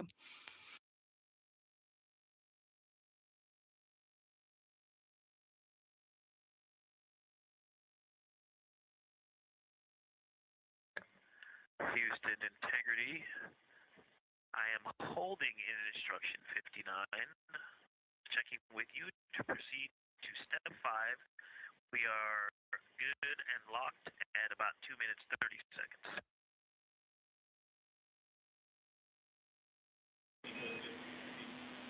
Victor, we have you loud and clear as well, and we are ready for you to proceed to step 5.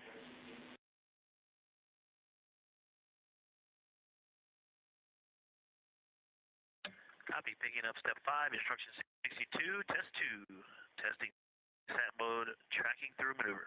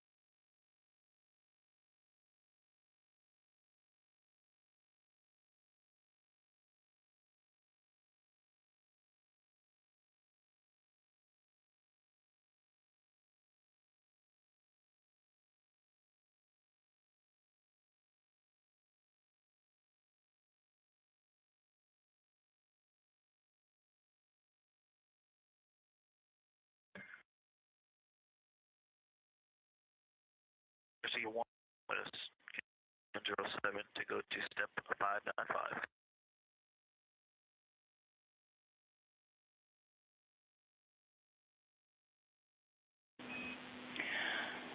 Victor, we had you loud and a little choppy, but copied. You're ready to proceed to step 5.5, and we are ready.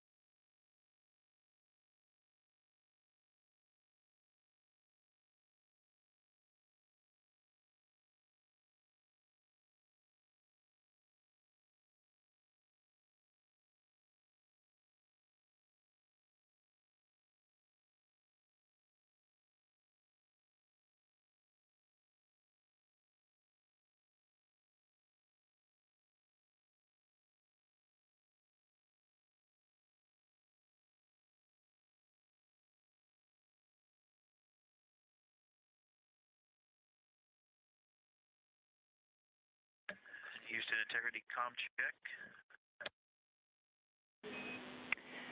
Integrity Houston, we have you a little quiet, but clear.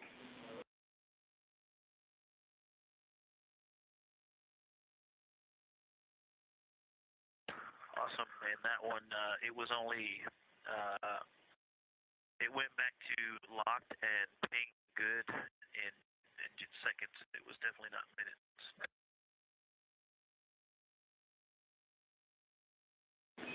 Houston copies.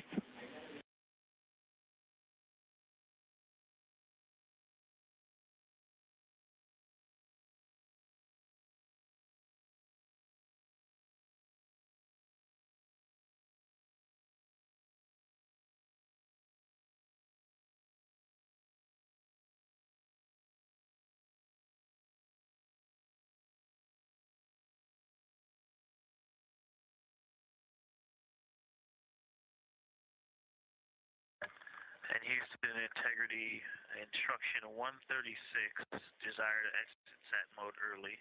How would you like me to answer that question?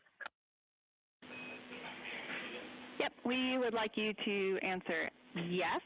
We'll go ahead and try to buy back a little bit of time by not waiting for those bailouts.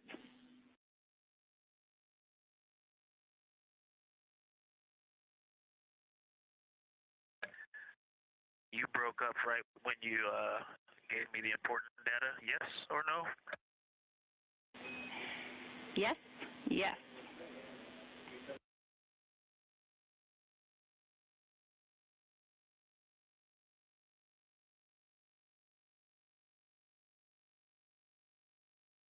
Copy exiting sat mode early.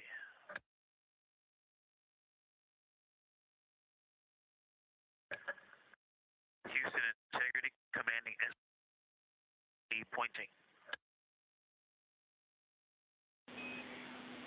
Houston copies. You're commanding S-band to GNC pointing.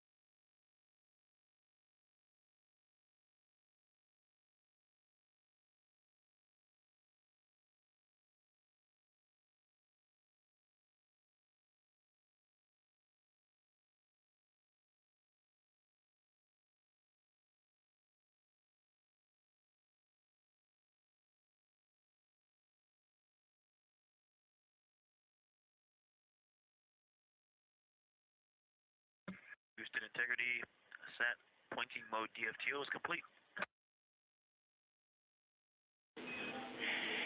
Houston copies. We have a little cleanup from the ground, but that was an excellent test of that system. Things went very well. And we will work to get things in a config that supports exercise and let you know when that's the case.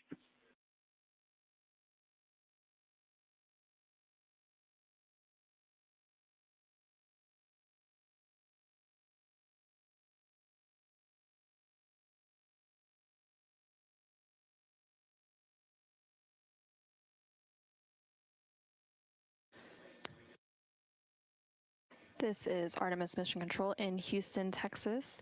We just heard some communications between NASA astronaut Victor Glover on board the Orion spacecraft and the Capcom or capsule communicator here in Mission Control, Jackie Mahaffey, as Victor was completing a developmental flight test objective for the SAT or search, acquire, and tracking pointing mode. And during this objective, Victor...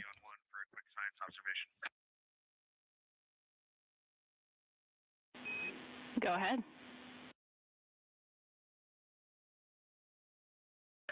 Hey, Jackie, while Ike was busy doing that DFTO, he inadvertently put the moon directly in the center of the docking hatch, and we took some long lens photos, and we can see all of Oriental and maybe even a bit of the annular ring. So we know we aren't in Earth orbit, low Earth orbit anymore.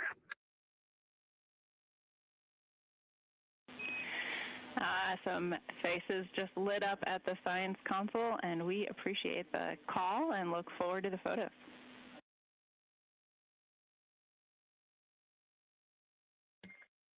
We'll put them in the PAO now, Linky. Thanks.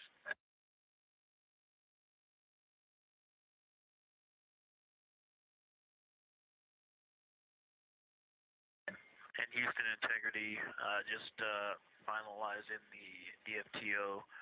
Something that was not cleaned up in the procedure. Maybe it's a part of your ground cleanup, but we put seats 1 through 4 in listen on OE2. Just wanted to know if you're going to clean that up or if I should command them back to the way the procedure started.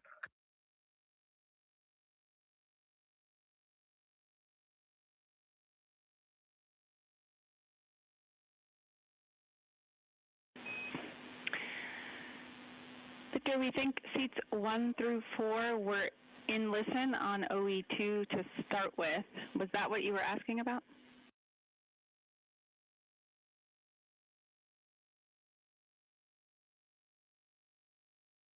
Hey, firm. Yeah, the procedure commanded them to listen. I actually don't remember when they started. I thought I saw them in something other than listen. I thought they were in off, but I'm not sure. If you're happy with them the way they're configured now, I will leave it alone.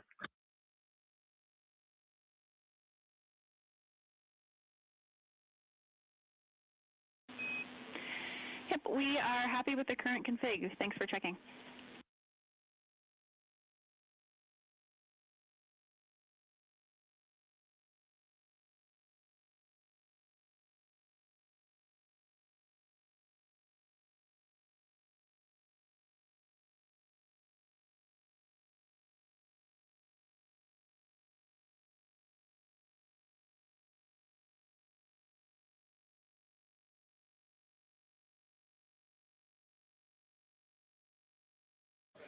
Again, this is Artemis Mission Control in Houston, Texas. NASA astronaut Victor Glover just completed the SAT mode or search, acquire, and tracking pointing mode developmental flight test objective and was cleaning up some of the tasks associated with that activity. During that, we also heard a call down from NASA astronaut Reed Wiseman, who is the commander of the Orion spacecraft for the Artemis II mission. He noted that they were getting a good view of the moon, and he was able to capture some still imagery of that. So hopefully in the next day or so, we'll be able to see some of that imagery and share it with the world.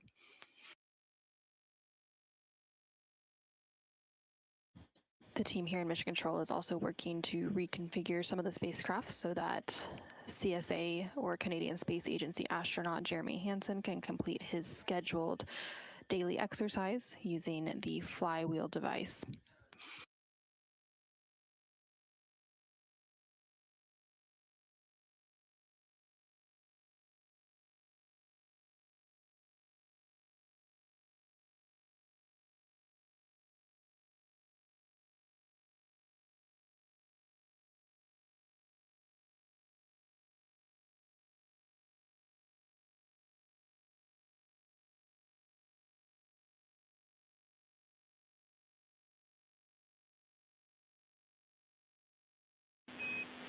Integrity Houston for Christina and acoustic monitor.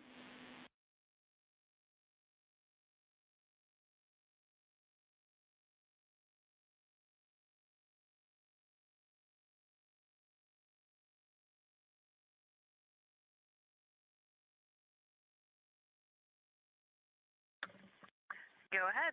And also, before we start into that, can you verify toilets go?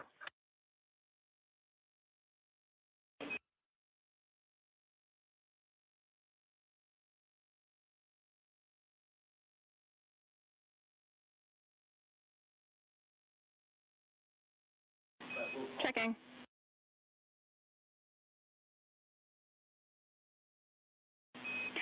Christina, toilet is go.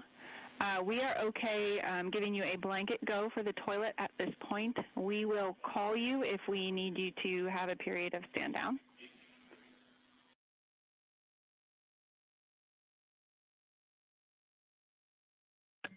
Okay, thank you. We copy that. And so does that mean we can disregard any no-use bans that are on Optimus? And I actually haven't checked Optimus, but we are going to completely go on the operating principle of we are good unless you have told us not?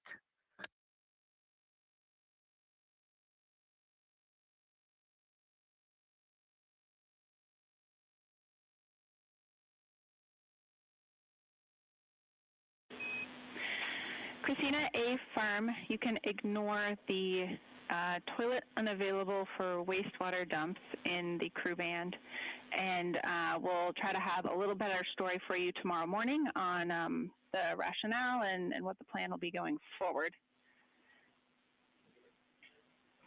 For acoustic monitor, we were checking on if the battery change helped, and if not, we had a couple other ideas.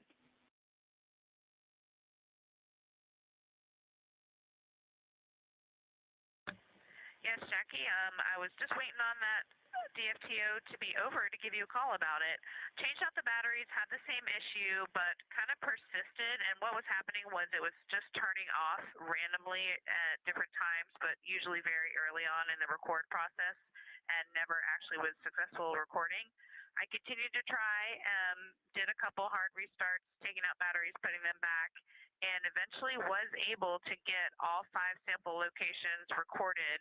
I did do them individually just to make sure that I got the 5 recordings and didn't lose them all if it shut down in the middle of one. Will that be okay?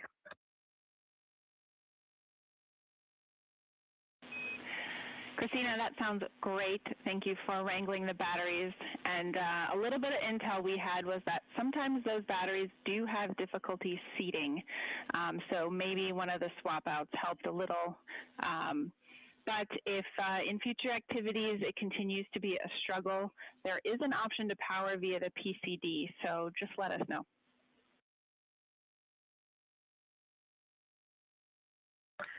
Perfect. I had noticed that connector, and I was going to ask about that as well. At the time I put it away, it was acting pretty good. So maybe that battery reseat was the magic answer. Thanks for the insight, and I think we can call this one good. Sounds great.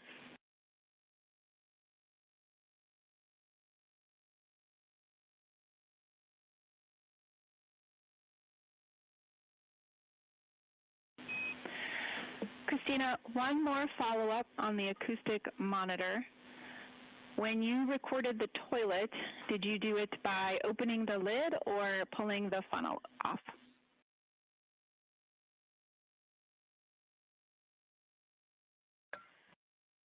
Funnel. Houston copies.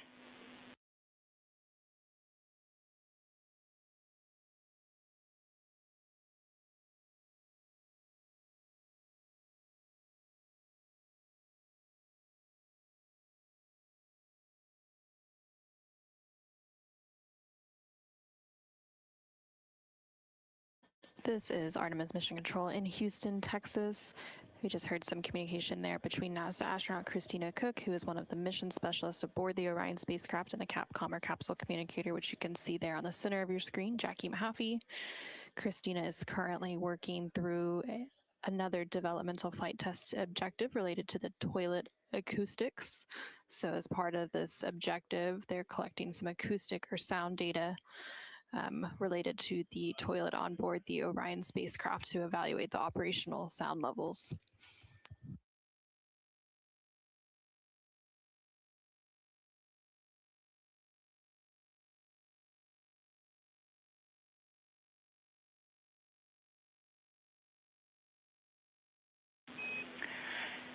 Integrity Houston, for exercise, arrays and ARS are configured. You are go for exercise. And let us know if you'd be willing for us to come on board.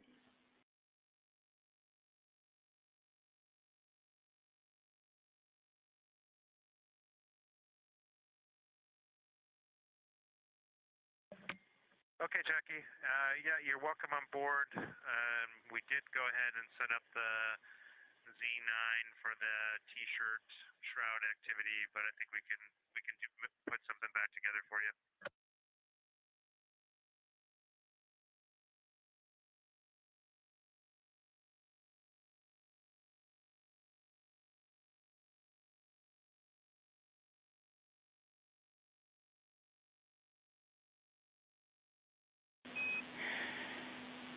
Jeremy, for clarification, are you reporting that you completed the Z9 shroud build, or were you in the middle of it and would need to tear down to set up cameras?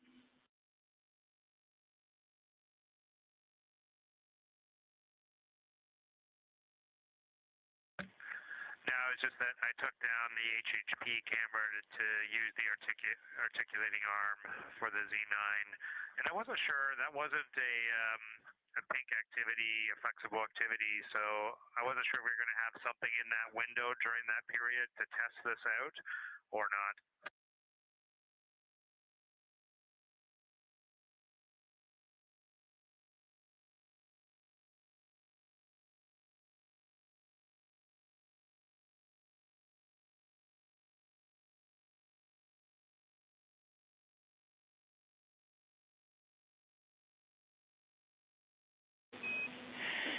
Jeremy, it was absolutely okay to set up the Z9 shroud early, and really it's just a spatial logistics check there, so we didn't need a particular target, and if you are happy with how you would set that up on the flyby day, then you are welcome to take whatever you need to set up other cameras.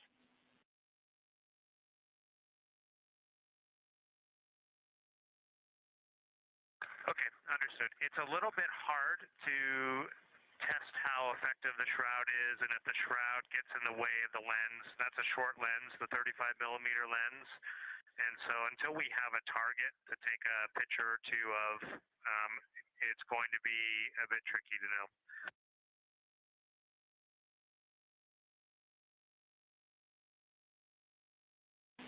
Houston copies.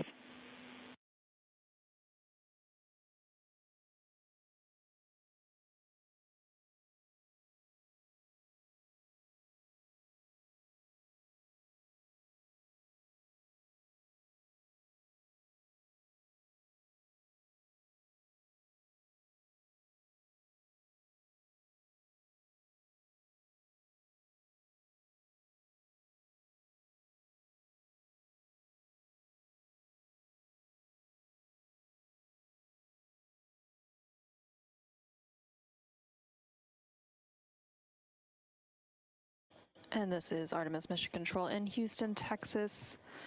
There is some communication there between CSA or Canadian Space Agency astronaut Jeremy Hansen and the Capcom or capsule communicator here in Mission Control discussing a Z9 shroud.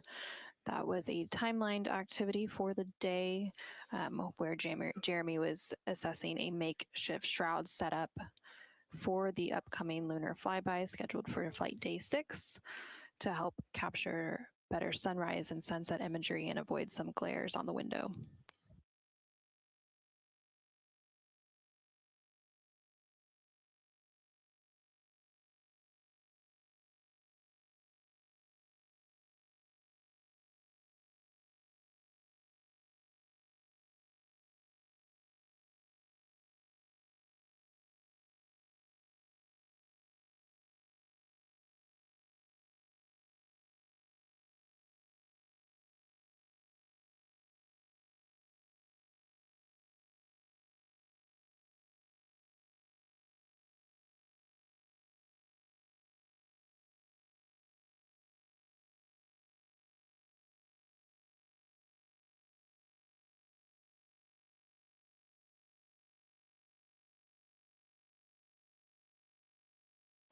This is Artemis Mission Control. We're currently 2 days, 3 hours, and 52 minutes into the Artemis II mission, following a liftoff from NASA's Kennedy Space Center on April 1st at 5:35 p.m. Central, 6:35 p.m. Eastern.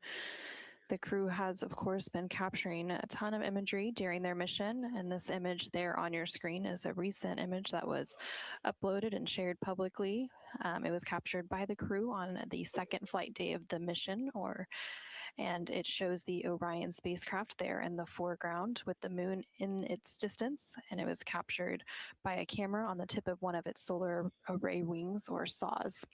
And there are 4 cameras, one on each of the 4 solar arrays, that have been capturing imagery throughout, and they often provide our live views as well. So now, on flight day 3, the Orion spacecraft is about 139,000 miles away from the moon, so a little bit closer since yesterday, and it'll continue to close in on that target, the moon, with the lunar flyby and closest approach being made on flight day 6.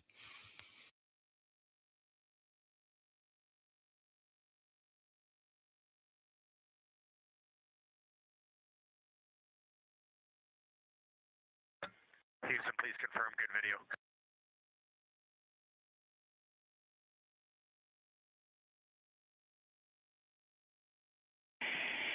Hey, we are going to do an ACU swap, and oh, we got good video, but just know we're going to lose voice for a minute while we do ACU swap.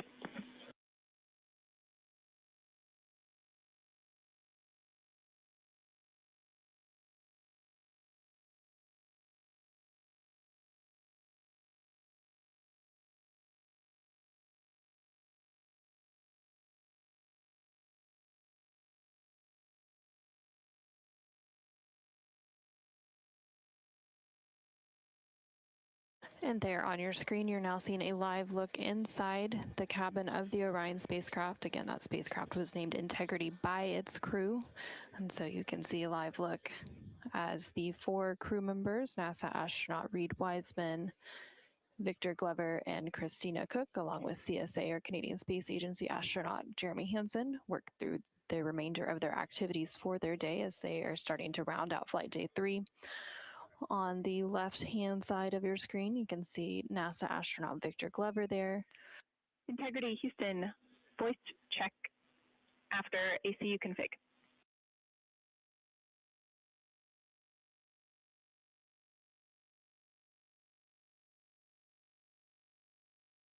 Houston, we have you loud and clear after ACU swap. Great, we have you the same, and a little bit of clarification. It was not a swap. That was my mistake on words, but it was some reconfiguration after the DFTO.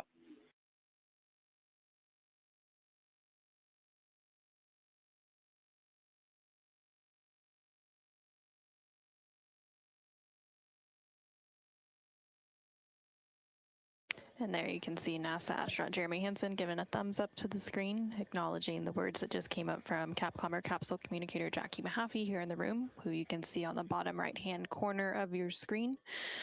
Also, in the live view inside the Orion spacecraft, you can see CSA, or Canadian Space Agency astronaut Jeremy Hansen as he sets up to complete his daily exercise using the flywheel device. The flywheels uses a series of pulleys along with a torque limiter, which is encased in a frame about the size of an extra large shoebox, which functions like a rowing machine. And so each of the crew members typically has a scheduled block of exercise time each day. And so Reed and Victor have already completed their exercise for the day, and then Jeremy and Christina will complete it now in the second half of the day.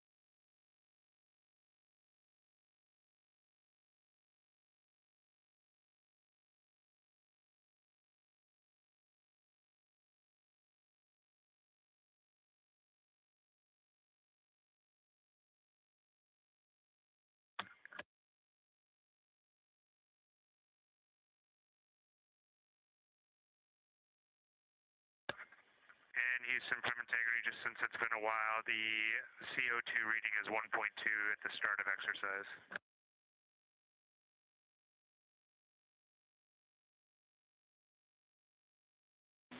Houston copies.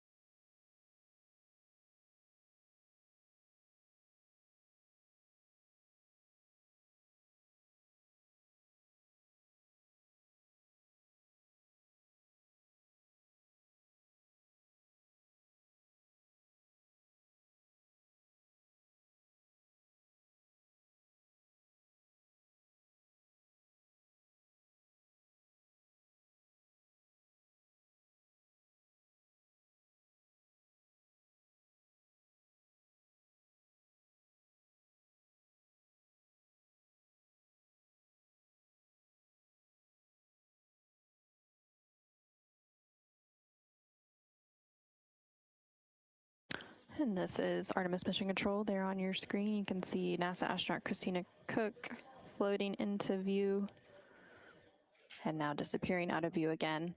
And then on the bottom right-hand corner of your screen, you can also see a view inside Mission Control here in Houston, and that is the Capcom console.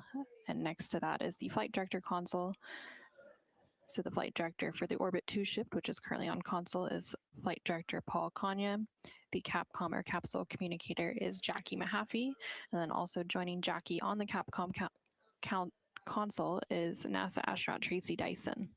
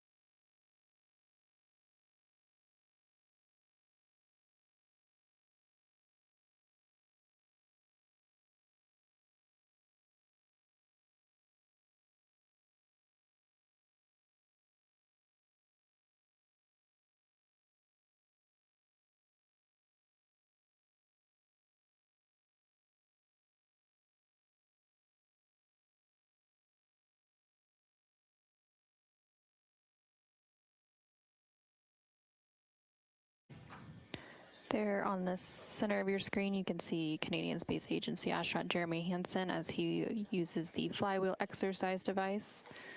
To use this device, the crew places a strap between their feet, and then they pull on the strap, which allows them to perform different types of exercises, including aerobic, resistive, and rowing exercises. By strapping their feet against the footplate of the device, they can also use the bar to perform exercises such as bicep curls, bent over rows, and deadlifts. And then using a harness, the crew can also perform exercises such as squats and calf raises.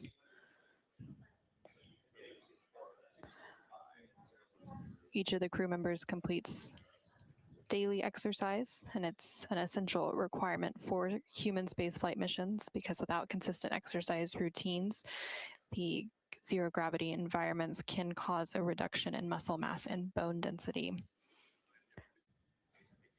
Similar to the International Space Station, the crew there also completes daily exercise using different devices because they have a little bit more room to work with. So on the International Space Station, they have an ARED machine, which is a resistive exercise device, a treadmill type machine, as well as a bicycle that they rotate between depending on the surgeon prescribed exercise routines for their missions. But here on the Orion spacecraft, they have the single exercise device known as the flywheel, which you see there, which can, of course, perform a variety of different exercises.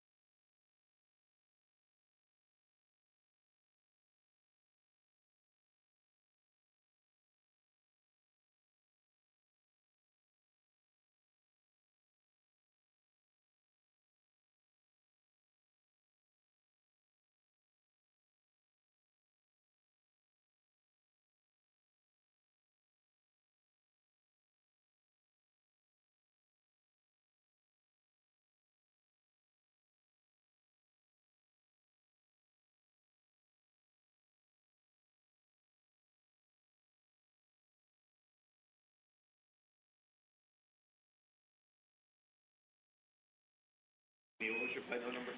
Integrity Houston. We are going to put in work a wastewater dump. Toilet is no go. We'll take a thumbs up if you copy.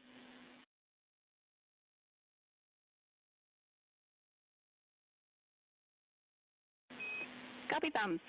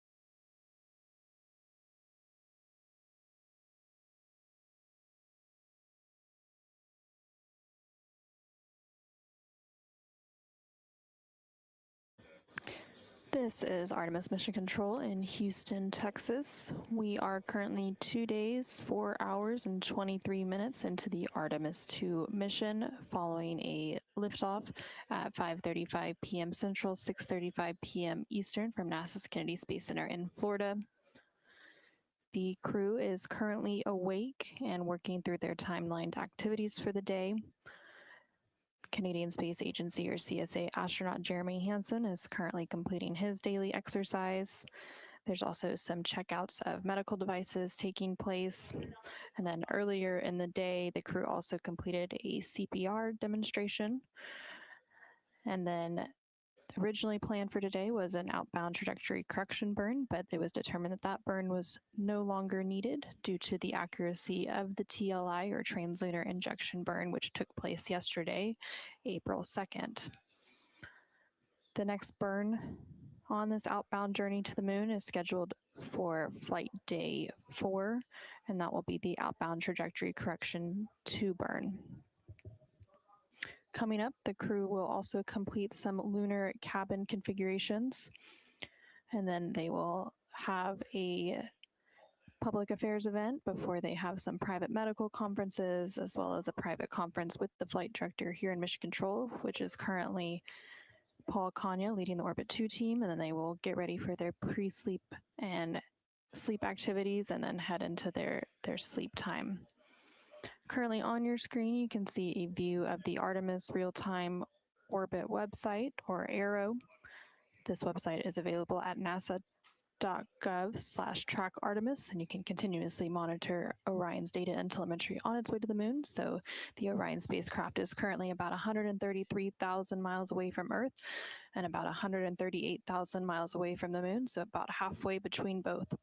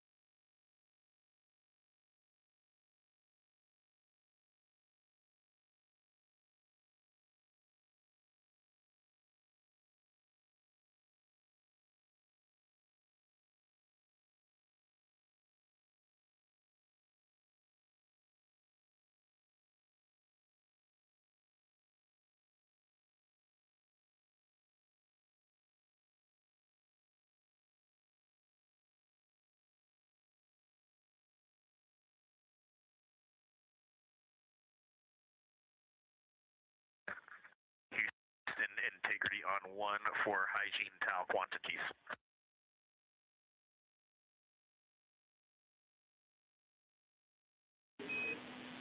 Go ahead. Hey, Jackie, can you confirm that we have 20 total, or do we have 5 total? Checking.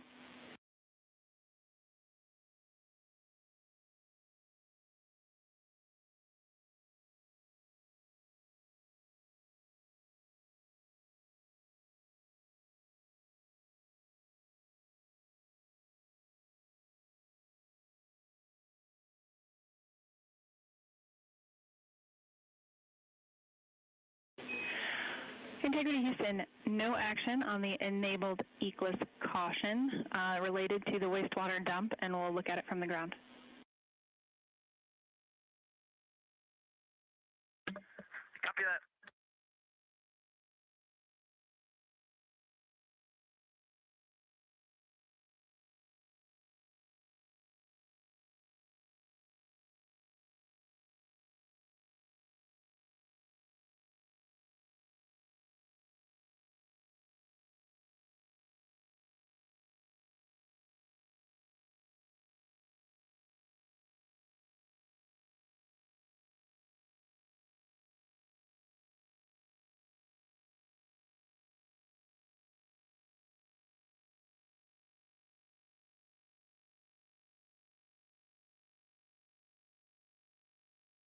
This is Artemis Mission Control. You're currently seeing a live look again inside the Orion spacecraft. In the center of the screen is NASA astronaut Christina Cook, who is serving as one of the 2 mission specialists on the Artemis II mission. She's currently completing her planned daily exercise using the flywheel exercise device, which operates similar to a rowing machine but can complete different types of exercises, including resistive and aerobic exercises.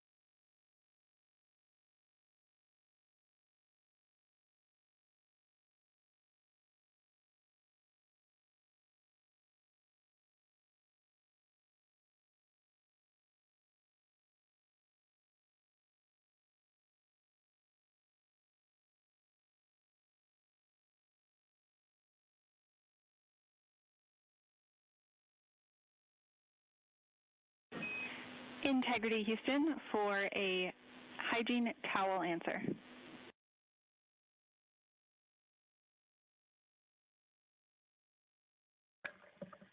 Go ahead. Here, there are in fact 20 total towels on board. You can find more in locker Echo, purple bag 15, and they are hiding inside unused fecal canisters.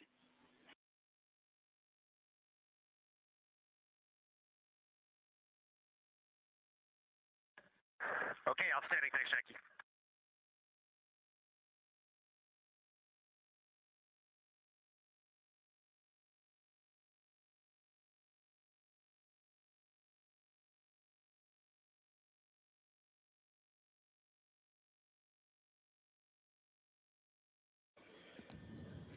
And you just heard some communication there between the Capcom or capsule communicator here, Mission Control Jackie Mahaffey, and the crew on board the Orion spacecraft as they were working to track down or count some hygiene towels. Here in Mission Control, the console responsible for some of those items is known as IVA, or the Intravehicular Activity Console, and they are responsible for supporting the astronauts and their activities inside the Orion spacecraft. And this flight controller monitors the crew's well-being, and they also provide suit support, hygiene, and internal crew support tasks throughout the mission.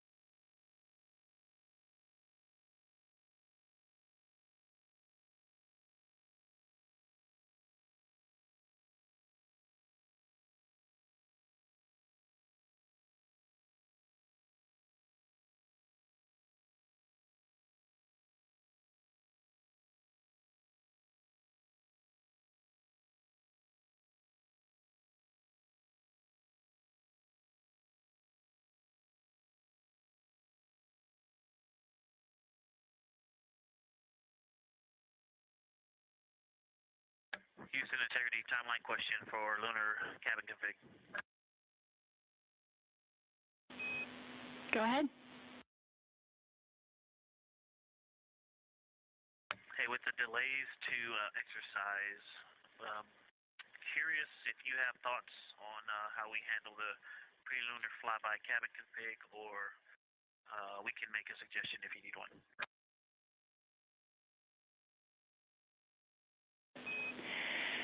Hey, Victor, we'd like to hear your suggestion. We've been talking a little bit about the timeline and priorities for the rest of the day, and we know it's going to be a squeeze. What you thinking?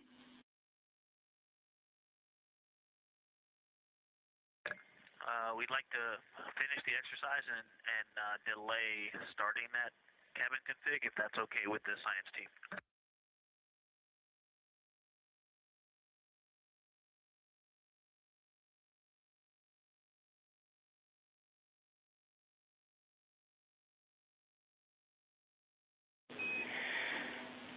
And Victor, when you say delay, do you have a time estimate for us? We're just looking ahead at some of the blue box activities and thinking ahead to the rest of the shuffle.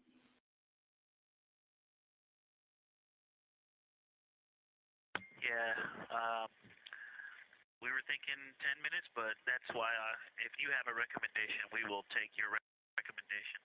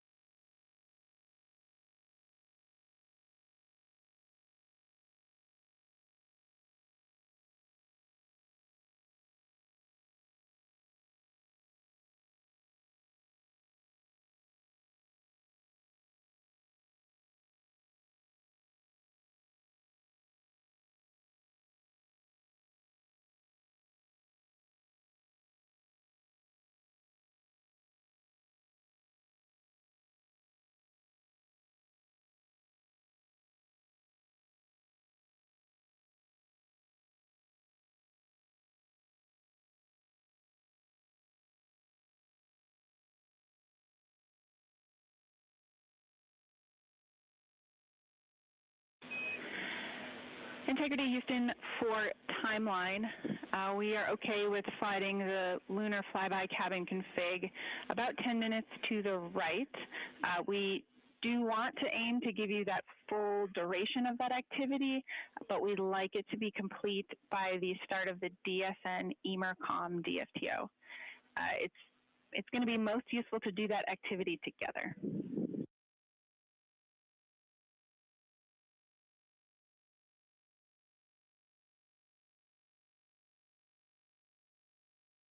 Yep, that's what we were planning, and then if we need to throw a couple of minutes into lunar flyby cabin config later, we might call you back about doing that too. But okay, we'll slide it to the right 10 minutes, and we'll be done by DSN EMERCOM checkout.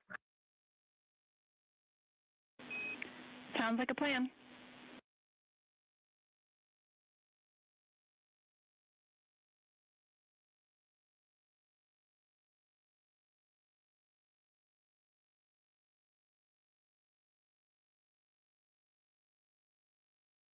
This is Artemis Mission Control. There on the far left hand of your screen, you can see NASA astronaut Victor Glover, who has been communicating directly with Mission Control here in Houston regarding some of their timelined activities for the remainder of the day. Namely, they've been discussing an upcoming lunar flyby cabin configuration.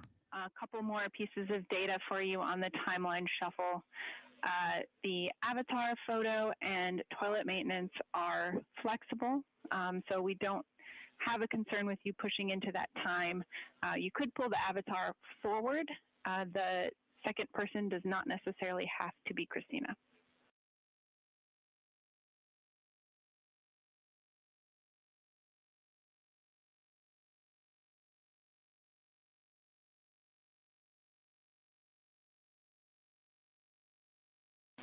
Copy them.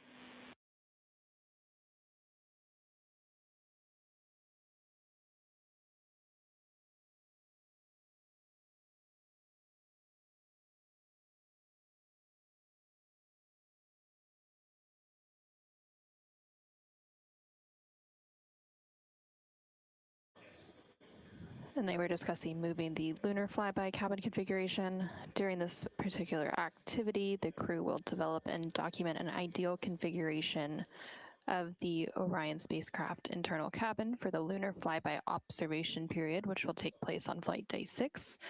And they will deploy various cameras and equipment that will be used during the flyby, and also work to adjust the spacecraft's lighting and positioning of each crew member to ensure once they make it to that flyby on flight day 6 that everything is well set up and thought out and placed, so that they don't have to worry about trying to figure out where all those cameras and equipment will be going on that actual flight day itself.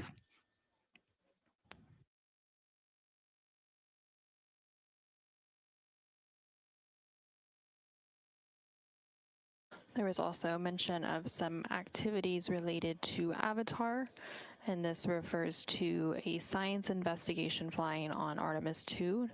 Avatar stands for a virtual astronaut tissue analog response, and it is an investigation that is using organ-on-a-chip devices, or organ chips, to study the effects of increased radiation and microgravity on human health.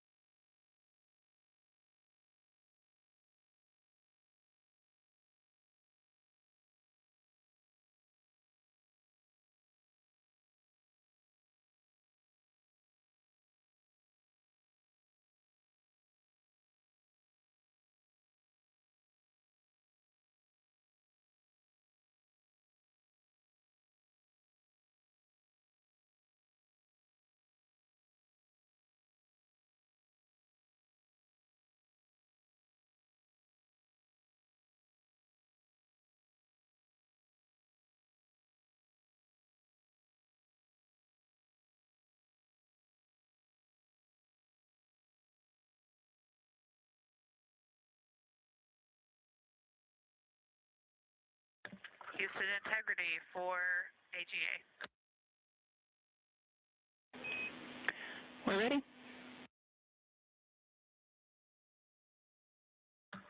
CO2 is 1.1.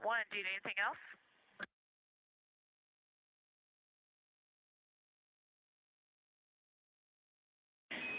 Hey, Christina, we copy CO2, and we will take the other main constituents there.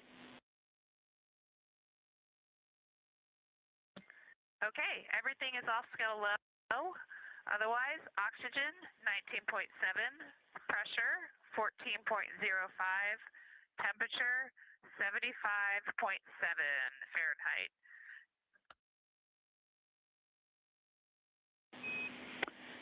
Christina, we copy, and just a follow-up on that, we are pretty interested in keeping tabs on the temperature, so that's why we'll continue to ask for that full suite. And also, the wastewater dump is complete, and toilet is go. Copy all. Yeah, thanks for that clarification. We were wondering, since you mentioned temperature, I did want to clarify that the side of the vehicle that AGA is on is much warmer than the other side where the vents are, the diffusers are. So just mentioning for your awareness that we feel that temperature isn't necessarily consistent across the vehicle.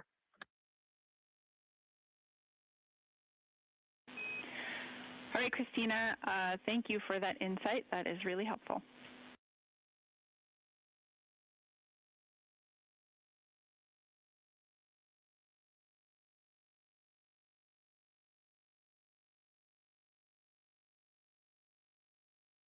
This is Artemis Mission Control in Houston, Texas. We just heard some communication there between NASA astronaut Christina Cook, currently on board the Orion spacecraft, and also seen there in the center of your screen. She just wrapped up some of her daily exercises in the flywheel device, and then she was also calling down to the Capcom or capsule communicator here in Mission Control to provide an update on some AGA or anomaly gas analyzer readings. And these readings are provided periodically throughout the day, and they are monitored and tracked by the EECOM, which stands for Emergency Environmental and Consumables Manager here in Mission Control, and they are responsible for the internal thermal control systems, air and water supply, and purification systems. And the equivalent to that position in the International Space Station Flight Control Room, just down the hall, is Ethos. They were also talking about some wastewater dump, the Universal Waste Management System, or basically the space toilet on the Orion spacecraft.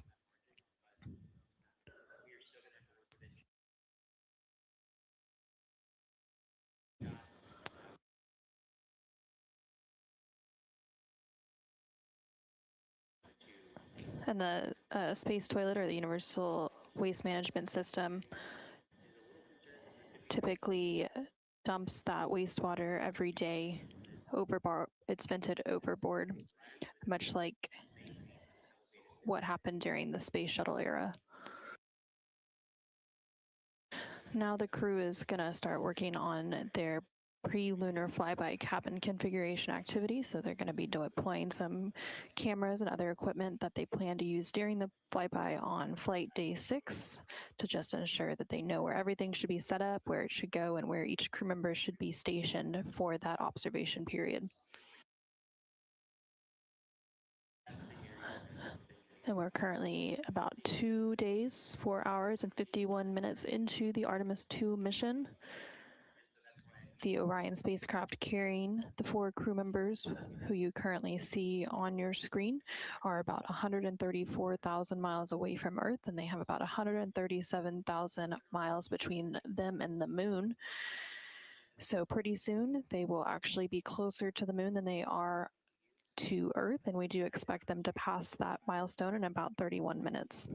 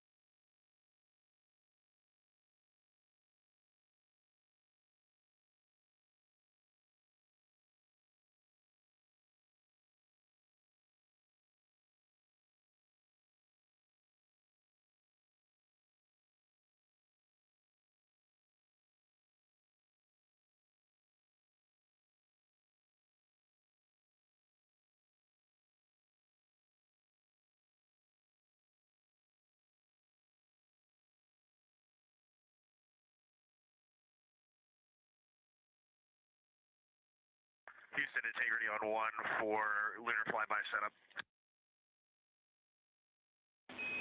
Go ahead.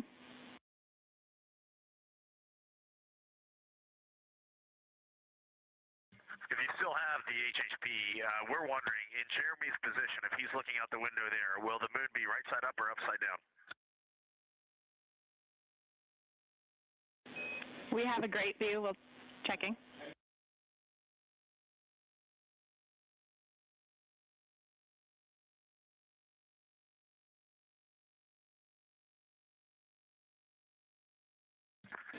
Alternatively, is the north pole of the moon going to be in the vehicle plus X direction? Yeah, we're going to go with the first way you worded the question and say affirm it's upside down in the position Jeremy is in right now.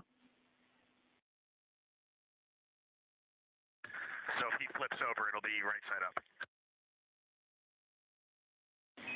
That's how it works.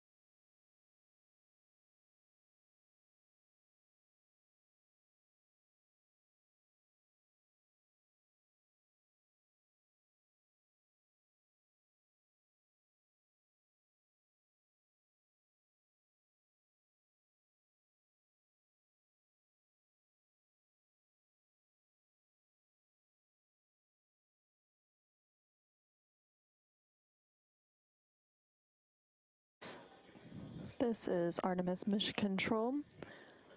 We are currently 2 days, 5 hours, and 3 minutes into the Artemis II mission. Currently on your screen, you're seeing a live look inside the Orion spacecraft, which is named Integrity, and it was named Integrity by its crew. The crew is currently working through a pre-lunar flyby cabin configuration activity. All 4 of them are working to deploy various cameras and equipment that will be used during the flyby, which is planned for flight day 6 of the mission.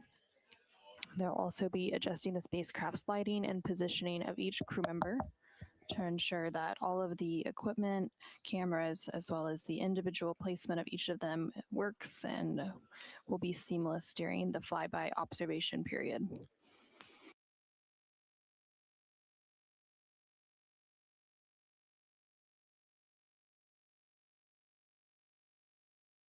After this cabin configuration activity is complete, NASA astronaut Christina Cook, who you currently see on the left-hand side of your screen, will then work on a Deep Space Network Emergency Communications DFTO, or Developmental Flight Test Objective, and during this test objective, Christina will conduct a checkout of the emergency communications system while connected to the Deep Space Network.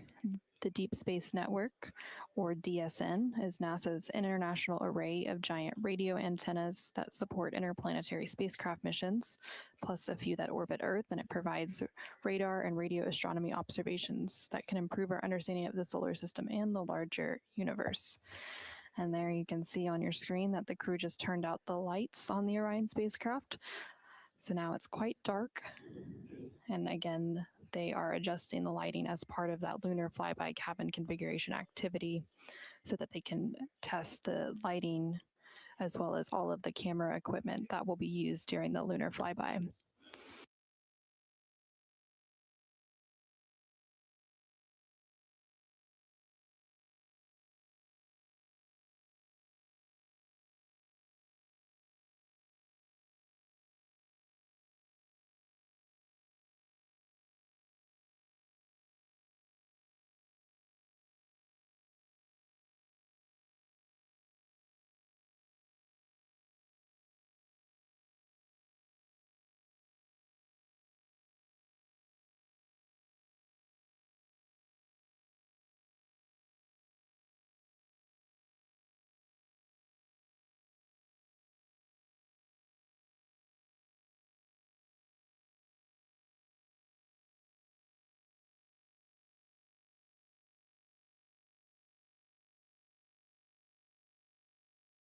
And there on your screen now you can see an exterior view of the Orion spacecraft, and this view is coming to you from one of the solar array wing or SAW cameras on the Orion spacecraft.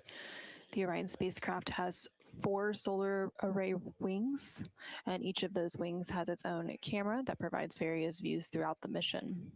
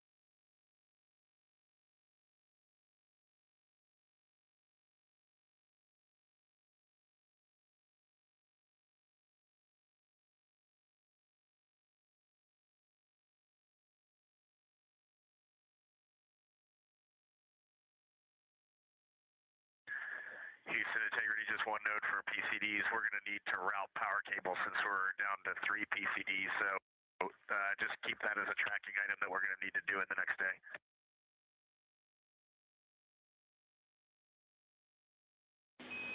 Houston copies.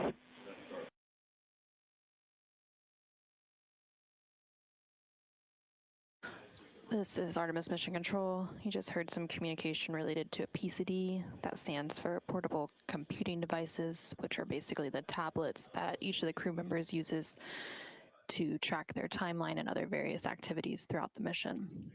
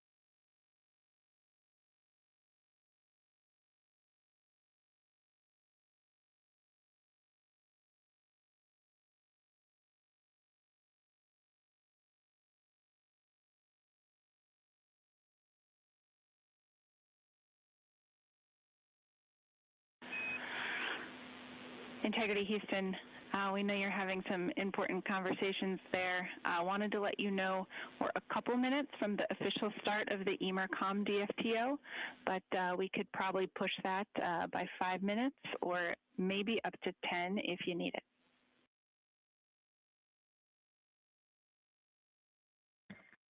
Okay, copy. I think we're wrapping this up now. I think we've learned a lot.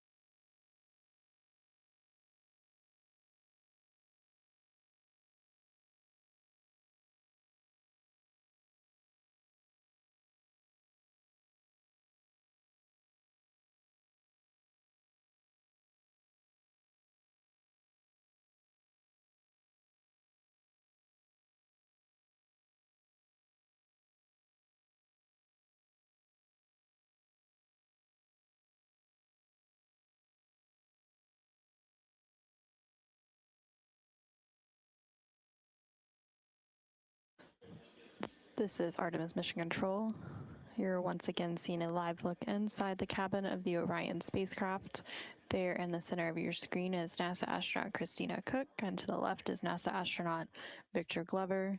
The crew is currently wrapping up a pre-lunar flyby cabin configuration activity, and during that activity they deployed several cameras and other equipment that will be used during the lunar flyby, which is planned for flight day 6. And they also adjusted the spacecraft's lighting and the positioning of each crew member. Following this activity, NASA astronaut Christina Cook will complete a Deep Space Network Emergency Communications Developmental Flight Test objective, which will basically be a checkout of the emergency communication system on board the Orion spacecraft while connected to the Deep Space Network, which is an array of giant radio antennas that support interplanetary spacecraft missions. In addition to that activity, NASA astronaut Reed Wiseman and Victor Glover will also finish completing some checkouts of medical devices on board the Orion spacecraft. They did complete some of these checkouts earlier in the day, so they just need to wrap out a few final checkouts for that activity. Integrity Houston, before we start the EMERCOM DFTO, we have a couple of timeline sync-up items to get you continuing on with the timeline while that DFTO is happening.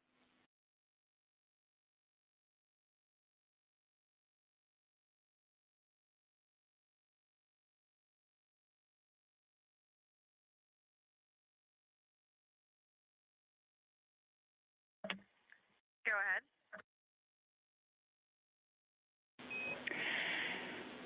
Hey, Christina, for the avatar photo, while you are doing the historical photos, we'd also like you to take note of the lights, and if and when we've got either the EMERCOM or afterwards, just call down a quick light status for us. We didn't catch one this morning.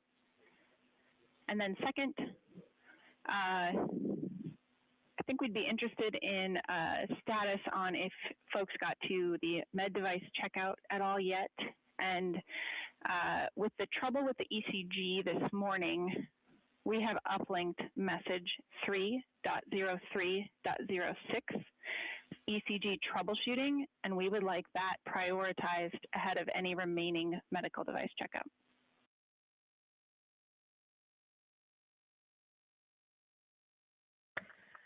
Okay, we can catch you up on some things. Medical device checkout is complete. Avatar photos are complete. For the avatar lights, they are all on, except for number 15.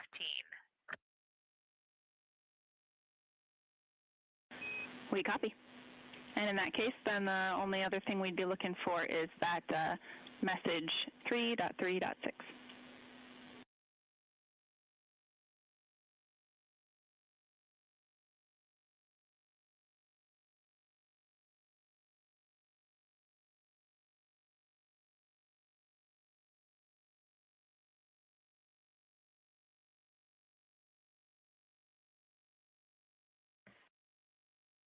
And POIC integrity for the avatar photos, those were taken about 2 hours ago. Integrity Huntsville, we copy about 2 hours ago. Thanks so much.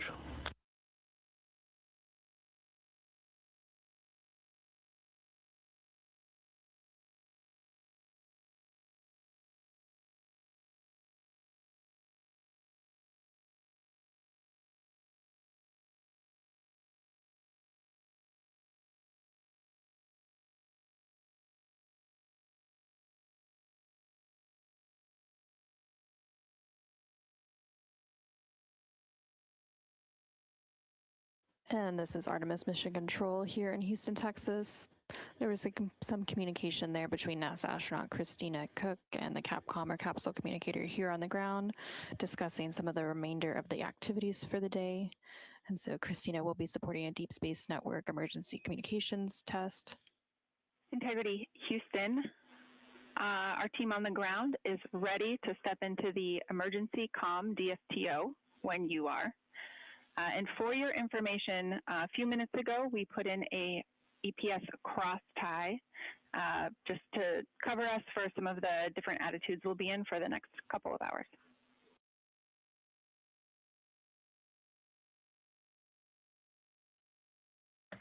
Copy. EPS cross tie is in for a couple hours, and I'm starting the EMERCOM DFTO now.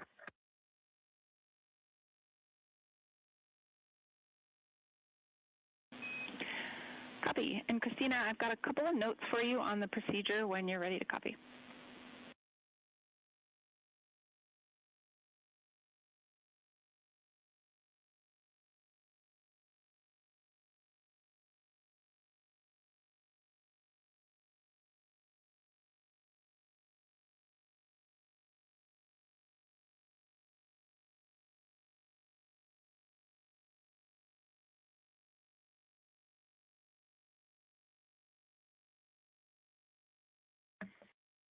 Ready for your notes.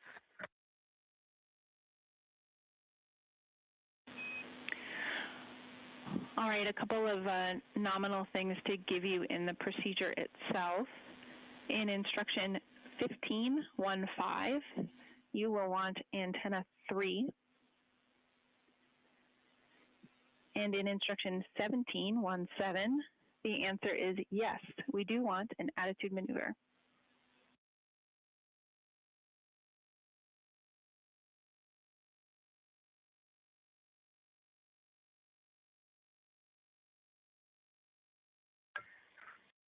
Copy all. And then, Christina, the final item is we are going to transition directly from this activity into the next attitude for the D5 camera checkout. So if when you get to step 11, to maneuver to bias tail to sun attitude, assuming that we have good comm with you, the ground is going to take the attitude commanding to that camera window attitude. If for some reason you have not reestablished comm with us, then we would like you to perform step 11.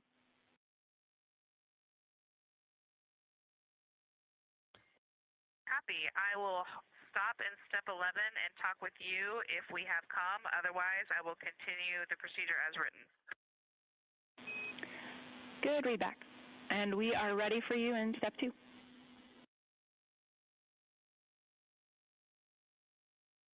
Copy. Skipping to step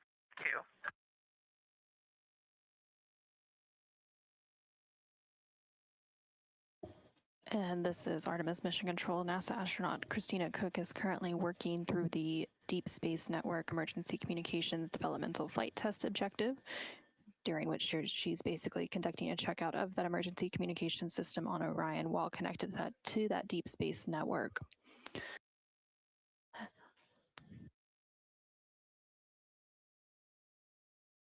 And coming up in just a few moments, we will hit an important milestone in which the Orion spacecraft will officially be closer to the moon than from Earth. And Integrity Houston, we have some news to share with you. As of 30 seconds ago, you are now closer to the moon than you are to us on Earth.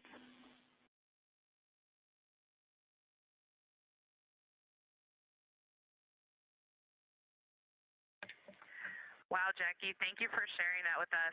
We all kind of had a collective, I guess, expression of joy at that. It's hard to imagine, but we can see here on our flight PFD that we are at 118,000 nautical miles. So, yeah, you can do the math. We can see the moon out of the docking hatch right now. It is a beautiful sight. We're seeing more and more of the far side, and it's just a thrill to be here. Houston copies.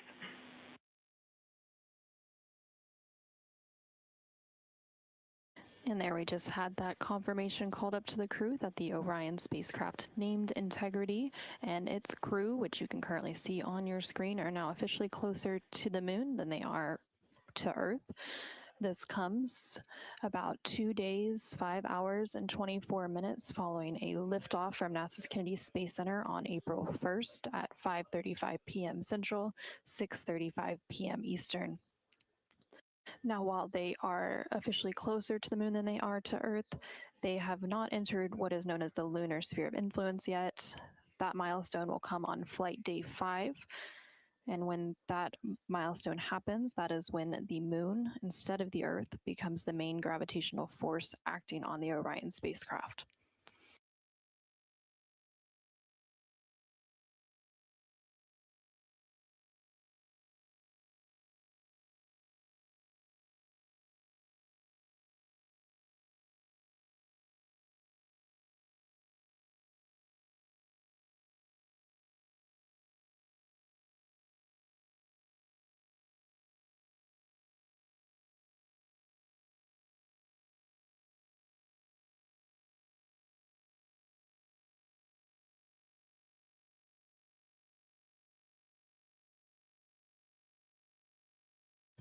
And we're currently in an expected loss of signal.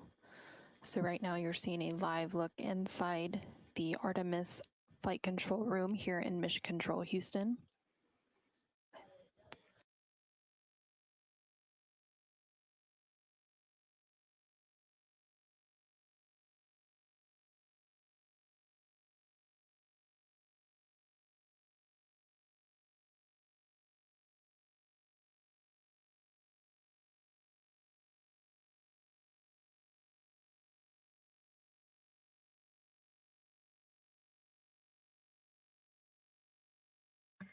And Houston integrity on 1 for toilet and that kind of burning odor smell that we were reporting on the ground.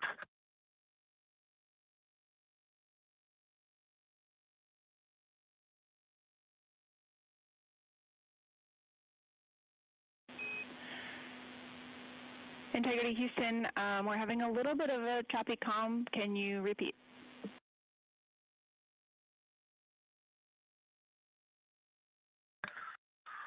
Yeah, Jackie, we just wanted to sync up with you. We know that there was some talk about some burnt smell from the heaters.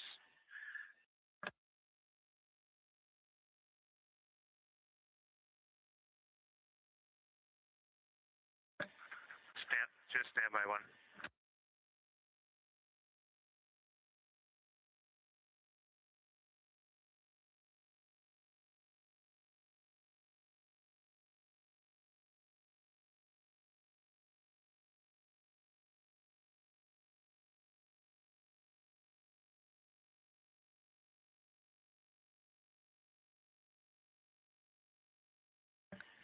Okay, Jackie, so this time we turned on the WHC on the toilet and it had that burning odor smell that we just hadn't experienced before.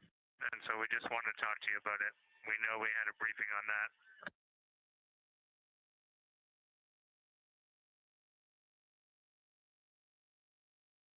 Checking.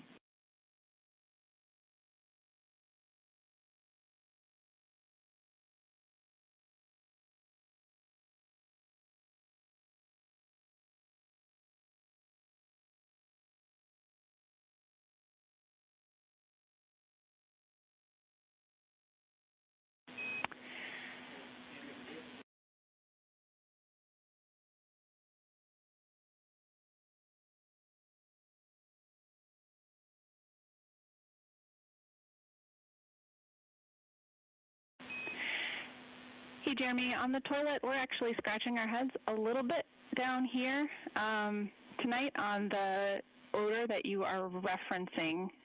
So can you give us a little more clarity on it happened when it was running or not, and this is the first time that you have experienced it? Is that correct?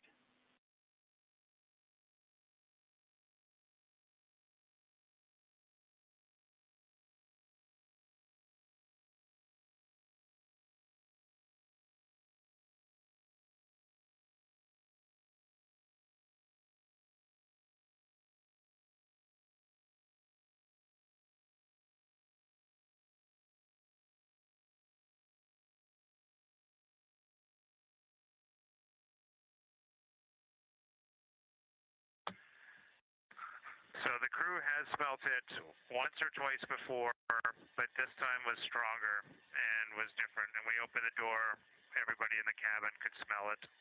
So we just thought we'd check in with you. We're not overly concerned right now.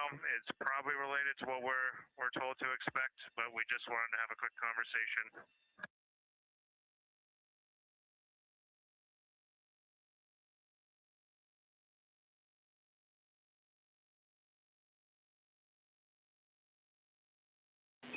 Jeremy, we're checking.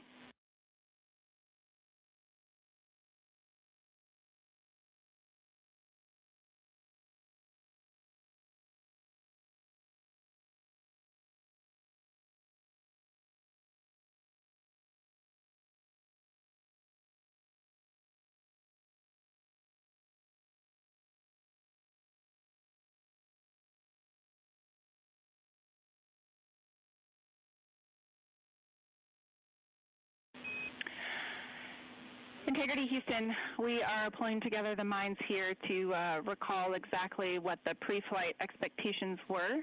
In the meantime, we would like a quick AGA reading from its location.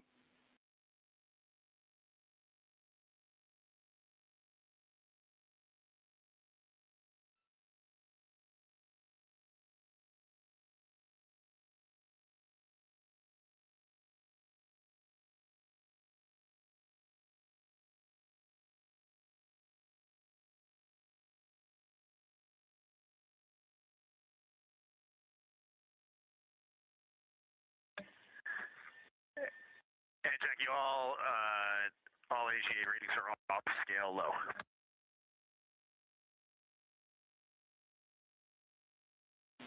Houston copies. Thanks.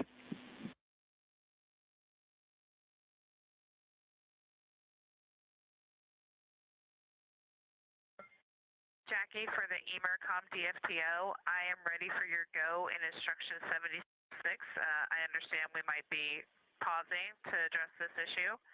And regarding the smell, I just wanted to be sure you all were tracking the EGS notes of the kind of burning heater smell that was coming from toilet several times. It was never identified as a source, what it exactly was, but it was identified as a known smell. So that's one reason why when I smelled it earlier, I didn't report it. It was kind of a lighter odor than this time, though. Copy all, Christina, and yeah, we'll discuss at least for a few minutes here before we continue on with the EMERCOM DFTO. And yep, we are getting the information about the pre-flight smell now, so thanks.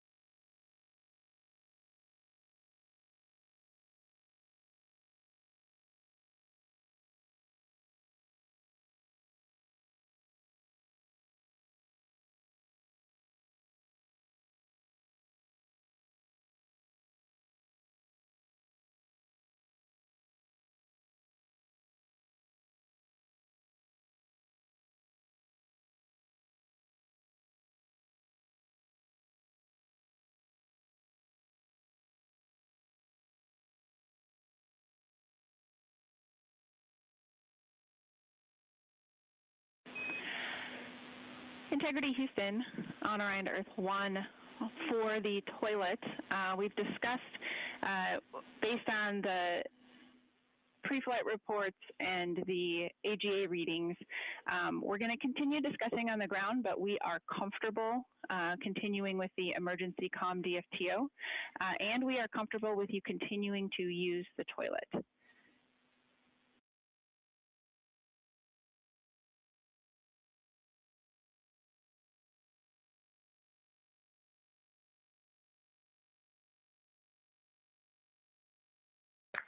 Okay, understood, Jackie. No, that sounds reasonable to us. Okay, and the final thing, we'll lose video during the EMERCOM DFTO, but just in case you're still working on ECG checkout when we get back, just please be mindful of screens being viewed by the HHP camera.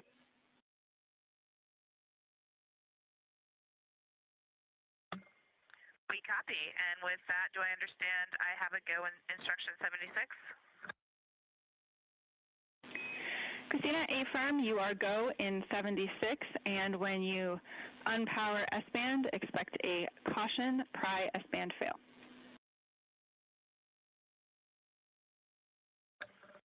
Copy.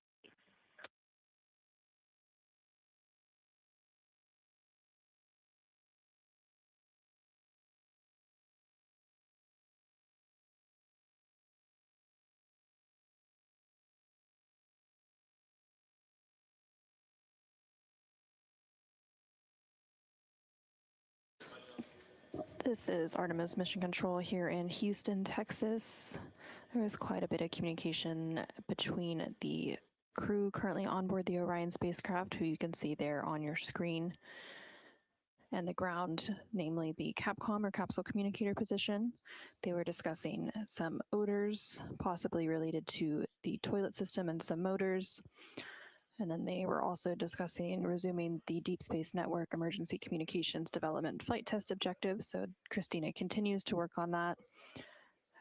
And then Reed and Victor have been wrapping up some medical device checkouts, including a checkout of an electrocardiogram or ECG device.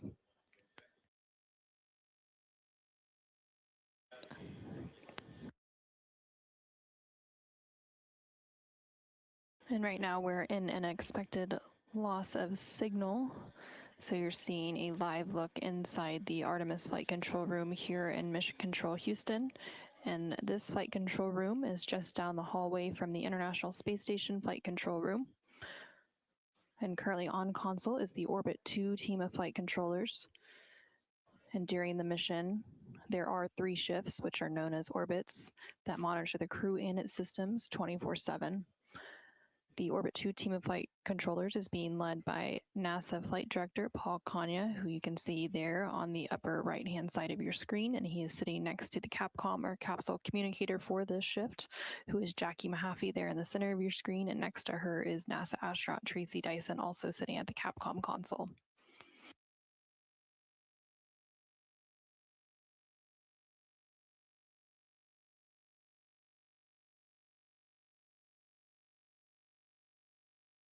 Coming up on the timeline, NASA astronaut Victor Glover is expected to complete a window optical quality developmental flight test objective.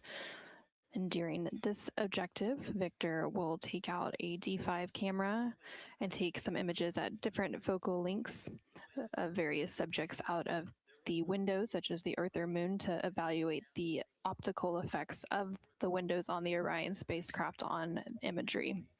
And then currently on your screen, you're seeing a view of the Artemis Real-Time Orbital website, which is available at nasa.gov/trackartemis. And this provides view of live data and telemetry coming from the Orion spacecraft, especially when we don't have the live views of the Orion spacecraft itself. And just a few minutes ago, the Orion spacecraft and its crew did surpass a milestone of which they are now closer to the moon than they are to Earth. So you can see there in the bottom right-hand side of your screen that the Orion spacecraft is currently 137,000 miles away from Earth and about 135,000 miles away from the moon.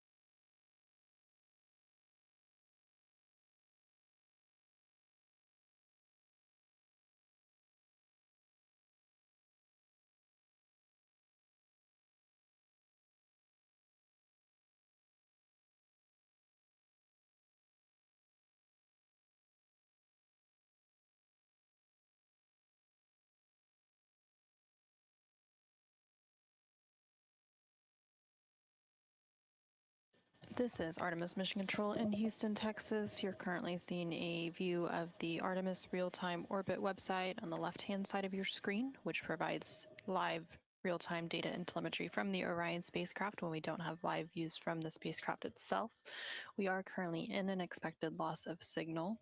And then in the bottom right-hand side of your screen is a look inside of the Artemis flight control room here in Mission Control, Houston. Currently on console is the Orbit 2 team of flight controllers being led by Flight Director Paul Cagno, who is in the upper right-hand side of that screen. On board the Orion spacecraft, the crew is currently awake. They are wrapping up some final activities for the day. NASA astronaut Christina Cook is currently working through a Deep Space Network Emergency Communications Developmental Flight Test Objective. Victor is also working on a test objective related to the D5 camera imaging and taking some images at varying focal lengths of subjects such as the Earth and the Moon to evaluate the window optical effects on imagery.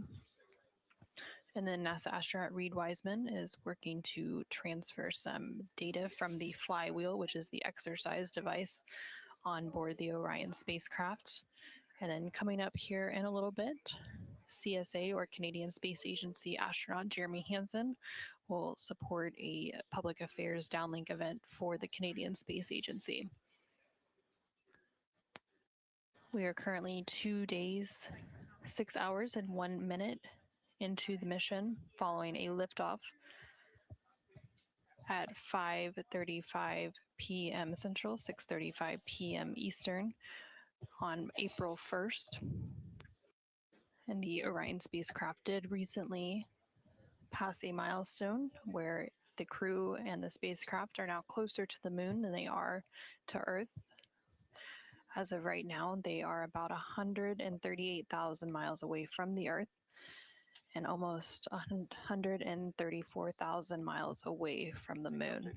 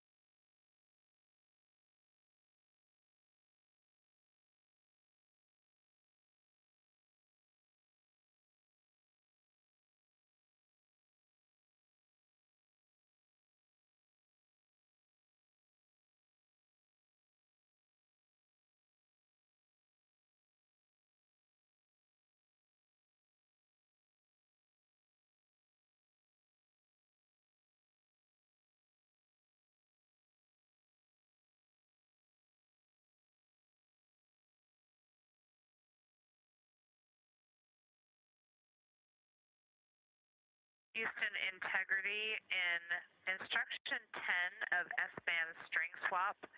I have a frame lock, but ping is still suspect. Perhaps that's because we are going to be receive only here. Let me know if I can continue it.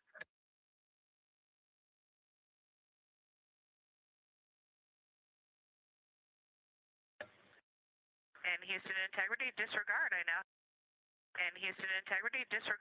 have a good ping as well.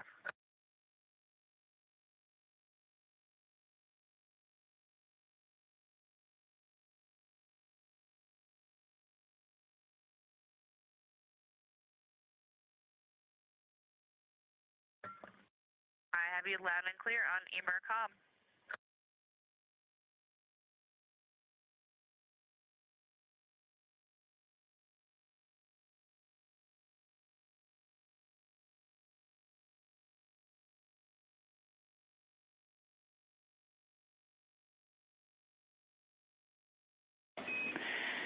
And integrity Houston, voice check, I'm coming up on regular OE1.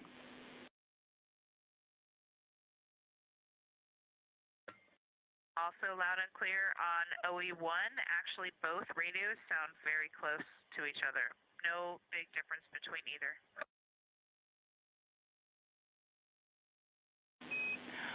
All right, great news. And Christina, with that, we are go for you to begin step 10.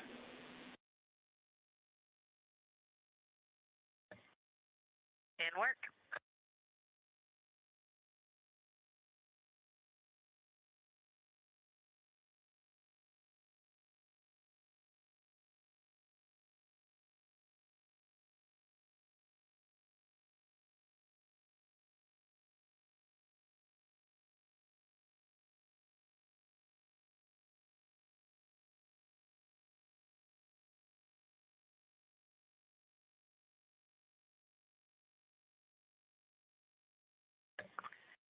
And Jackie, I am in step 11 where you told me to give you a call, and I do have one question about EMERCOM.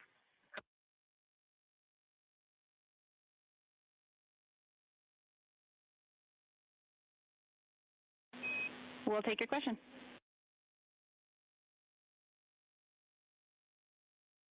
Okay, not to hold you up, just for understanding, I noticed I had a timer going for about 45 minutes there since we started the ranging. I seem to recall a 45-minute limit for temperatures in TX, RX mode. I was just curious, one, if that's a good memory, and two, if we saw temperatures starting to get to their exceedances. And I can take that answer later.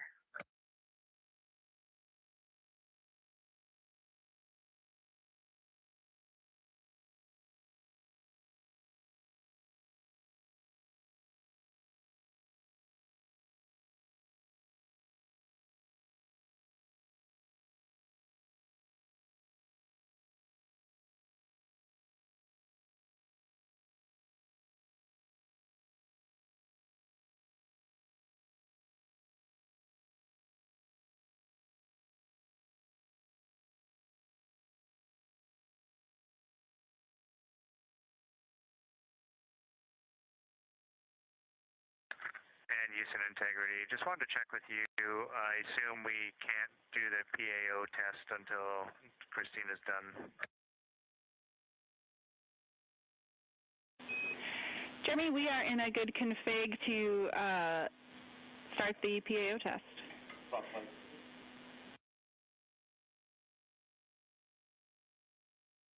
Okay, I'll start it now.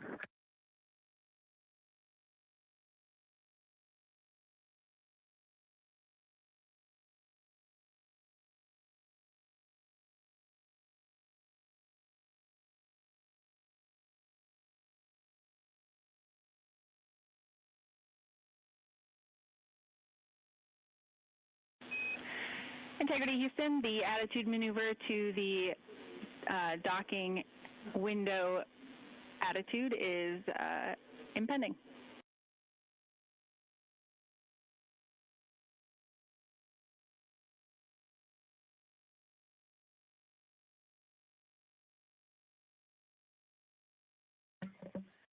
Copy, thanks.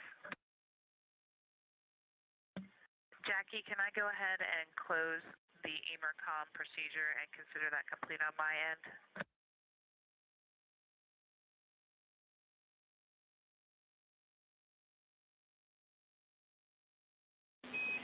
Affirm, Christina, we are ready for you to be done with EMERCOM DFTO.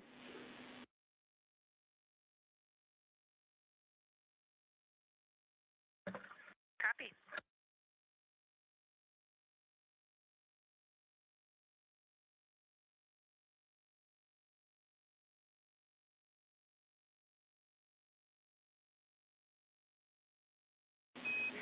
And Jeremy, we have good video again, and we're ready for a scene and voice check when you are.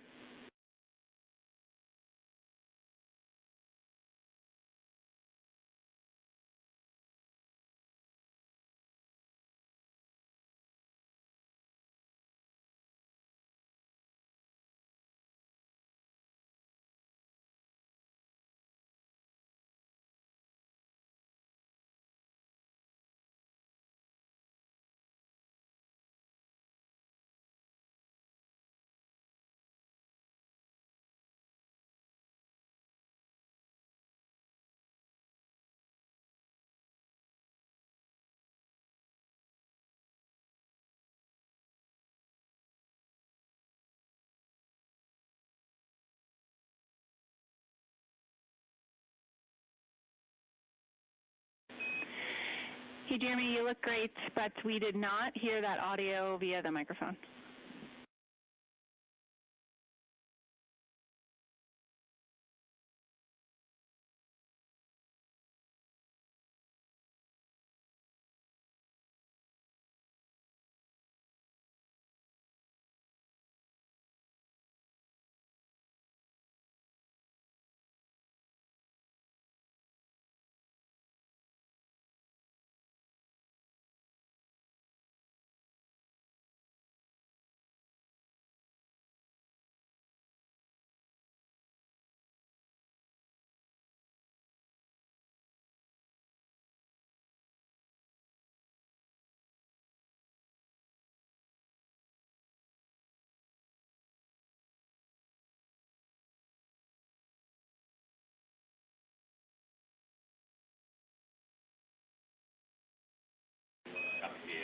Jeremy, we like that scene and voice.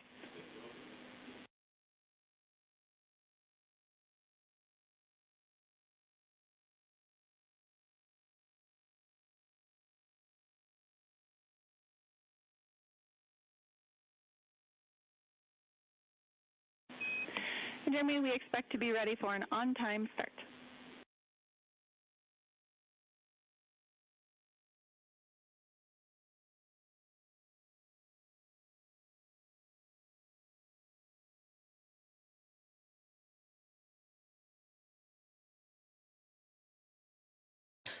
This is Artemis Mission Control here in Houston, Texas. We are currently 2 days, 6 hours, and 31 minutes into the Artemis II mission. Currently, you can see CSA, or Canadian Space Agency astronaut Jeremy Hansen, as he gets set up for a CSA Public Affairs downlink event, which will be taking place here in about 3 minutes. And that downlink event will air live to the public as we continue to provide our 24/7 continuous coverage of the Artemis II mission around the moon and back.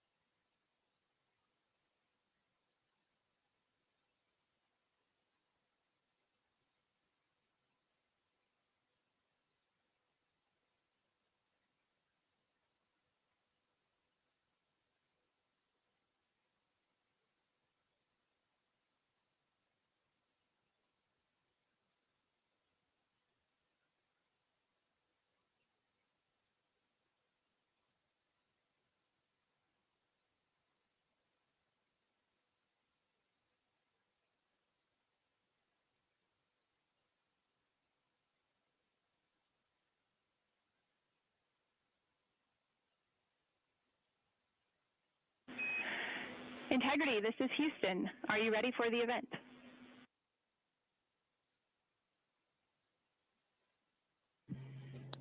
Houston, Integrity is ready for the event.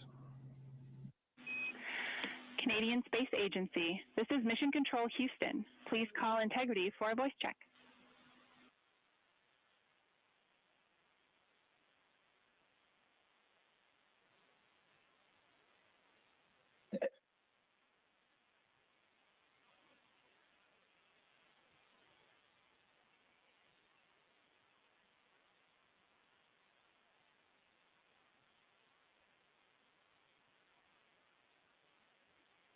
Integrity, this is the Canadian Space Agency. Do you hear me?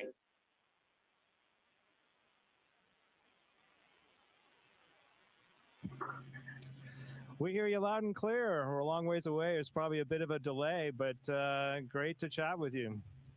I got a few people joining me today. I got Victor and Reed here. Christina's working hard right behind the camera right now. Hello, Jeremy. It's Lisa.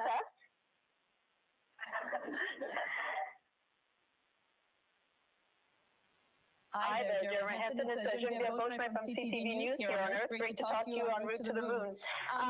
We saw those great images, that great image of the Earth today. I wonder if you can describe for us, though, and for so many Canadians who are following your mission, what you're seeing with your own eyes that really those cameras really can't quite capture, what that's like for you, and as you prepare for that flyby, what you want Canadians to take away from what they're going to be seeing and what you're going to be seeing.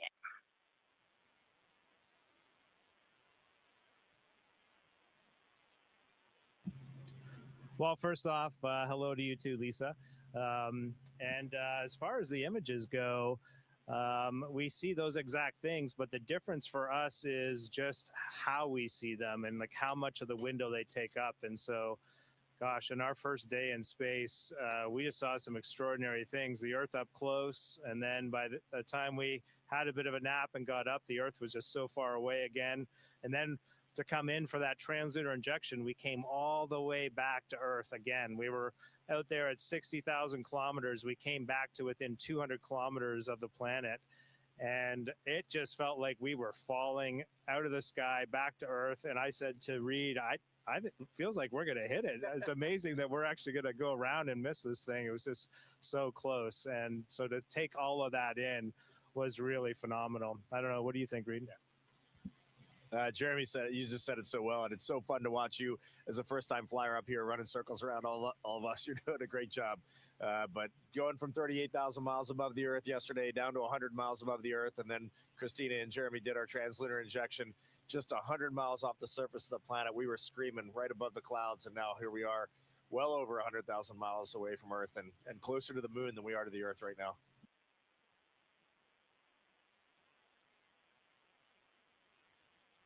Bonjour, Camille Cassis-Simonet de Radio-Canada. Une question en français maintenant. Je voulais savoir, M. Hansen, qu'est-ce qui vous a le plus surpris, le plus marqué depuis que vous avez quitté la planète Terre, depuis que vous êtes dans l'espace?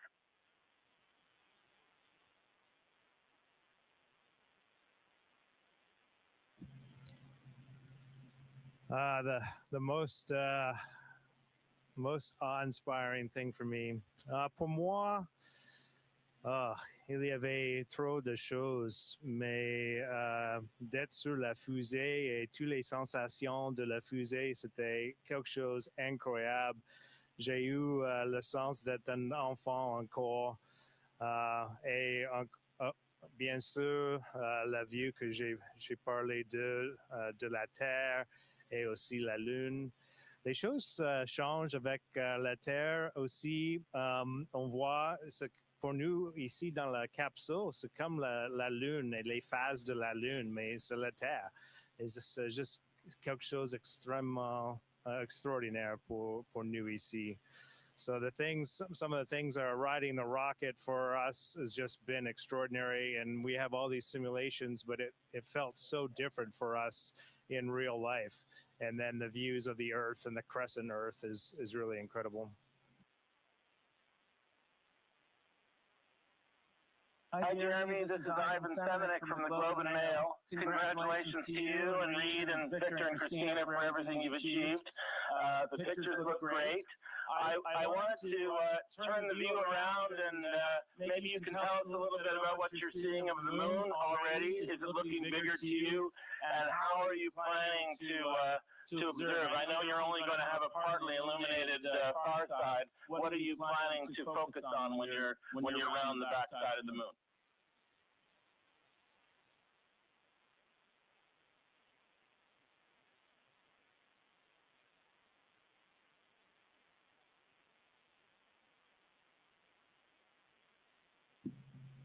So very interesting that we've taken some pictures. We are now over the halfway point to the moon, and we took some pictures earlier today.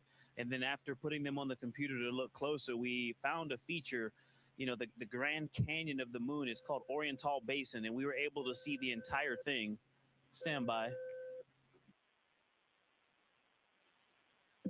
We were able to see the entire thing. And so it's clear that we are not on Earth because that feature is not all visible from Earth. And so it's already special, the view that we have. And yes, the Earth is quite small and the moon is definitely getting bigger. And as far as things we're looking forward to seeing, of course, you know, seeing Oriental on the far side of the moon, of course, up close would be extraordinary. But on this, because of this launch date, something that the scientists have added for us is we're going to see an eclipse of the sun behind the moon, which would be pretty neat, actually. And we can use that opportunity to look for some of the lunar regolith lofting, etc. So that's something that we hadn't been thinking we were going to be able to do, but because we launched on April 1st, the birthday of the Royal Canadian Air Force, I'll just add in there, we're going to get to see that now, which is pretty neat. And I love the fact that science just is like, okay, well, that's what we're going to have now, and here's what you're going to do. And it was really cool to see that all come together.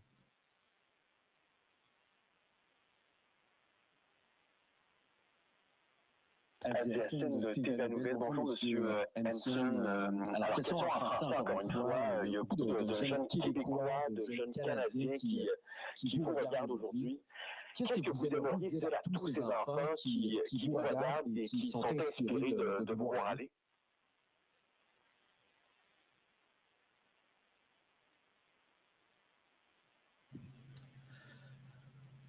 What's important to share with youth that are interested in pursuing their dreams, maybe flying in space? Pour moi, une chose qui est vraiment importante, c'est de trouver vos passions et suivre ces passions, mais aussi partagez-les avec les autres. Parce que pour faire des grandes choses comme nous ici dans cette capsule, pour aller vers la Lune, survoler la Lune, ça prend une grande équipe. Et c'est la même chose pour chacun dans nos vies. On a besoin d'une équipe avec nous pour nous aider. Alors, partagez vos rêves avec les autres, vos parents, professeurs, et vous allez voir que les autres vont vous aider beaucoup. So for me, when I look back, I didn't do anything by myself in life. I did it with a team around me. And so it's important that you find what you're passionate about, but you share those passions with others, because you're going to find that they're going to help you to achieve them. And that's exactly what's happening for the four of us in this capsule right now. We're out here 200,000 kilometers from Earth, over that now, because of a big team back home on Earth. Hi, Elizabeth Howell from Space Q. Congratulations to the four of you. And I was noticing that there's a Canadian actor, Ryan Gosling, who happens to be playing an astronaut in a new movie right now, Project Hail Mary. And Ryan also recorded a video for the entire crew, sending you best wishes. And so if Ryan happened to be there, asking you this in real time, what would you all say to him?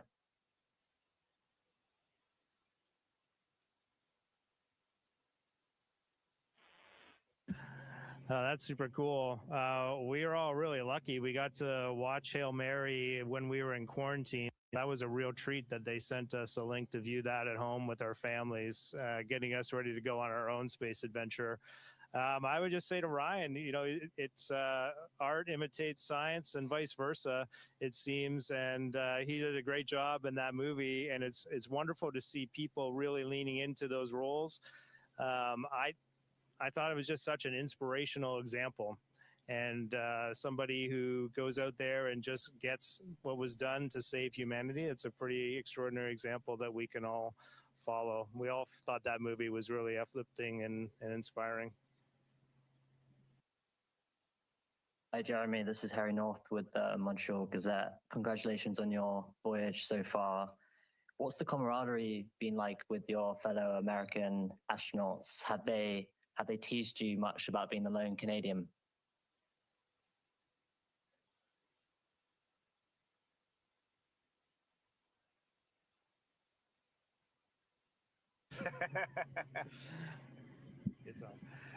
There is no way that we are ever teasing this man right here. Jeremy and I have known each other since 2009 when I got selected to NASA and he got selected to the Canadian Space Agency. So we've been great friends ever since.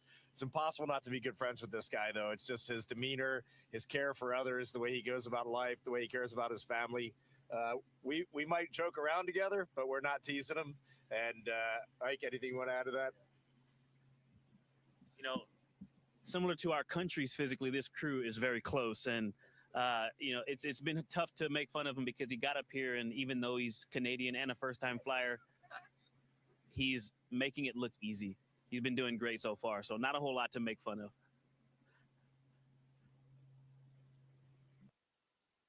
Lisbeth Cerné, agence Science Presse. Nous savons que vous avez apporté de la nourriture du Québec. J'espère que vous avez commencé à y goûter. En avion, on sait que les papilles gustatives sont différentes, donc on goûte différemment. Est-ce que vous avez déjà commencé à sentir une différence dans ce que vous goûtez? Et j'espère que si ça goûte bon.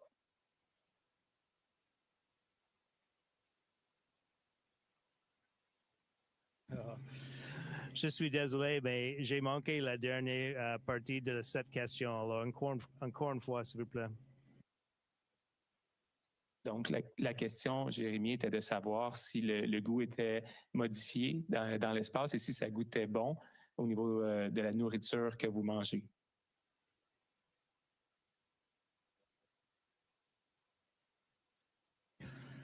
Alors, on n'a pas trouvé le sirop d'érable encore. C'est ici quelque part, mais je ne sais pas exactement où de maintenant. On a pendant la première journée dans l'espace, on a trouvé des biscuits d'érable. Alors ça, c'était quelque chose de fun à la fin d'une longue journée. De maintenant, pour moi, ça goûte à peu près la même chose ici dans l'espace. J'ai entendu dire que ça change parce que c'est comme vous avez une grippe dans l'espace à cause de comment la sang bouge dans le corps, mais pour moi, ça goûte à peu près la même chose. The question was if taste changes in space, and for me so far, I haven't really noticed much change, although I was expecting to notice it more. I don't know. What about you guys? No? Not on this mission so far. No.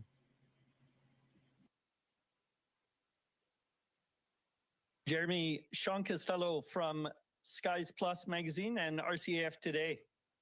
A question for yourself and Victor. From an aviator's perspective, can you please describe your test flight experience so far, including some spacecraft performance observations or takeaways from when Victor was piloting the ProxOps tests?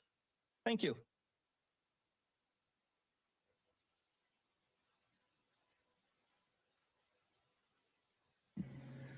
Well, I have to start off by saying it was a ton of fun. It was a great experience.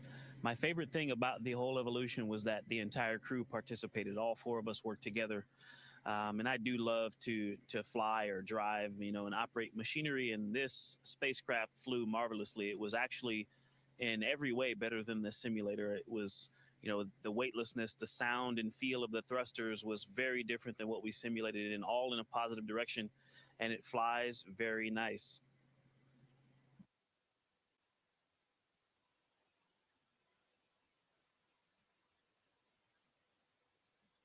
Jeremy, and congratulations to everyone on Artemis II.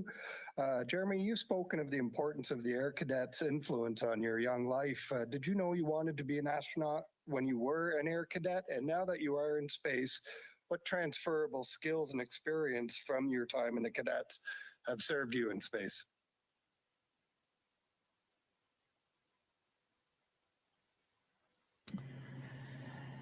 Yeah, I did. When I was joining the cadet program, I'd already set my sights on joining the Royal Canadian Air Force and becoming a fighter pilot. And my dad was the one who told me that he thought the Air Cadets would be a great opportunity if I was interested in flying. And he sure was right. It ended up being one of the greatest decisions that I made, 6 years in the Air Cadet program. I was inspired by images of humans walking on the moon when I was a young Canadian, and that's what encouraged me to kind of follow this path to now. But Air Cadets, transferable skills, there's a lot of them. One of them was, I learned to fly, got a glider pilot license, a private pilot license. That was a huge asset for me. Was building some self-confidence at the age of 16 and 17, but it was much bigger than that. Self-discipline, I learned a lot of that from cadets. It's not all flying and fun. Some of it is marching and parading around and got to iron your uniform and polish your boots. And so I learned some self-discipline. I learned a lot of confidence because Air Cadets was pushing me outside my comfort zone. There were things that I needed to do, to get these flying scholarships that I didn't really want to do. I didn't want to be on a parade square in charge of a group of other cadets necessarily. I was a little bit shy, and Air Cadets pushed me outside my comfort zone and helped develop that skill set. So I'm really grateful for the cadet program. Merci, Jeremy, Reed et Victor, c'est Lisa encore. Ça a été une expérience formidable pour nous tous ici à l'Agence spatiale canadienne et en ligne. Auriez-vous un mot de la fin?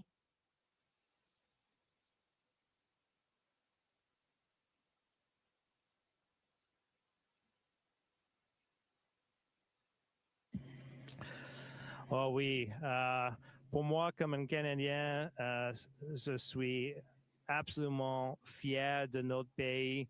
C'était, quand je pense de cette expérience et pourquoi je suis ici en représenter le Canada, je suis fier et c'est juste important pour moi de dire merci Canada for cette experience. It has been an extraordinary experience for me to leave our planet, to ride that incredible rocket with my 3 Canadian colleagues, and my 3 American colleagues. It is such an extraordinary example of collaboration and what we can do when we set big goals and we reach out to achieve them together. And so on behalf of Canada, I just want to say thank you to my colleagues for this opportunity. And I would like to remind Canadians, if we can send a human around the moon in 2026, just imagine what we're capable of doing next. Thanks so much for joining us on board Integrity. It's a great ship here, and we're closer to the moon today than we are to Earth. This is a big milestone for us, and we look forward to sharing more with you in the coming days. Wishing you all the best. Au revoir. Thank you all. Bye-bye. Integrity, this is Houston ACR. That concludes the event. Thank you. Thank you to all participants. Integrity, we are now resuming operational audio communications. And Integrity Houston, with that, we are ready for the D5 camera at the docking hatch window. And then after that, you can work on dual camera bracket if you'd like.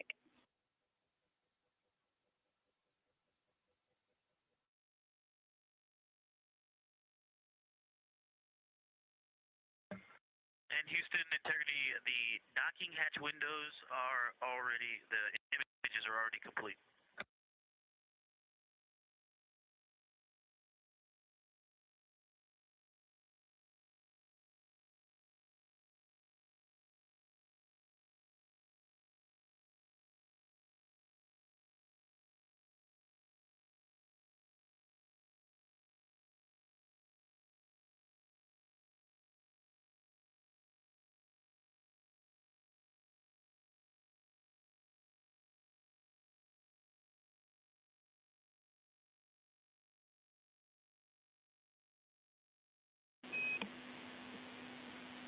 And Integrity, Houston, for the docking hatch window photos, we didn't see you in that area after we had gotten into the attitude, since the attitude maneuver was a little late after the EMER-COM DFTO. So we're just wondering if you can let us know what your target was, what your photo was like for the docking hatch window.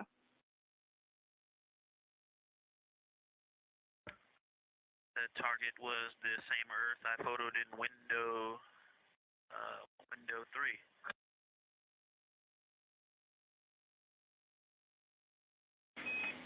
Okay, sounds good. Thanks for just double checking for us.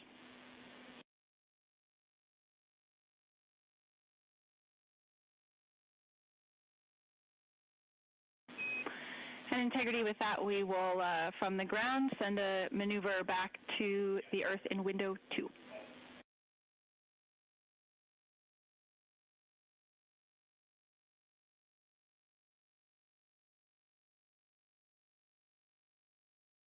Copy, we're ready for that, and I'm ready to take pictures on a window 2.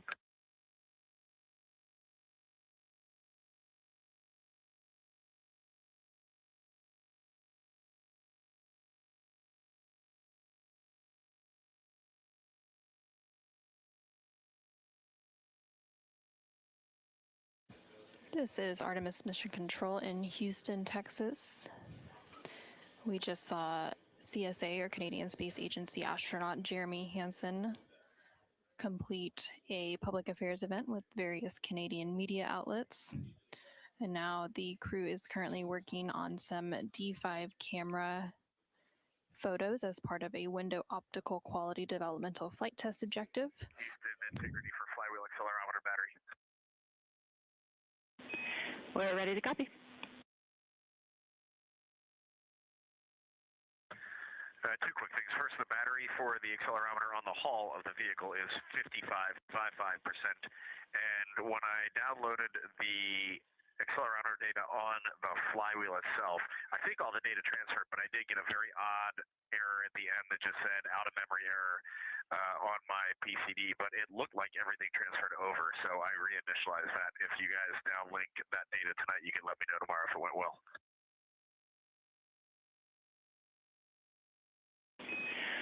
Reed, we copy both the battery level and the error you got. We'll take a look at that data and make sure we got it all.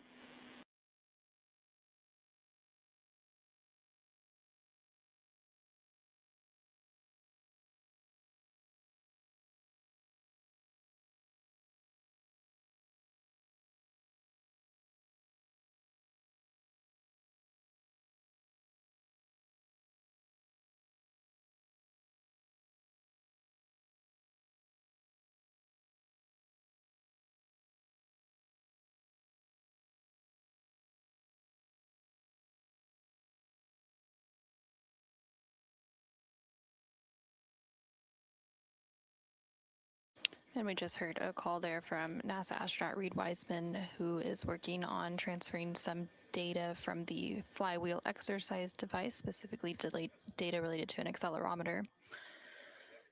And this is also as NASA astronaut Victor Glover is working through that D5 camera developmental flight test objective related to window optical quality. So he's currently taking images out of different windows on the Orion spacecraft using varying focal lengths of subjects out of the window, such as the Earth or Moon. Integrity Houston, I bet you already know it, but Earth should be out window 2.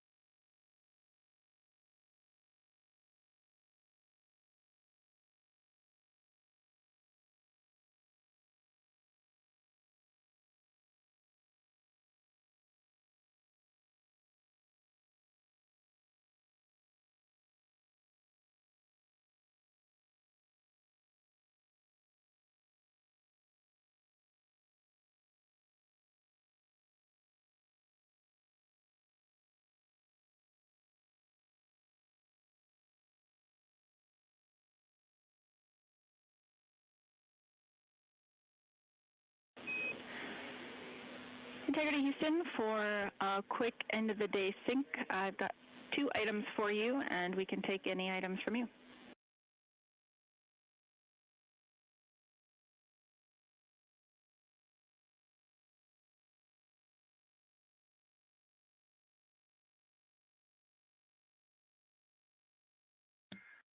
Okay, go ahead, Jackie. Hey, we just wanted to follow up on 2 items. One is related to the hygiene bay odor that you reported earlier. The ground teams do believe it may be related to the orange gasket material around the hygiene bay door. So perhaps it's related to, you know, open and closes of the door, or you know, different operational situations there, but you're welcome to continue to call down your observations and changes in the odor strength or frequency.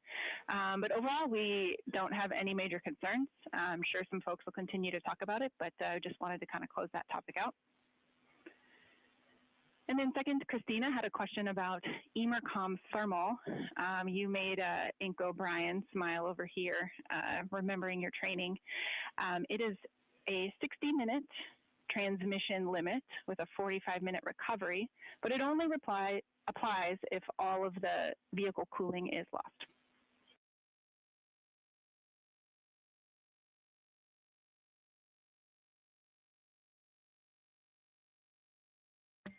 Okay, we got both of those, and just about the orange insulation around the door of the hygiene bay, we're pretty convinced that's not what we smelled today.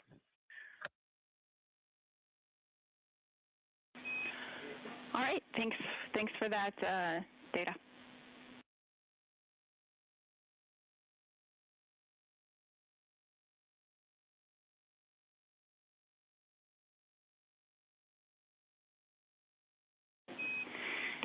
And Jeremy, just since we're talking about it a little bit, if you want to give us one final set of observations on that smell for today, we would take it.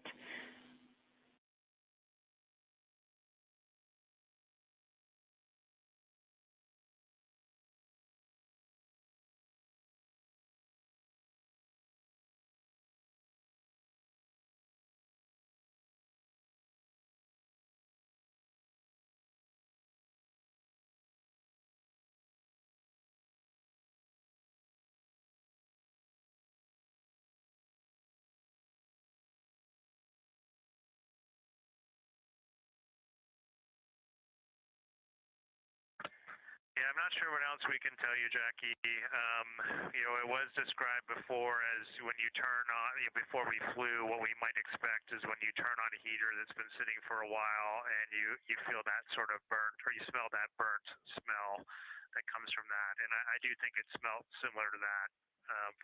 For me, it was, you know, some sort of burning odor. And then it was definitely in the hygiene bay, and when I opened up the hygiene bay, the rest of the crew could smell it pretty much immediately.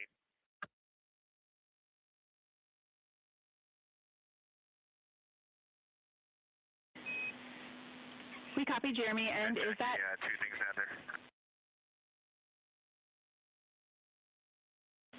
Yeah, we're curious if it is still persisting, and we'll take your 2 things. That one on the delay. Sorry about that, Jackie. I think 2 things to add from my perspective. Number one, we had a similar smell on flight day 1 when Christina first fired up the toilet, and then we haven't had that at all since. And then this was a more acute moment of this compared to flight day 1. Similar, but definitely more acute.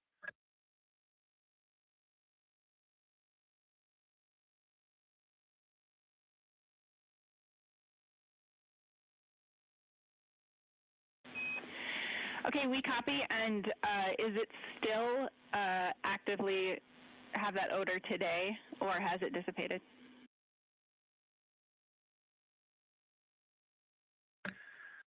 It's been used since, and there was no odor the next time. Houston copies, that helps, thanks.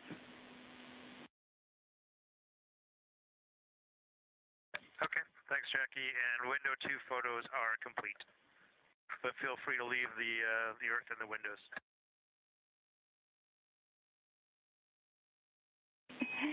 Yeah, unfortunately, we've been pretty exploratory in our attitudes today, and we're going to have to head back to something more standard. Let us know if you have anything else to report just on timeline status or things we need to know overnight. Otherwise, that's all we had for you.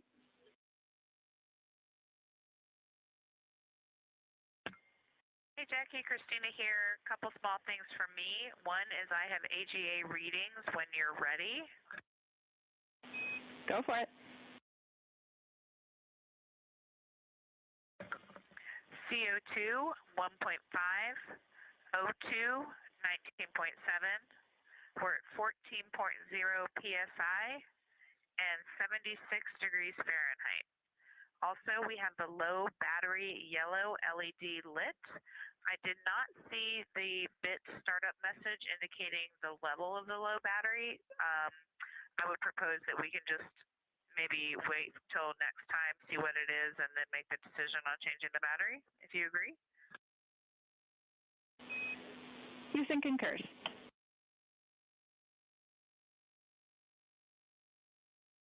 Copy. And next, the ActiWatch data is on PCD2. Houston copies.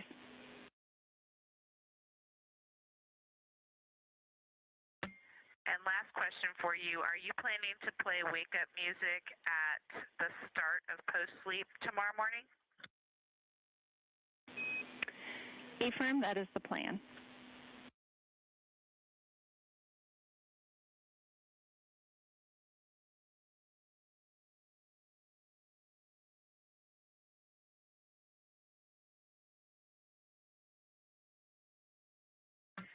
Okay, great. Yeah, we were just clarifying because in a very nice effort to allow some more sleep, they sort of put that off this morning, but I think we would prefer for it to be at the start of post-sleep.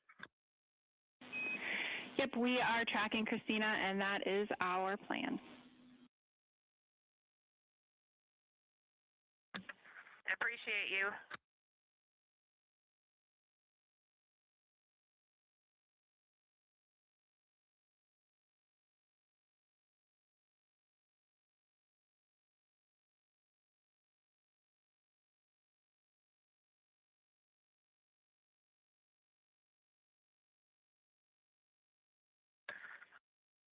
And Jackie, one more thing. I am logging into VC right now for the PMC, but we still want to try charging something off of that PCD4 to see if that actually works or doesn't work. We're waiting for you guys to give us the okay to give that a whirl.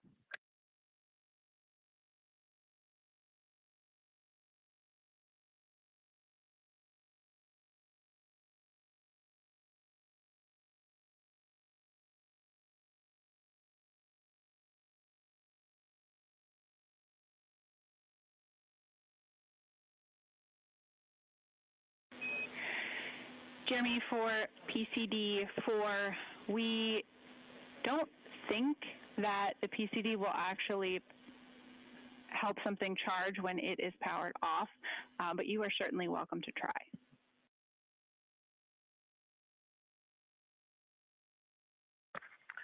Okay, that sounds good. Makes sense. We just wanted to give it a try. Thank you for that.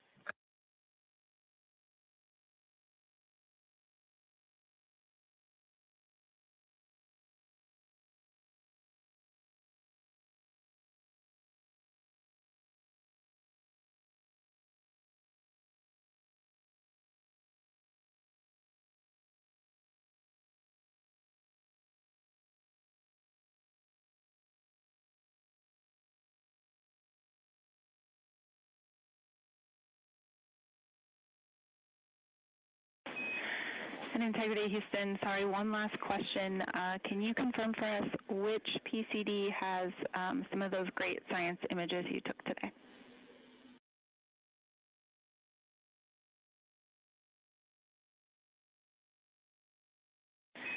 And sorry, specifically images from the window DFTO.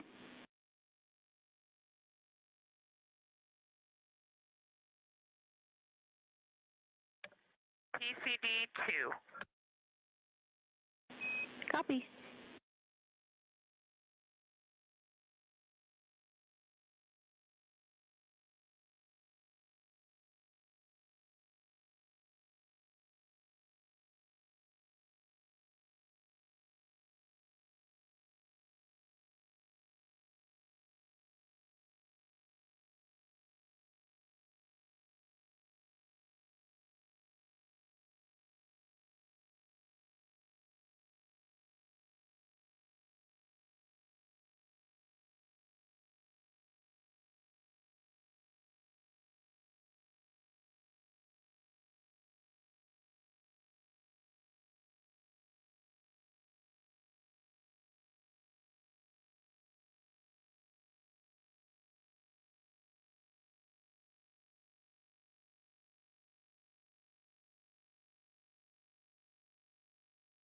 This is Artemis Mission Control in Houston, Texas. We just heard quite a bit of chatter between the crew currently on board the Orion spacecraft and the team here in Mission Control Houston, specifically the Capcom or capsule communicator, who you can see on the bottom right-hand corner of your screen.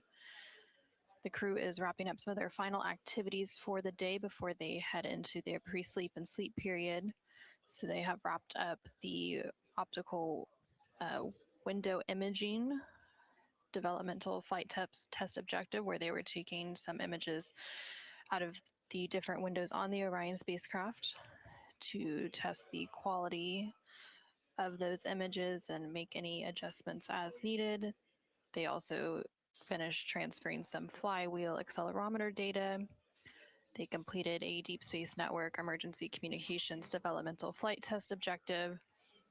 And they also were transferring and collecting some data related to an actigraph. And that is related to a science investigation on the Artemis II mission known as Archer.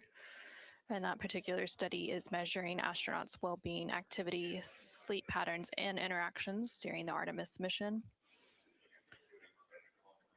They are collecting data using those ActiWatches and behavioral or performance surveys before and after the mission. And that actigraphy data is being collected during the mission using those devices. And results from some of this data will be used to understand the effects of space hazards on well-being and performance, and also to develop additional protocols, interventions, and technologies to enable humans to survive and thrive for future deep space missions. The crew is now getting ready to complete their end-of-day private medical conference. This is a standard conference that takes place between the crew and their medical teams on the ground. And then once they complete that, they will have a private conference with the flight director. And the flight director currently on console for Orbit 2 is NASA Flight Director Paul Kanya. And then after that is completed, they will move into their pre-sleep period to get ready for bed.